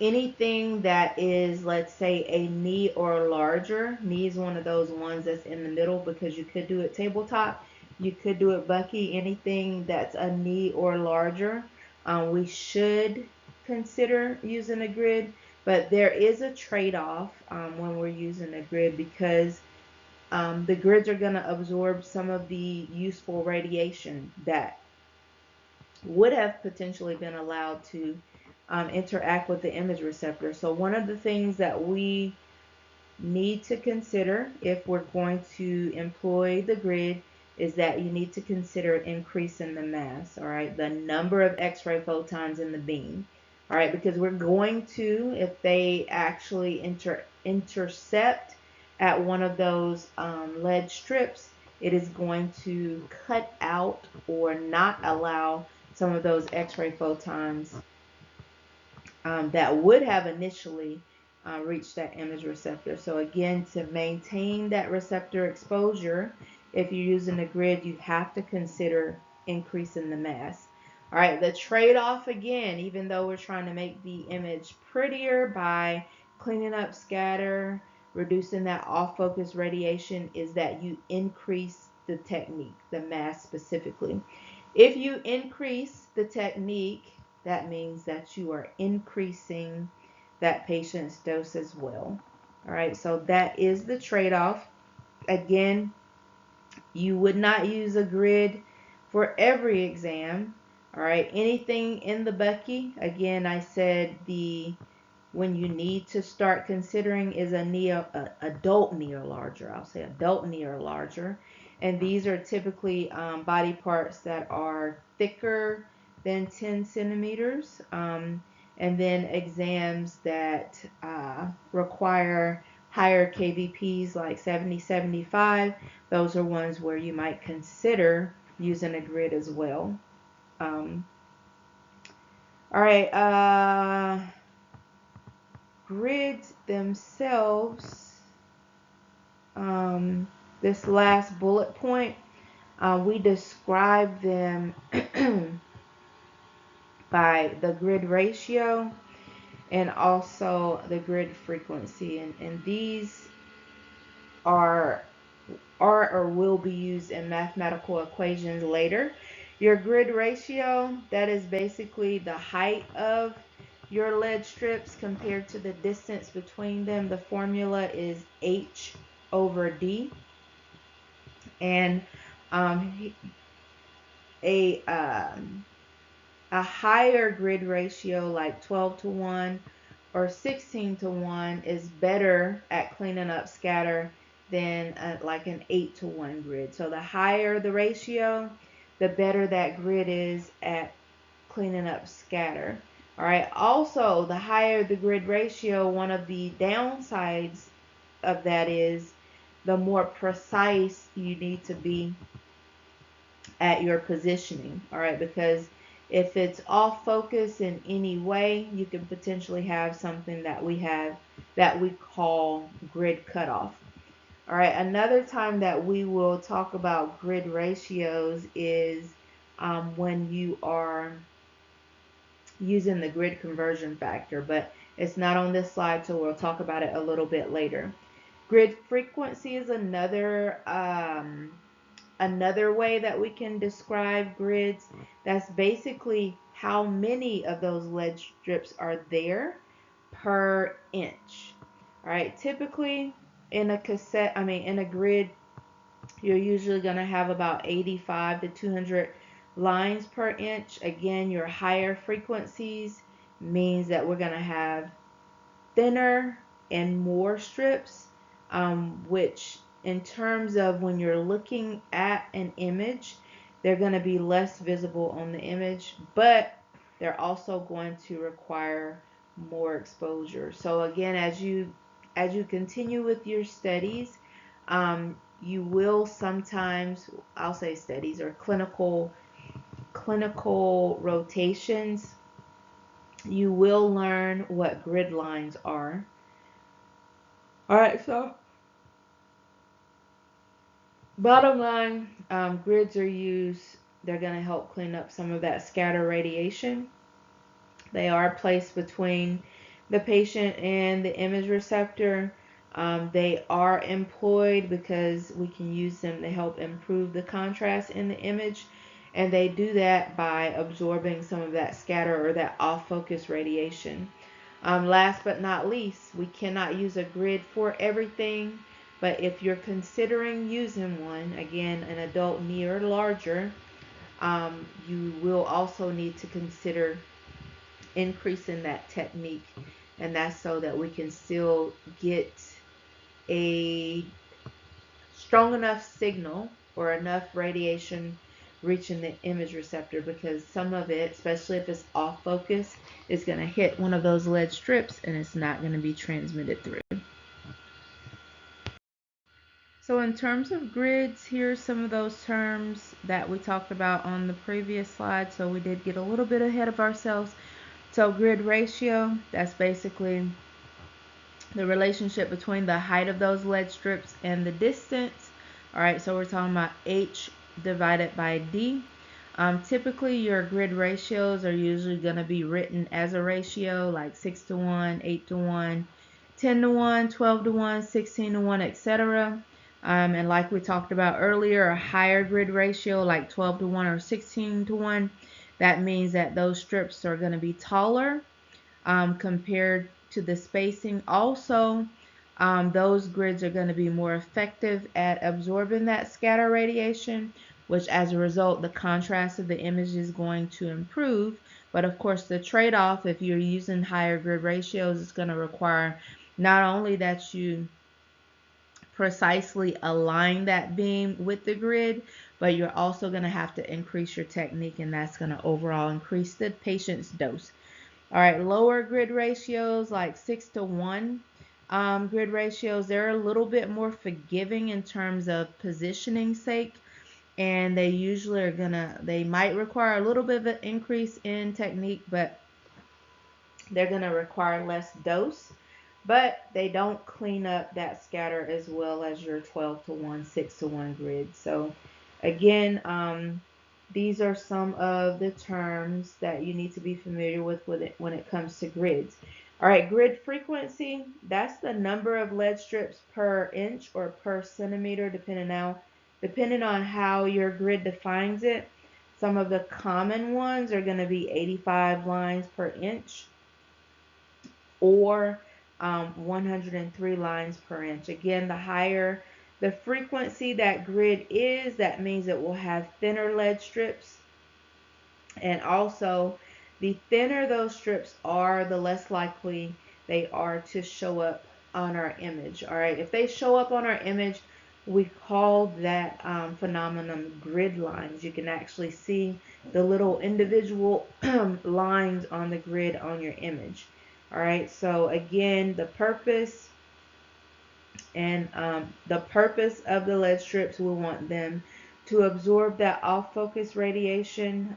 So again, these are some little terms that are important for you to know in terms of grids. So again, together, all of the factors that we've talked about to include the grids is to help improve the image contrast, also help determine or improve on your exposure techniques, and also help with exposure, patient exposure. Again, grids, even though they make a pretty picture, we can't use them for everything. We have to really weigh, do we need a grid or do we not need a grid? Because as you employ grids, or as you employ higher ratio grids, you need to consider increasing the technique, just based on the fact that the grid is going to absorb some of that primary radiation that might be off focus. All right, now we're talking about some of the characteristics of your actual image receptor. All right, your image receptor and its ability to capture signal and also transmit that signal into that image really will dictate your image quality or what type of image you're going to get. So again, we have the primary beam leaving the x-ray tube, interacting with the patient. Some will be attenuated and absorbed, some will be transmitted, and then some will exit as remnant radiation, and that remnant radiation is actually going to interact with your image receptor. All right, so that remnant radiation, the x-rays that do make it all the way through the patient after attenuation and absorption, eventually it's going to be converted, that radiation is going to be converted to an electronic signal, that electronic signal that we need in order to create the image. All right, the signal is what the computer actually processes into that final manifest image for us. So this slide basically talks about two of the characteristics we look at in terms of image receptor characteristics. One is the fill factor. All right, and fill factor, basically we're talking about the portion of our X-ray detector, specifically the dial, that actually is sensitive to the X-ray photons that it receives via the exit radiation or remnant radiation. All right, the rest of that dial space is taken up by different types of electronics like transistors and also wiring.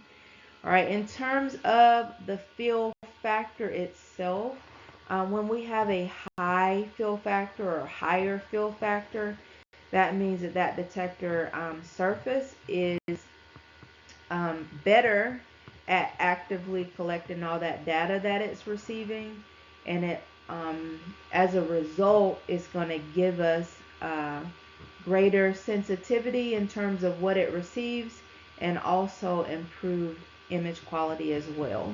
All right, an example is if you have a detector that has a fill factor like a 70% fill factor. All right, it's going to capture more of that signal than if you had a detector that had a 50% fill factor. So if you had to describe this visually, think of it like a window. All right, the bigger that window is, or that glass area is, compared to the frame, the more light is going to let through. And the smaller that glass window is, the less light is going to let through. All right, the next term in terms of image receptor characteristics is sensitivity. All right, so sensitivity is basically how well our image receptor is going to respond to the radiation that it receives as it exits the patient. So with DR systems, they are designed, vendor design. They come from the factory with detectors that are going to have a high or higher sensitivity level or different sensitivity level depending on what the purpose of that machine is. So in terms of this sensitivity level overall, it is going to be set by the manufacturer. It's not something that we can adjust as a technologist.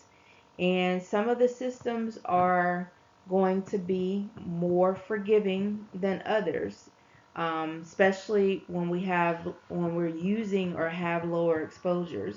While other systems some will be more forgiving, and others are going to demand or require stricter techniques in order to avoid that noise that we talked about earlier, that quantum noise or that quantum model. So the reason why fill factor is important, because if we have a high fill factor, That means we're going to have better efficiency in terms of what the image receptor can do for us. Our images, as a result, they're going to be less noisy, and they're also going to be clearer. In terms of those sensitivity settings, they do actually affect how much exposure is needed in order to produce that diagnostic quality image that the patient needs for their diagnosis. So again, the design, especially the fill factor piece and especially the sensitivity piece, they will all play a role in how the image looks. So we're talking about image quality, and then also we're talking about patient safety as a result as well.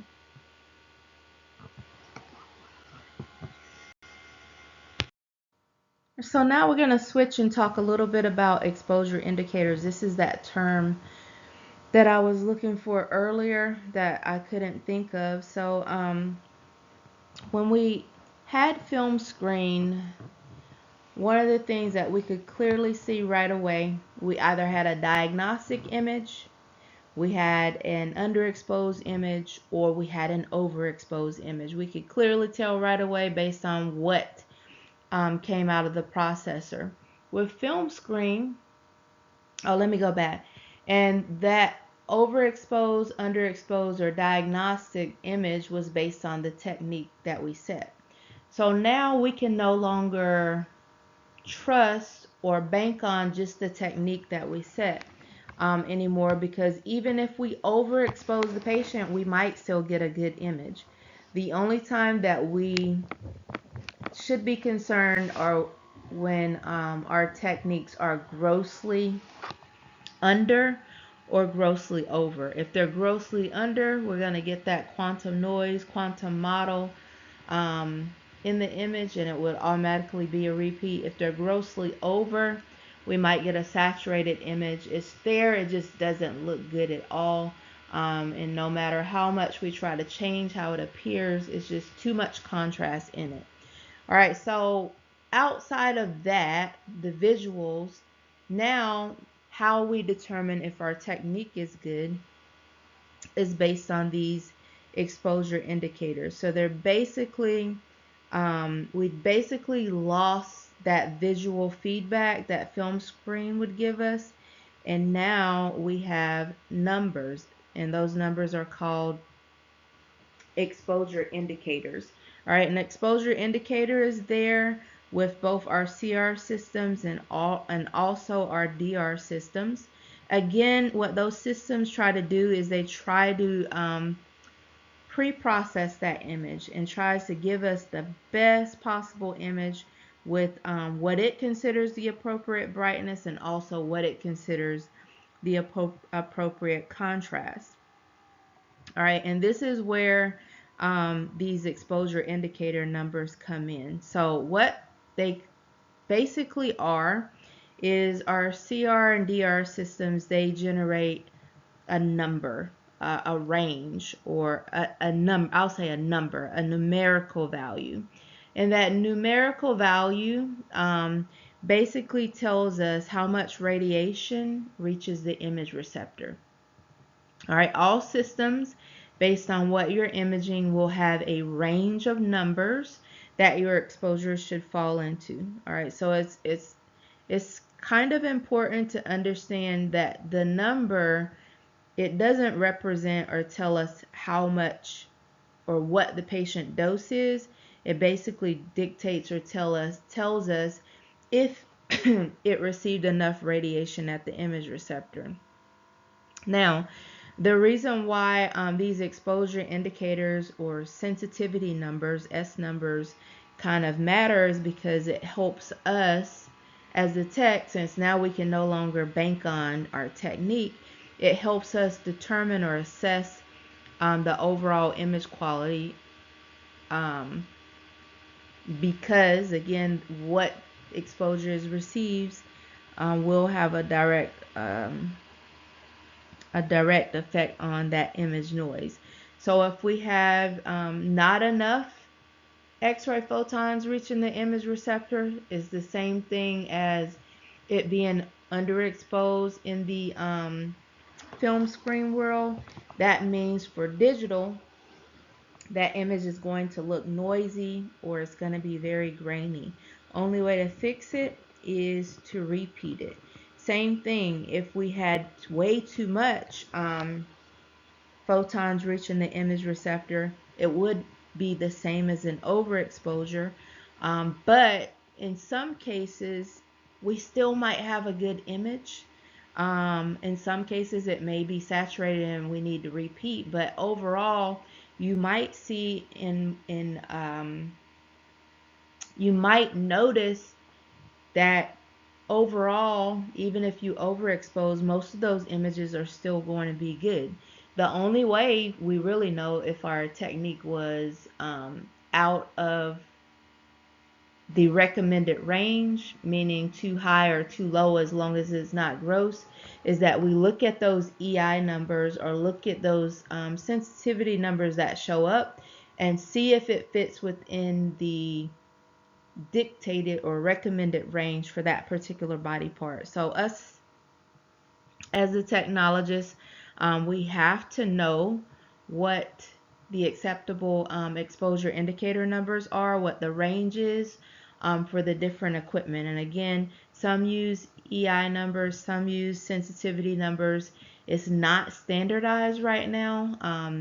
It's basically set up by manufacturer, but regardless of what we're using, regardless of what the number is, it kind of tells us the same thing. All right, it tells us if we potentially overexpose the patient. It tells us if we underexpose the patient. But another thing that could tell us about underexposure is whether or not the image is grainy. But at the end of the day, us or you as a technologist, you are primarily responsible for adjusting your technique in terms of KVP, in terms of mass, and also ensuring that you have the proper SID. Again, the exposure indicators or the sensitivity numbers, they're just kind of like a recommended range that the images should fall in, or that sensitivity number, there's a range, a recommended range that number that is generated as a result of exposure, or the exposure that you made, is safe, or if you overexpose them, or if you underexpose them. All right, they'll all fit in a range. And then another way to tell if we underexpose them, is definitely you'll have that grainy or mottled appearance.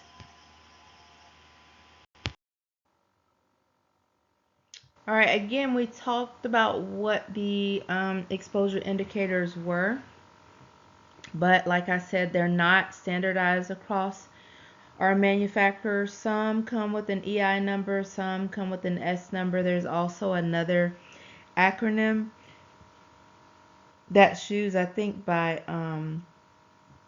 Kodak. So again, the different systems use different numbers and different ranges. Each manufacturer, again, has its own way of calculating those exposure values. Right now, there's not a universal method or universal formula that we follow.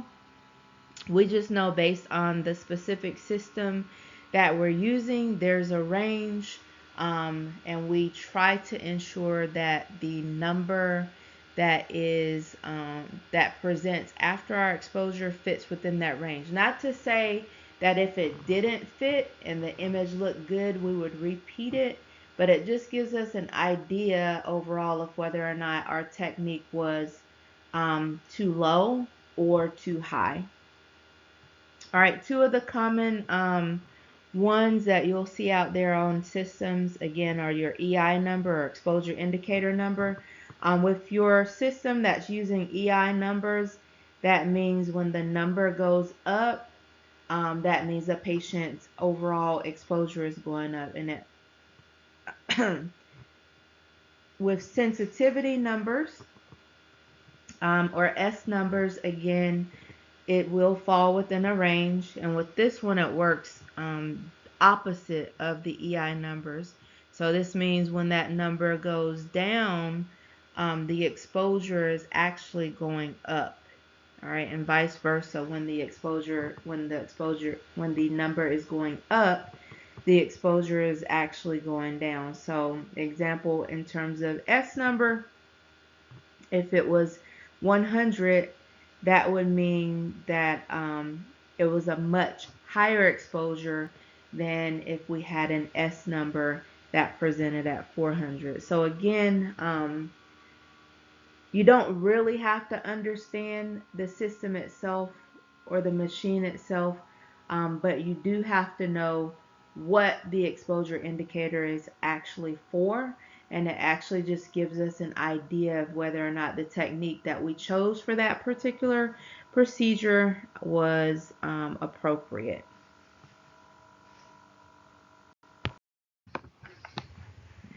So this slide we're talking about the deviation index.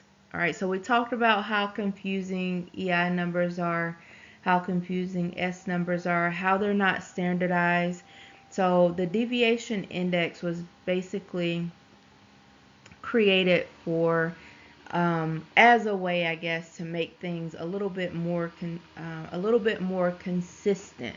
All right, so the deviation index itself, it was established by the AAPM. AAPM, it is the abbreviation for American Association of Physicists in Medicine, and the goal of creating this deviation index was to create or present a more per, create a standard, I guess, or present a standard that could be used across all the vendors, so that us as technologists aren't left sitting there guessing when we're moving between the different types of equipment or the different vendors.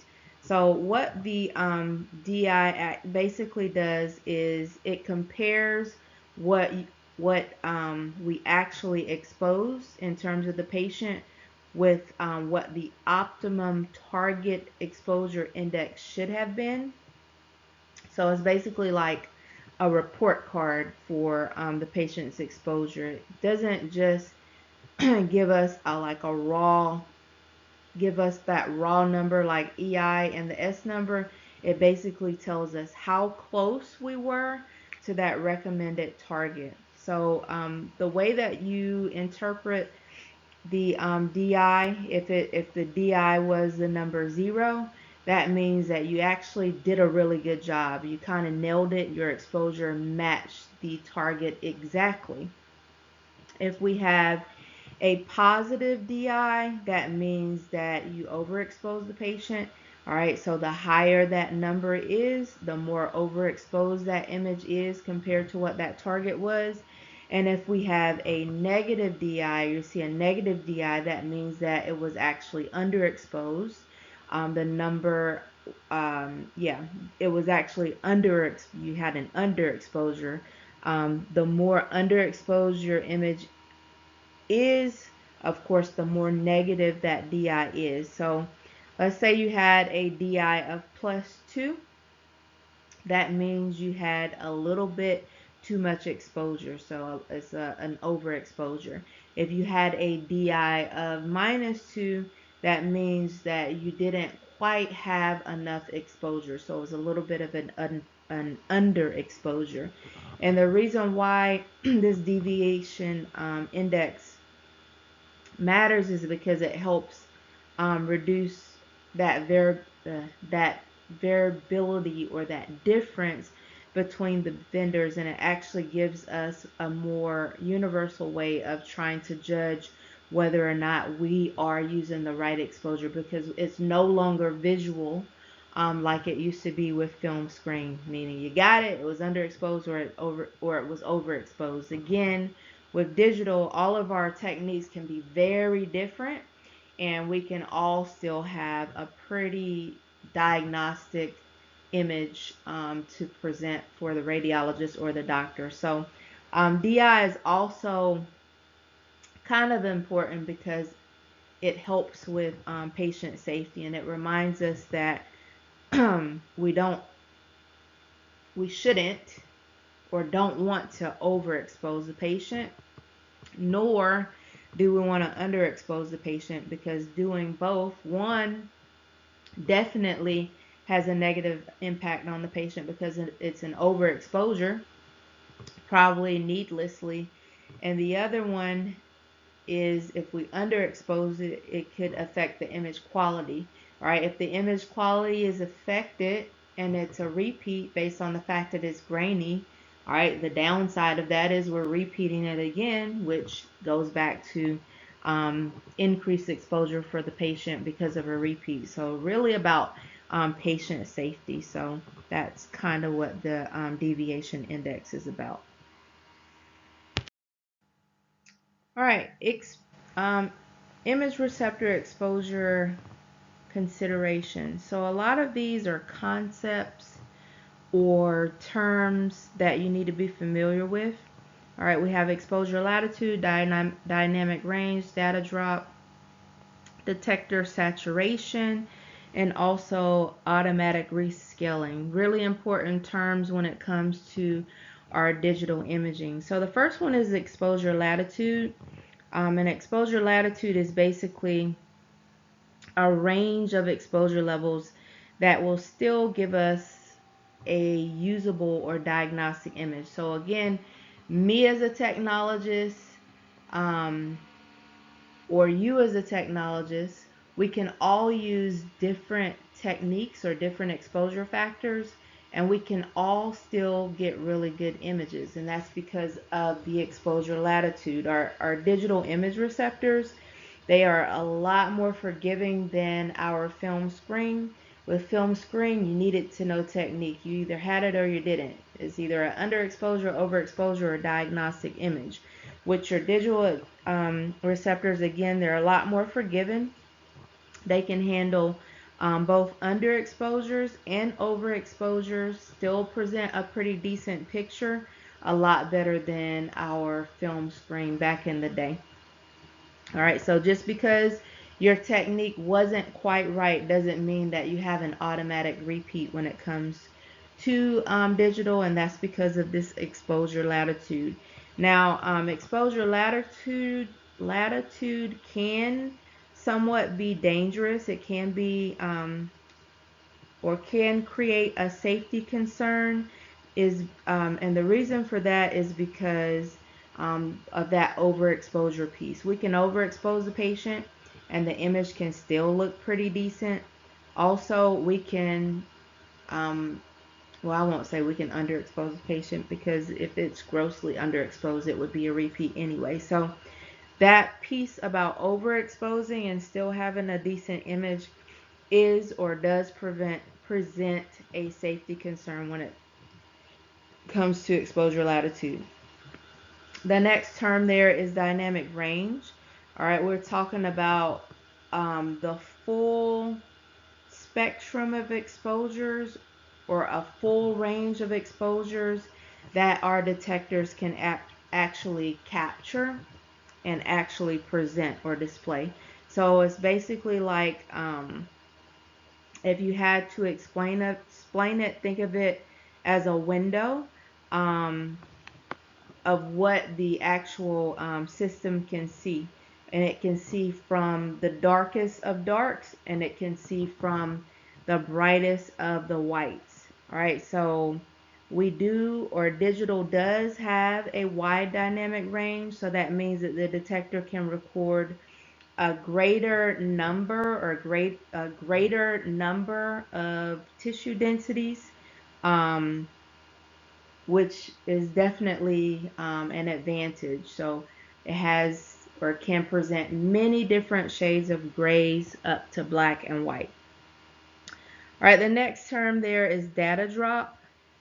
And data drop happens when the detector is hit with what we call way too much exposure. So very, very, very high technique. So basically, the signal value of that detector maxes out and it can't process anything higher. And as a result, it can lose a lot of the important details that the image should have. All right, this data drop can happen when we grossly overexpose that image receptor, and it does result in areas of the image that can have no useful information. So again, not good.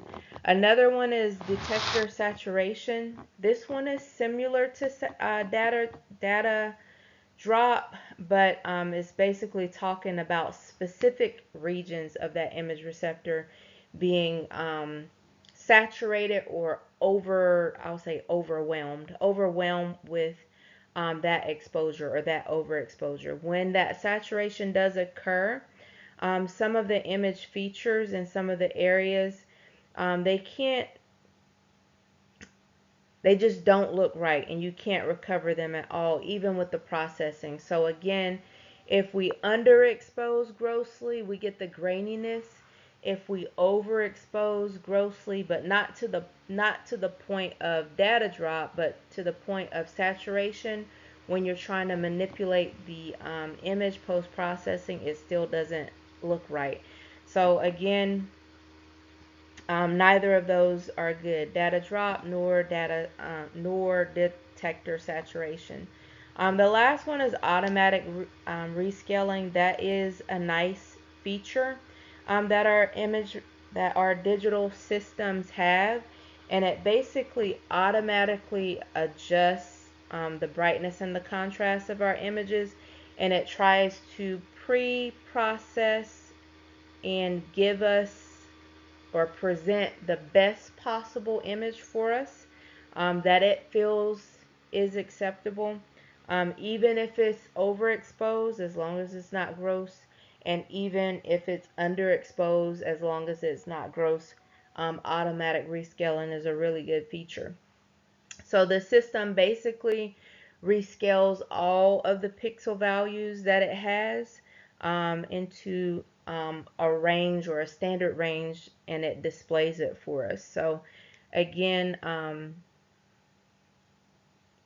automatic rescaling is something that the system does on its own. Now we can always change it post processing, but automatic rescaling is something that it does, and hopefully, and it should actually give us a pretty decent image if our techniques were okay. So basically, um, with all of these terms, these are important terms in terms terms in terms of our digital systems. Your digital systems are a lot more forgiving than our film screen, because they do have that exposure latitude, that wide range. They do have that dynamic range of being able to detect low levels of radiation versus high levels of radiation. Um, they do have a limit though, and that limit is in terms of that data drop or that detector saturation. That's where some of the information in that image can be permanently lost. So again, us as the technologists, we have to be able to balance our exposure factors.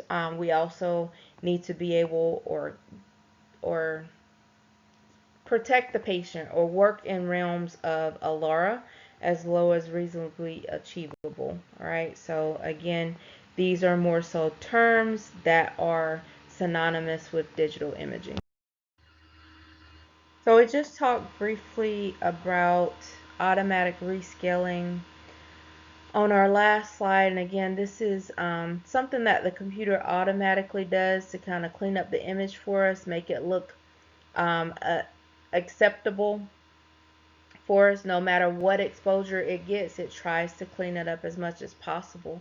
So when that X-ray exposure does hit that image receptor and the system software receives it, it does try to step in and optimize that image, give us the best image. And it does that by adjusting not only the brightness in the image or the density, that's an older term, but it also tries to adjust the contrast that we see, or the shades of gray that we see. So again, it's like if we use a camera and we're trying to take a picture, the camera tries to automatically adjust the lighting in the room. This is the same thing. This is kind of like the same thing in terms of our digital system. All right, so it constantly tries to kind of normalize and give us that best image possible. Now, the last two bullet points, it talks about too little exposure versus too much exposure. If you were to use too little exposure, meaning you don't have enough technique, your technique was too low, the system can still rescale it to make it bright enough. But again, if you don't have enough technique, the negative or the fear or the potential is that your image might be grainy or noisy, and there's no amount of rescaling or post-processing that we can do to fix that weak signal. You have to repeat that image. All right, if your exposure is too high, if you have too much exposure, again, the system can rescale it, try to make it look normal.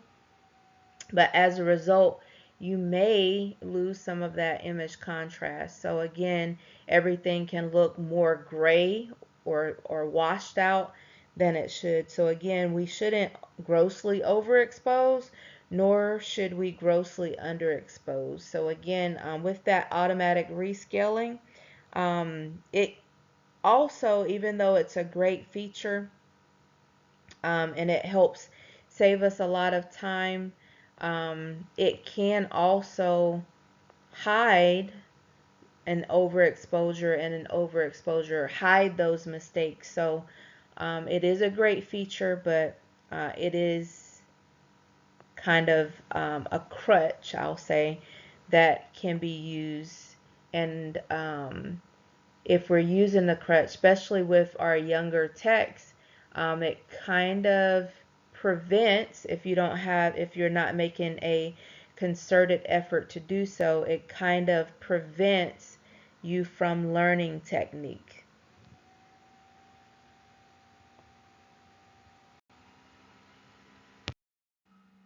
Now we're moving on to our image display parameters. So basically, we're talking about how the image is actually displayed. And if we're talking about digital imaging, we're talking about our computer screen. So with digital radiography, that final image, whether it's on a portable or whether we're talking about being on the room, that final image is displayed on some type of flat screen monitor like a TV. But of course, these monitors are medical grade, and of course, the grades of them increase based on who needs to use them. So the ones that we use as technologists are a lot cheaper than the ones that they would need to use in mammo, or the ones that radiologists would use. So of course, there's a quality factor, and that quality factor dictates kind of what the price is and who's using them as well. All right, so one of the things that we can do post-processing is we can do something called windowing. All right, so think of windowing like adjusting your pictures in your phone. You can make those pictures brighter, or you can make those pictures darker. You can also adjust the contrast of those images, means your shades of gray, gray, black, and white, because that's what we use in X-ray. But windowing overall, it just allows us, or helps us as a tech, improve the appearance of that image, depending on what we're looking at in terms of anatomy. The monitors themselves, they're going to display the image using pixels, and each of the pixels within the matrix, that's another term that you'll learn later, each of the pixels has a grayscale depth, meaning another term that you can use for grayscale depth is bit depth. So that means that there are a certain number or shades of gray that can be assigned to a specific area of an image. So the more shades of gray that that system can display, so the higher the bit depth basically is what we're saying. The more shades of gray the system can display, the more detail that we can see in that particular image. And this is really important when we talk about radiology, because any subtle change in tissue density can show up as subtle differences when we're talking about the grayscale. Two of the tools that we use all the time are window level, which controls our brightness, and also window width. All right, window level again controls the brightness of the image. So you can think of window level like turning up or turning down the light on a computer. Another example that I like to use is if you raise the window level, meaning you pull the shades up in your home, you increase the brightness in the room. All right, if you lower the window level, meaning you let the shades down, you bring the brightness down in your room. Window width is another feature that we work with a lot, and that controls the contrast. Talking about the shades of gray in the image, also how sharp those differences are between the blacks, whites, and the grays. Your window itself, we can have a wide window, and when we have a wide window, we see a lot more shades of gray, softer grays. Or we can have a narrow window. When the window is narrow, we have a sharper image, but the image has more black and white versus shades of gray. So these are some of the parameters that we can use. Of course, we're viewing on a TV monitor or computer monitor, and we can post-process these images, make them look better by adjusting the window level and also the window width. So our next couple slides are about image contrast. So basically, we're talking about what actually makes the details in the patient's x-rays visible. So contrast itself, we already learned earlier, it does come from the differences in those signal values that are recorded on the image receptor. So basically how much radiation that image receptor receives. And some of those signals are then going to be converted into the different shades of gray that we need to represent that anatomy of interest. The reason why, the reason why some areas look black, and then some areas look white, and then some fall in between in the grays is because of the anatomy that it actually intercepted. And we talked a little bit about that earlier in terms of that differential attenuation, that absorption, and that transmission and or remnant radiation that exits the patient.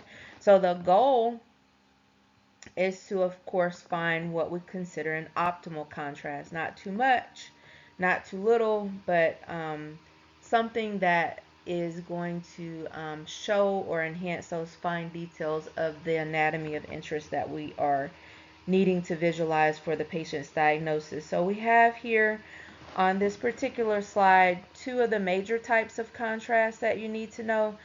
We have high contrast and we also have low contrast. So high contrast, another way that we describe this is we call it short scale contrast. All right, what that means is that we have fewer shades of gray, but the differences between them are very noticeable. So these are our images that look more black and white, like our bone images, like a hand or ankle or a knee or a femur, etc. With this type, contrast is usually created when we had a narrow window width. All right, meaning there's a short jump or gap between black and white on the monitor.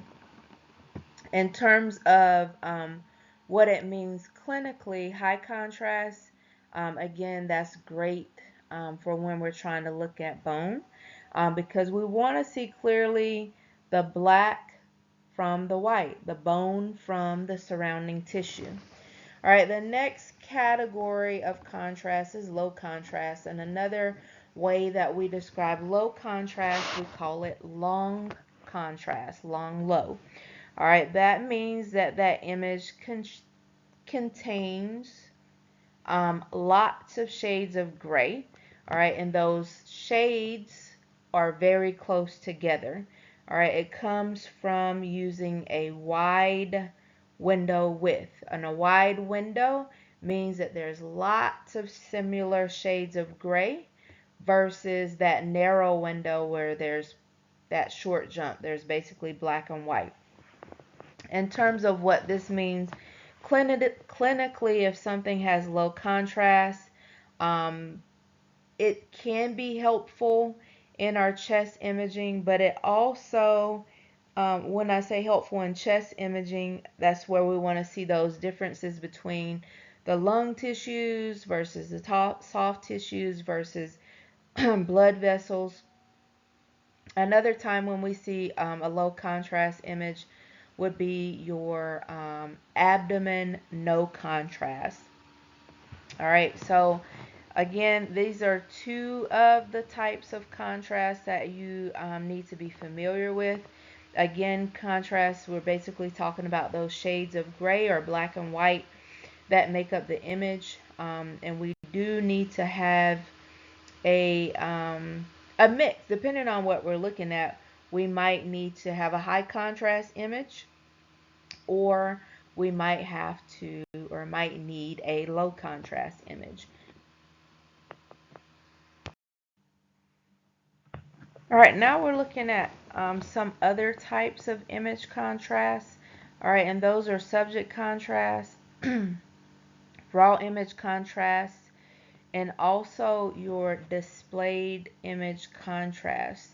So when we talk about subject contrast, it all depends on the patient. It all depends on your tissue composition, the thickness, also your technique factors that you selected, specifically KBP. Um, for example, again, bone and soft tissue, they do create those natural differences in contrast, and the reason for that is because we already know that because of the attenuation factor and that high atomic number, bones are going to absorb more of the radiation. But if we use a very high KVP, we can reduce the differences. And if we're using a higher KVP, that means more of those X-ray photons are getting out and interacting with our image receptor. And in that case, we will see that it lowers the subject contrast. And the subject is what we're actually X-raying. So our subject contrast is basically what's given to us by the patient, and also is given to us based on the technique that we choose before the computer does its nifty job of processing that image, that pre-processing piece, or that automatic rescaling piece. All right, the next bullet point here is your raw image contrast, and this is that level of contrast that's present before that computer actually processes it. So it's almost like a raw ingredient, what the detector actually receives or picks up straight from that X-ray beam. All right, the system itself will later apply adjustments to this raw image contrast, but the raw contrast is basically where we start. Last but not least, we have the displayed image contrast, and this is what you or the doctor actually sees on the monitor. All right, that display image contrast is basically determined by the computer and how it processes all of that raw data and what you actually gave it in terms of your what you x-rayed and the technique that you use. We can adjust this. All right, we already learned about window width. We also learned about window leveling. Window width controls the contrast, meaning the shades of gray, black, and white. And the window brightness controls, window level controls the brightness in the image. And again, we can actually fine tune this and adjust this ourselves if we needed to.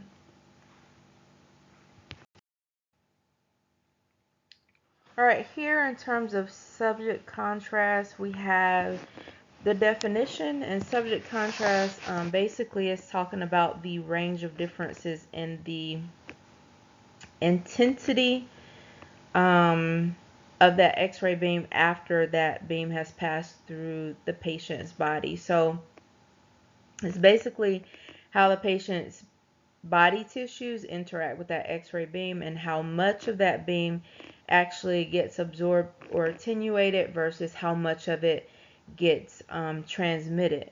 So basically connecting that to raw image contrast, it's pretty similar because it actually happens or exists before the computer does any of that processing, any of that pre-processing for it. It's basically what the detector sees first from the patient, or what the detector receives first from the patient. All right, another term that is right here is the differential absorption. All right, that is one of the key factors in how that subject contrast is presented. Again, we've talked about this several times during this presentation. That basically means that different body tissues, based on their composition, they're going to absorb more of our X-ray photons, meaning absorb them at different rates. Again, we learned that bone is going to absorb a lot more radiation because it's more dense, has a higher atomic number, while our soft tissue will absorb less. And of course, these our air-filled organs are going to absorb almost nothing because it's going to allow all the X-ray photons to transmit through. What that looks like in terms of our X-ray image itself, if things are more readily transmitted through, like our air-filled organs, they appear black on the X-ray. And if things are more readily absorbed, like bone, they're going to appear white on the X-ray. And all of those other ones, muscle, soft tissue, and fat tissue, they're going to appear as those shades of gray. So some of the factors that affect our subject contrast, and I feel like we talked about these earlier, they're going to be your tissue thickness, your tissue composition, your KVP that you select, whether or not you have used a contrast media. What does tissue thickness mean? We're talking about thicker body parts absorbing more of the X-ray beam. What do we talk about when we're meaning tissue composition? We're talking about is it bone? Is it muscle? Is it fat? Is it soft tissue? We already know that they are going to absorb that beam differently, differential absorption. What type of KVP did you use? We already know that high KVPs are going to increase the penetrability factor there. You're going to be more likely to penetrate, but as a result of using that high KVP, your subject contrast is going to be reduced. Lower KVPs are going to increase the subject contrast, but of course they may increase the patient dose because they're being absorbed. Those X-ray photons are being absorbed in the patient. Last but not least, another thing that we talked about earlier in terms of subject contrast is whether or not we were using some type of contrast media like barium or iodine. which will, if we're using those, they're going to I'll say artificially increase that subject contrast because it has a high atomic number, and the X-rays are not going to be able to penetrate them, so they're going to be absorbed or attenuated. So I guess in a nutshell, subject contrast is basically your patient's contribution to that final image that we see. So as the technologist, you do have to, it's your job to select the right technical factors. You have to know what you are actually x-raying to do that. And if you do that, you're going to maximize, if you do it correctly, I'll say, you're going to maximize the potential for the visibility of what you need to see in terms of the patient's body part for their diagnosis. All right, spatial resolution. This is basically a term.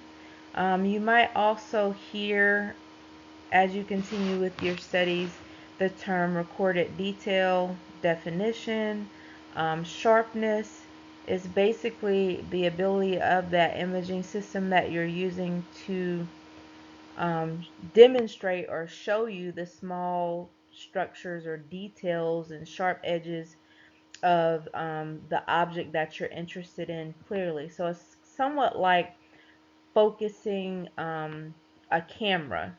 A sharp image is going to show you edges clearly, and a blurry image, of course, there's going to be a lot of loss of detail there. Now, the reason why spatial resolution matters is because the sharper the edges of the structures are, the easier it is for the radiologist to kind of visualize or diagnose or see small fractures, lesions, subtle changes in the tissue structure.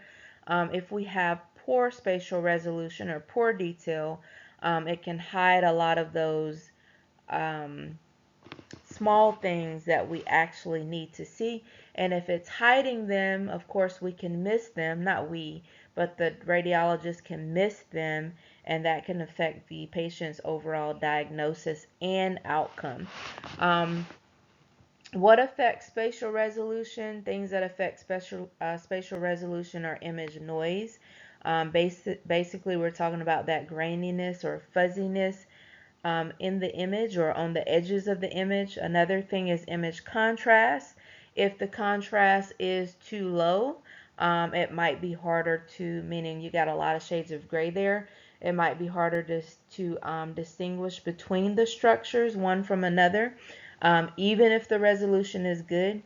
Some of the system factors affect this, and those are things like our pixel sizes in our digital detectors, our focal spot sizes, motion of the patient, and also SID, which is how far away your tube is from the image receptor, or OID, object to image receptor distance, meaning how far that patient's body part is away from the image receptor, meaning there's a gap between the body part and an image receptor. All of these factors can definitely affect the detail in the image or the spatial resolution in the image. So here we're looking at what actually controls your spatial resolution. All right, and it's broken down into little different sections. So the main categories are temporal resolution, beam geometry, and also image receptor characteristics. So temporal resolution, by definition, we're talking about time. It has to do with time. And our exposure time does matter because earlier on we learned that as the exposure is on longer, not only does the patient's dose increase, but also it introduces a greater chance of the patient actually moving. All right, if the patient actually moves, it will cause or introduce what we call blurring. So again, this is temporal resolution. So even when we have, or even when we use breathing techniques, there are additional things that could cause for us to have some issues with our temporal resolution. So again, even though natural dynamic motion like breathing, heartbeat, peristalsis, and all that can reduce the sharpness in the image, if that exposure stays on too long, of course, there could be the chance that that motion is introduced. So again, the goal to control this is we want those short exposure times. And if we have those short exposure times, we're going to less likely have that motion introduced. All right, the next one is beam geometry. And there's three things that falls under that: focal spot size, your distances, and also distortion. So focal spot size, these are things that you can choose on your control panel, but they are chosen basically based on what body part we're imaging. So a smaller focal spot should be used or is employed when we need to produce sharper images. A larger focal spot is used or should be selected when we need, I guess, a larger surface area for heat dissipation. When we're using a larger focal spot, it does cause the edges of the image to blur. We call it penumbra, but that is what happens when we're using a larger focal spot versus a smaller focal spot. And these are things that we can select on our control panel. Sometimes it's automatic. So things like extremities, where the techniques are lower, use a smaller focal spot because you're interested in that detail. And then things like chest, abdomen, etc., those larger items where we're going to be creating and generating a lot of heat, we need a larger surface area for heat dissipation. They are going to use a larger focal spot. The next one that falls under that is SID and OID, source to image distance, and also our object to image distance. We already learned earlier, increasing the SID improves the sharpness and the detail. The reason for that is because the X-rays spread less, and then increasing OID decreases the sharpness. We have more magnification and more blur. When I say increase OID, you're bringing the part farther away from the image receptor. The next one is distortion, and there's different types of distortion that we can have. We can have shape distortion. That's usually called magnification. And we can have size distortion. It's usually in the terms of elongation or foreshortening, meaning the object appears larger than it should be, or the object appears smaller than it should be. All right, if the shape or the angle is aligned properly, we should not get any size or shape distortion. All right.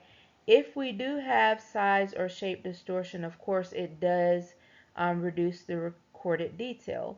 Now, there are times when we do want to introduce some type of distortion, whether it be elongation or foreshortening, and we do that by placing some sort of angle on the tube, or we can place an angle on the patient as well. All right, the next one is your image receptor characteristics, and there's 4 bullet points right there. Matrix size, Dale pitch, and also sampling frequency. Definition wise, a matrix size is basically, if we're thinking about it, it's like a checkerboard, and a checkerboard has individual squares, and those squares on the checkerboard are the pixels. When we have a larger matrix size, that means that we can pack in more pixels, and the more pixels we have, that means the smaller the pixels are, and the smaller and more pixels we have, that means that we have improved or increased detail within that particular image. All right, the next bullet point there is your Dale size, or your detector element size. Smaller Dales capture finer details, and that results in improved image resolution, so better details. These are not things that we can adjust. Of course, it's manufactured that way. All right, next is your Dale pitch. This is the spacing between your detector elements. The smaller the pitch, meaning the smaller the gap or distance between the Dales, the better the resolution. And last but not least, sampling frequency. With our digital systems, we have a higher sampling frequency, and a sampling frequency, as it increases, it basically improves the system's ability to capture that detail that we need in the patient's exams. All right, so bottom line, spatial resolution is not just controlled by one factor. It's a combination of your exposure, your beam geometry, in exposure in terms of time, your beam geometry, and also the design of your detector. So again, we as a technologist, we have to balance all of these factors, and if we balance them right, we're going to get that sharp image that's going to be needed for your patient's diagnosis.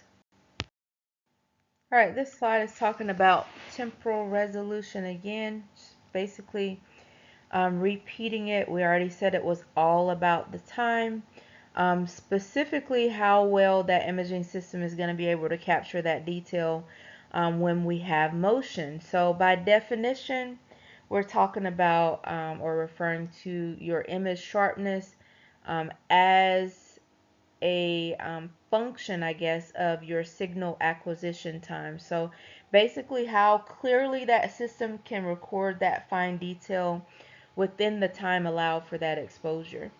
The next thing that is somewhat presented here is your motion distortion. So temporal resolution is very much or most affected by motion. So when there's movement during the exposure, temporal resolution will be affected. We do have movement that can be voluntary, like patient shifting, patient talking, patient breathing, and we also have movement that can be involuntary. That's like our heartbeat, or peristalsis, when we're talking about, our stomach churning and getting that food from entry point to exit point within our intestines. Even small movements during the exposure can blur the image and, of course, reduce the sharpness or the resolution. How do we combat that? How do we combat or improve that temporal resolution? As we stated earlier, we need shorter exposure times. The shorter the exposure time, the less opportunity that will present for that motion to distort the image in any way. So again, as a radiographer, one of the things that you'll learn is that we always want to use very short exposure times. Our exposure times are in terms of milliseconds. All right, so a brief moment in time, a brief freeze to capture the image that we need. All right, moving on to beam geometry. We're talking about basically the factors that influence, I guess you would say, how the X-ray beam is going to interact with the anatomy that you're imaging. So things that affect your beam geometry are going to be your focal spot size, the standard distances that you use, and also distortion. So focal spot size, we already talked about it a little earlier. That's the area on the anode. We didn't specifically say that.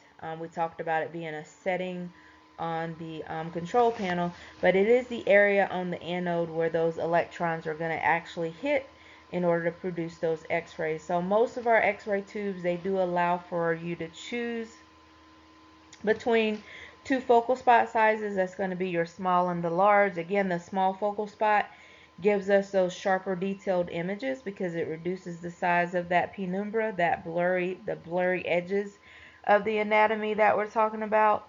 But of course, if we were using this a lot, it is not capable of handling a lot of the heat that is produced during X-ray production. Your larger focal spot does allow the machine to withstand a lot higher exposures and of course help dissipate heat, and your large focal spot is going to be needed for your larger body parts. But the downside of using it, even though we're going to be required to use it, is that it does result in that penumbra or that unsharpness around the edges of the image. Alright, so that's really the trade-off between image detail and also the heat capacity, or the ability of the machine to dissipate the heat that's being produced. Alright, the next one is your distance factor. So SID versus OID. We talked a little bit about these earlier, but increasing the SID, meaning we're moving that tube farther away from the detector, that is going to reduce magnification. That's why our chest is at 72 inches. We need to, or would like to, reduce the magnification of the heart. As a result of reducing that magnification, of course, the images are going to be sharper. But of course, if we are increasing the SID, sometimes it does require us to increase that technique, which of course increases the patient's exposure. The next one is your object to image receptor distance. That means that we're talking about the gap between that body part and the image receptor. The closer that patient or that object is to the image receptor, the less magnification that will be introduced, and the more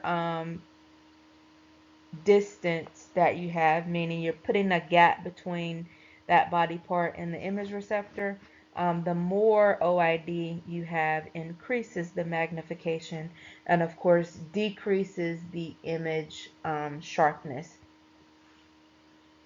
Last but not least, we have distortion, which it comes in two forms.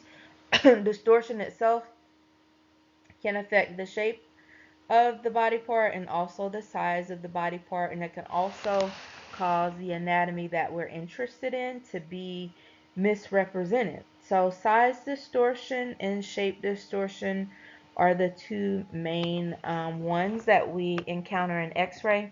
Size distortion is a fancy word for magnification, and it happens when we have increased OID or decreased SID. All right, it makes the image appear larger than its actual size. Shape distortion, again, is another factor. It can be induced, meaning we want it there, or it can be as a result of an error or a positioning error. So shape distortion terms are elongation and foreshortening. All right, again, that is based on the tube alignment. We have to align our tube to the part to the image receptor. So a good example of when you might have saw some of this stuff is when you were positioning the abdomen last week.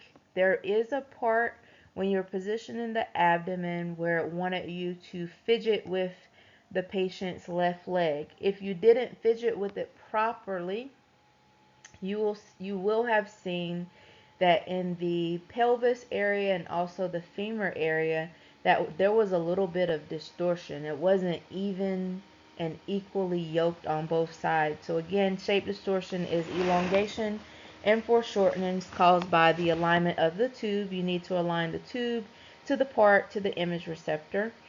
If you put an angle on the tube, if that tube angle is not correct, or the patient's body or anatomy is rotated, you will see that there's some sort of distortion in the shape. And it usually comes in terms of elongation and foreshortening. And again, it's not something that's always unwanted. Sometimes we do want it. So again, as a technologist, you have to ensure that you control that beam geometry, and as a result you should get diagnostic images.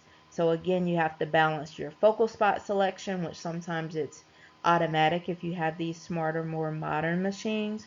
You have to ensure you're using the right SID or proper SID. Ensure that you are minimizing OID, and minimizing OID is going to reduce distortion overall in terms of magnification. And you also want to maximize the sharpness while still ensuring that that patient's dose is going to be as low as possible. All right, again, just briefly touching on the focal spot size again. It is definitely one of, with the addition of your mass and KVP, it's definitely one of the most important factors that help determine the sharpness and the resolution of that patient's image. So focal spot size, we're basically talking about the actual area on our anode target where those electrons are going to strike after they leave the cathode. The size of that focal spot is determined by manufacturer or tube design. All right, we have different manufacturer specifications. So it's not something that we can go in and choose and dial down like collimation. This is set by the manufacturer. So again, in terms of why we like it, smaller focal spot sizes will give us sharper images. So a smaller focal spot will reduce the size of the penumbra, and also it will, of course, if we're talking about what penumbra is, that image will be less blurry and less fuzzy around the edges. All right, and again, if we're doing that, we will have a lot of detail, a lot of resolution in the image as well, and we're going to be able to see those fine structures that we might be interested in, like that bony trabeculae that we see in our extremity type images. The trade-off with your small focal spot is that the heat capacity. There is a limit of using the small focal spot because it cannot withstand a lot of heat. We would love to be able to use the small focal spot for all of our images because we love detail. We were all about detail, but unfortunately we can't because of the heat capacity. So for our larger body parts or higher exposures, we do have to switch to the larger focal spot. And it's often automatically chosen at the system, and it will or does help prevent tube overload, tube damage due to the excessive amount of heat that's being applied when we x-ray some of these body parts. So again, we always want to try to use the smallest focal spot available for the anatomy that we're interested in. But as long as that exposure factor is safe for our tube, we should be fine doing that. As soon as that technique is no longer safe for the tube, of course, we are at risk of damaging our equipment.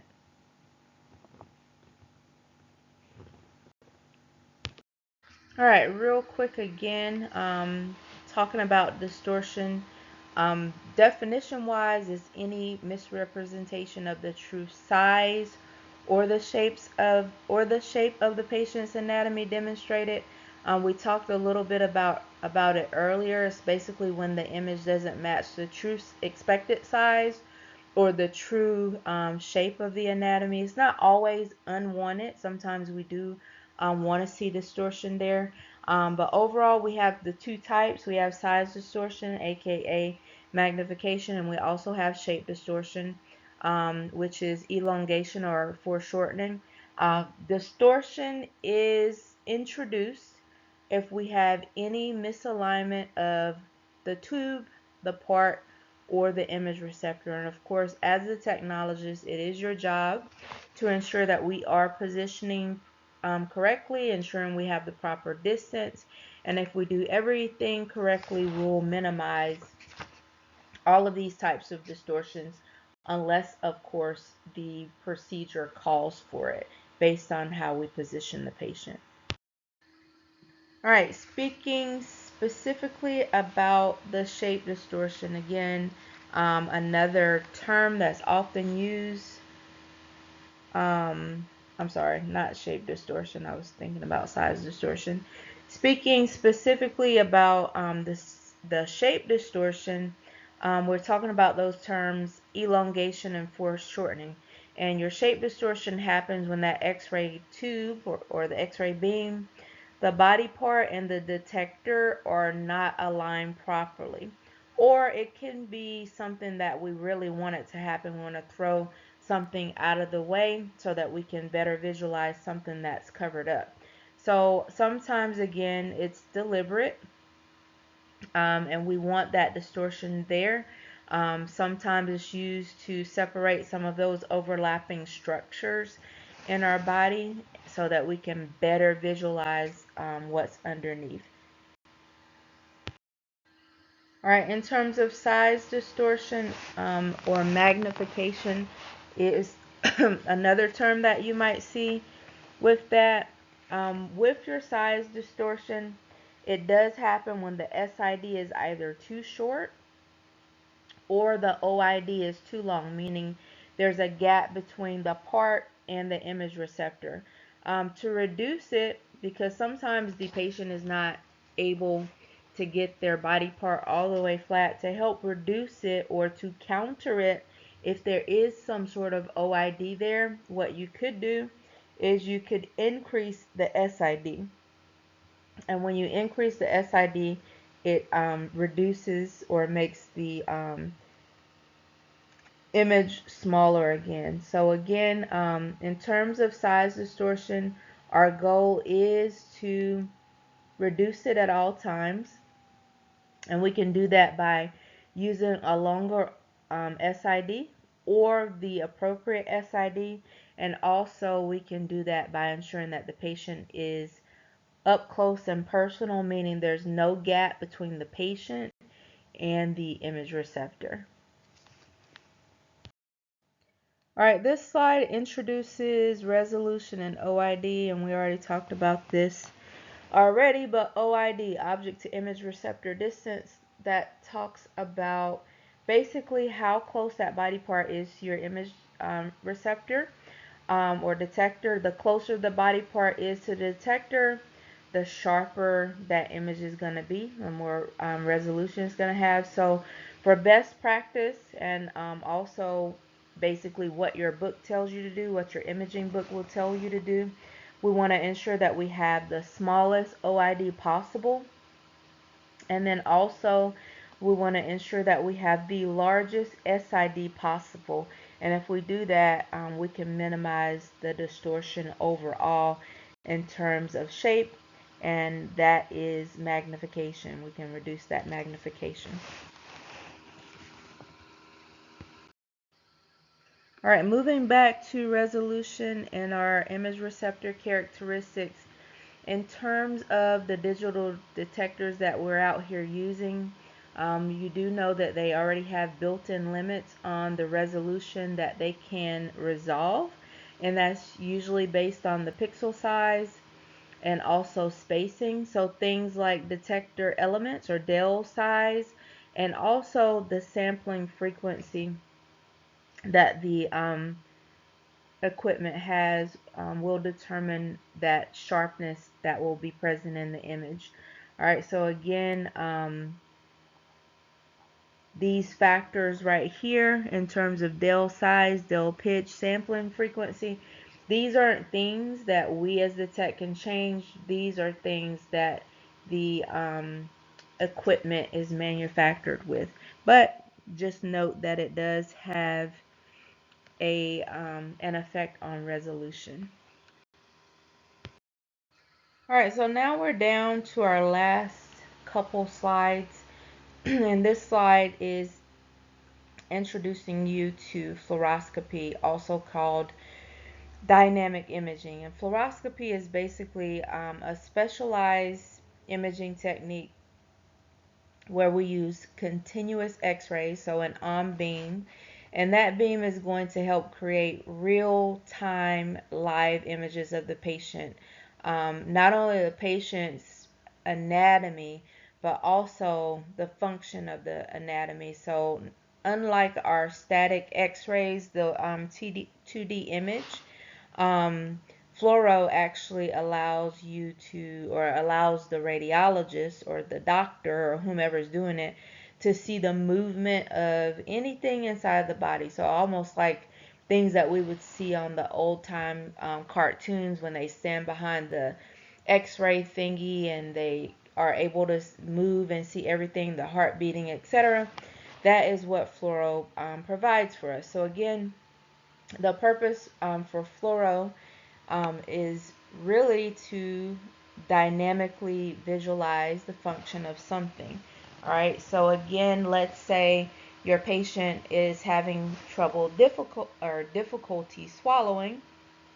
Your doctor may have ordered a barium swallow. So when you come in for the barium swallow, the radiologist will have you swallow some barium, and he will watch you gather the barium in your mouth, and he will watch it flow from the mouth all the way down the esophagus, and eventually it will end up in the stomach and of course go out, travel through the intestines, and then be eliminated.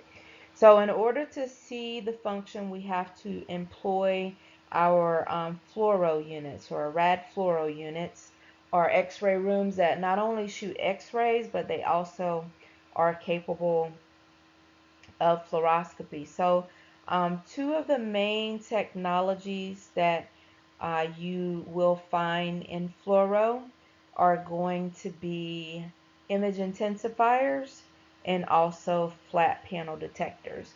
So image intensifiers help actually make those dim images that we get in fluoro. They actually help make them brighter.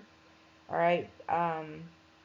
The next term there is your flat panel detector, or FPD, and we saw this a little bit earlier on, but this is a newer technology when it comes to fluoro. It does offer a lot better images, a lot more quality images, less distortion, and also reduced patient dose. But clinically, when we use fluoro, the doctor wants to look at some sort of action or function that the body is making in real time. And when they're able to watch that via fluoro, it can actually assist them with whatever their procedure might be, whether it be an interventional procedure or a GI procedure, meaning that barium swallow, or orthopedic exam, or some sort of cardiac catheterization. Fluoro is basically dynamic imaging. So the next part of this is, all right, so we're still talking about fluoro. And one of the strengths that fluoro has, as you can see here, is that all of the images that you take during that fluoro exam, they are digital images. So being that they're digital images, it makes it a lot easier to view them. It makes it a lot easier to process them. It makes it a lot easier for us to share them across PAC systems that are connected. But with that being said, in terms of the types of exposures that fluoro gives us, fluoro can produce that live dynamic image. It can produce continuous images that we can show in real-time motion, and it can also give us basically the same thing that we get in x-ray. So it can create those static spot images, which can, if we wanted to, we can use them in frames or a sequence, and it's just kind of like if it were live, we could use it, we could kind of visualize it there. So those spot images, again, they can help the radiologists help diagnose and find different things going on with the body's function specifically. In terms of the playback and storage, when we're talking about fluoro, the images are digital. Again, we can play them back for view, almost like rewinding a video and playing it forward, and rewinding a video and playing forward. Again, it's helpful for the doctors who want to go back and examine the movement more carefully, meaning they might have been pressed for time or rushed for time because patients, were backed up. So they can always go back and review them in slow motion, such as if we wanted to go back and watch a contrast flow through a GI catheter or some sort of placement of a catheter, we can record that and play it back. The images themselves will or are, just like any x-ray image these days, they'll be archived in our PAC system for long-term storage. So they do become a part of the patient's medical record. Um, that basically wraps up fluoro. Fluoro has a combined benefit. We have that dynamic imaging, and we can also, if we wanted to, do that static imaging with that fluoro tower or that fluoro unit, whether it's a C-arm, U-arm, etc. The benefit, of course, of dynamic imaging, it gives you the ability to save all of those still shots. It also gives you the flexibility to make perform interventional procedures as well that might be necessary to save the patient's life. All right, so we made it to the end. This does conclude your Chapter 7 PowerPoint. Basically, we talked a little bit about our radiographic responsibilities. One of that is to ensure not only we have that diagnostic quality image, but also that we're operating on the principles of ALORA as low as reasonably achievable. We talked a little bit about the different image receptor systems that are out there. Of course, film screen is obsolete. We have CR and DR technology. CR, which is computed radiography, is probably becoming more antiquated. If you do see it out there, it will probably be far and few in between, but we do have direct digital and indirect digital systems out there available for use. We also ended with fluoroscopy and what it does provide for us, which is the dynamic imaging, which we basically use it to see body function. Whether it's fluoro or whether it is CR or whether it is DR or whether it is film screen, they all have their strengths. They all have times when we should consider them and engage with them. But regardless of the type of system you are introduced to, whether it's CR or whether it's DR, whether it's indirect DR or whether it's direct DR, or if you're lucky enough to um, happen to work with film screen, it's still going to require you to employ a combination of different factors. All right, and those factors was ensuring that you have the right exposure factors like KVP, mass, exposure time, SID, etc. Figure out what type of receptor you're using and what it's capable of doing, whether it's CR and DR, and how do you actually process it.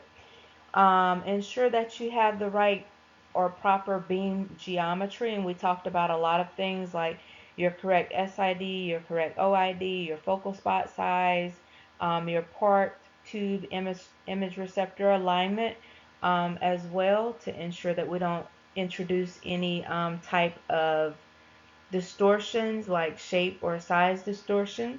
And then last but not least, proper patient positioning, something you can see in the simulator very well. If you don't position the part correctly, it's not a diagnostic image anyway. That is going to require a repeat. So one of the most important skills that you are going to develop while you're out in clinical, and hopefully as you're using your simulator, is to ensure that you are positioning correctly. All right, even if we have a perfect exposure, if the positioning is poor, all right, that can ruin the whole outcome. It will still be a repeat and be considered poor image quality because we didn't position correctly. So again, this concludes your chapter 7, and I will see you again next week.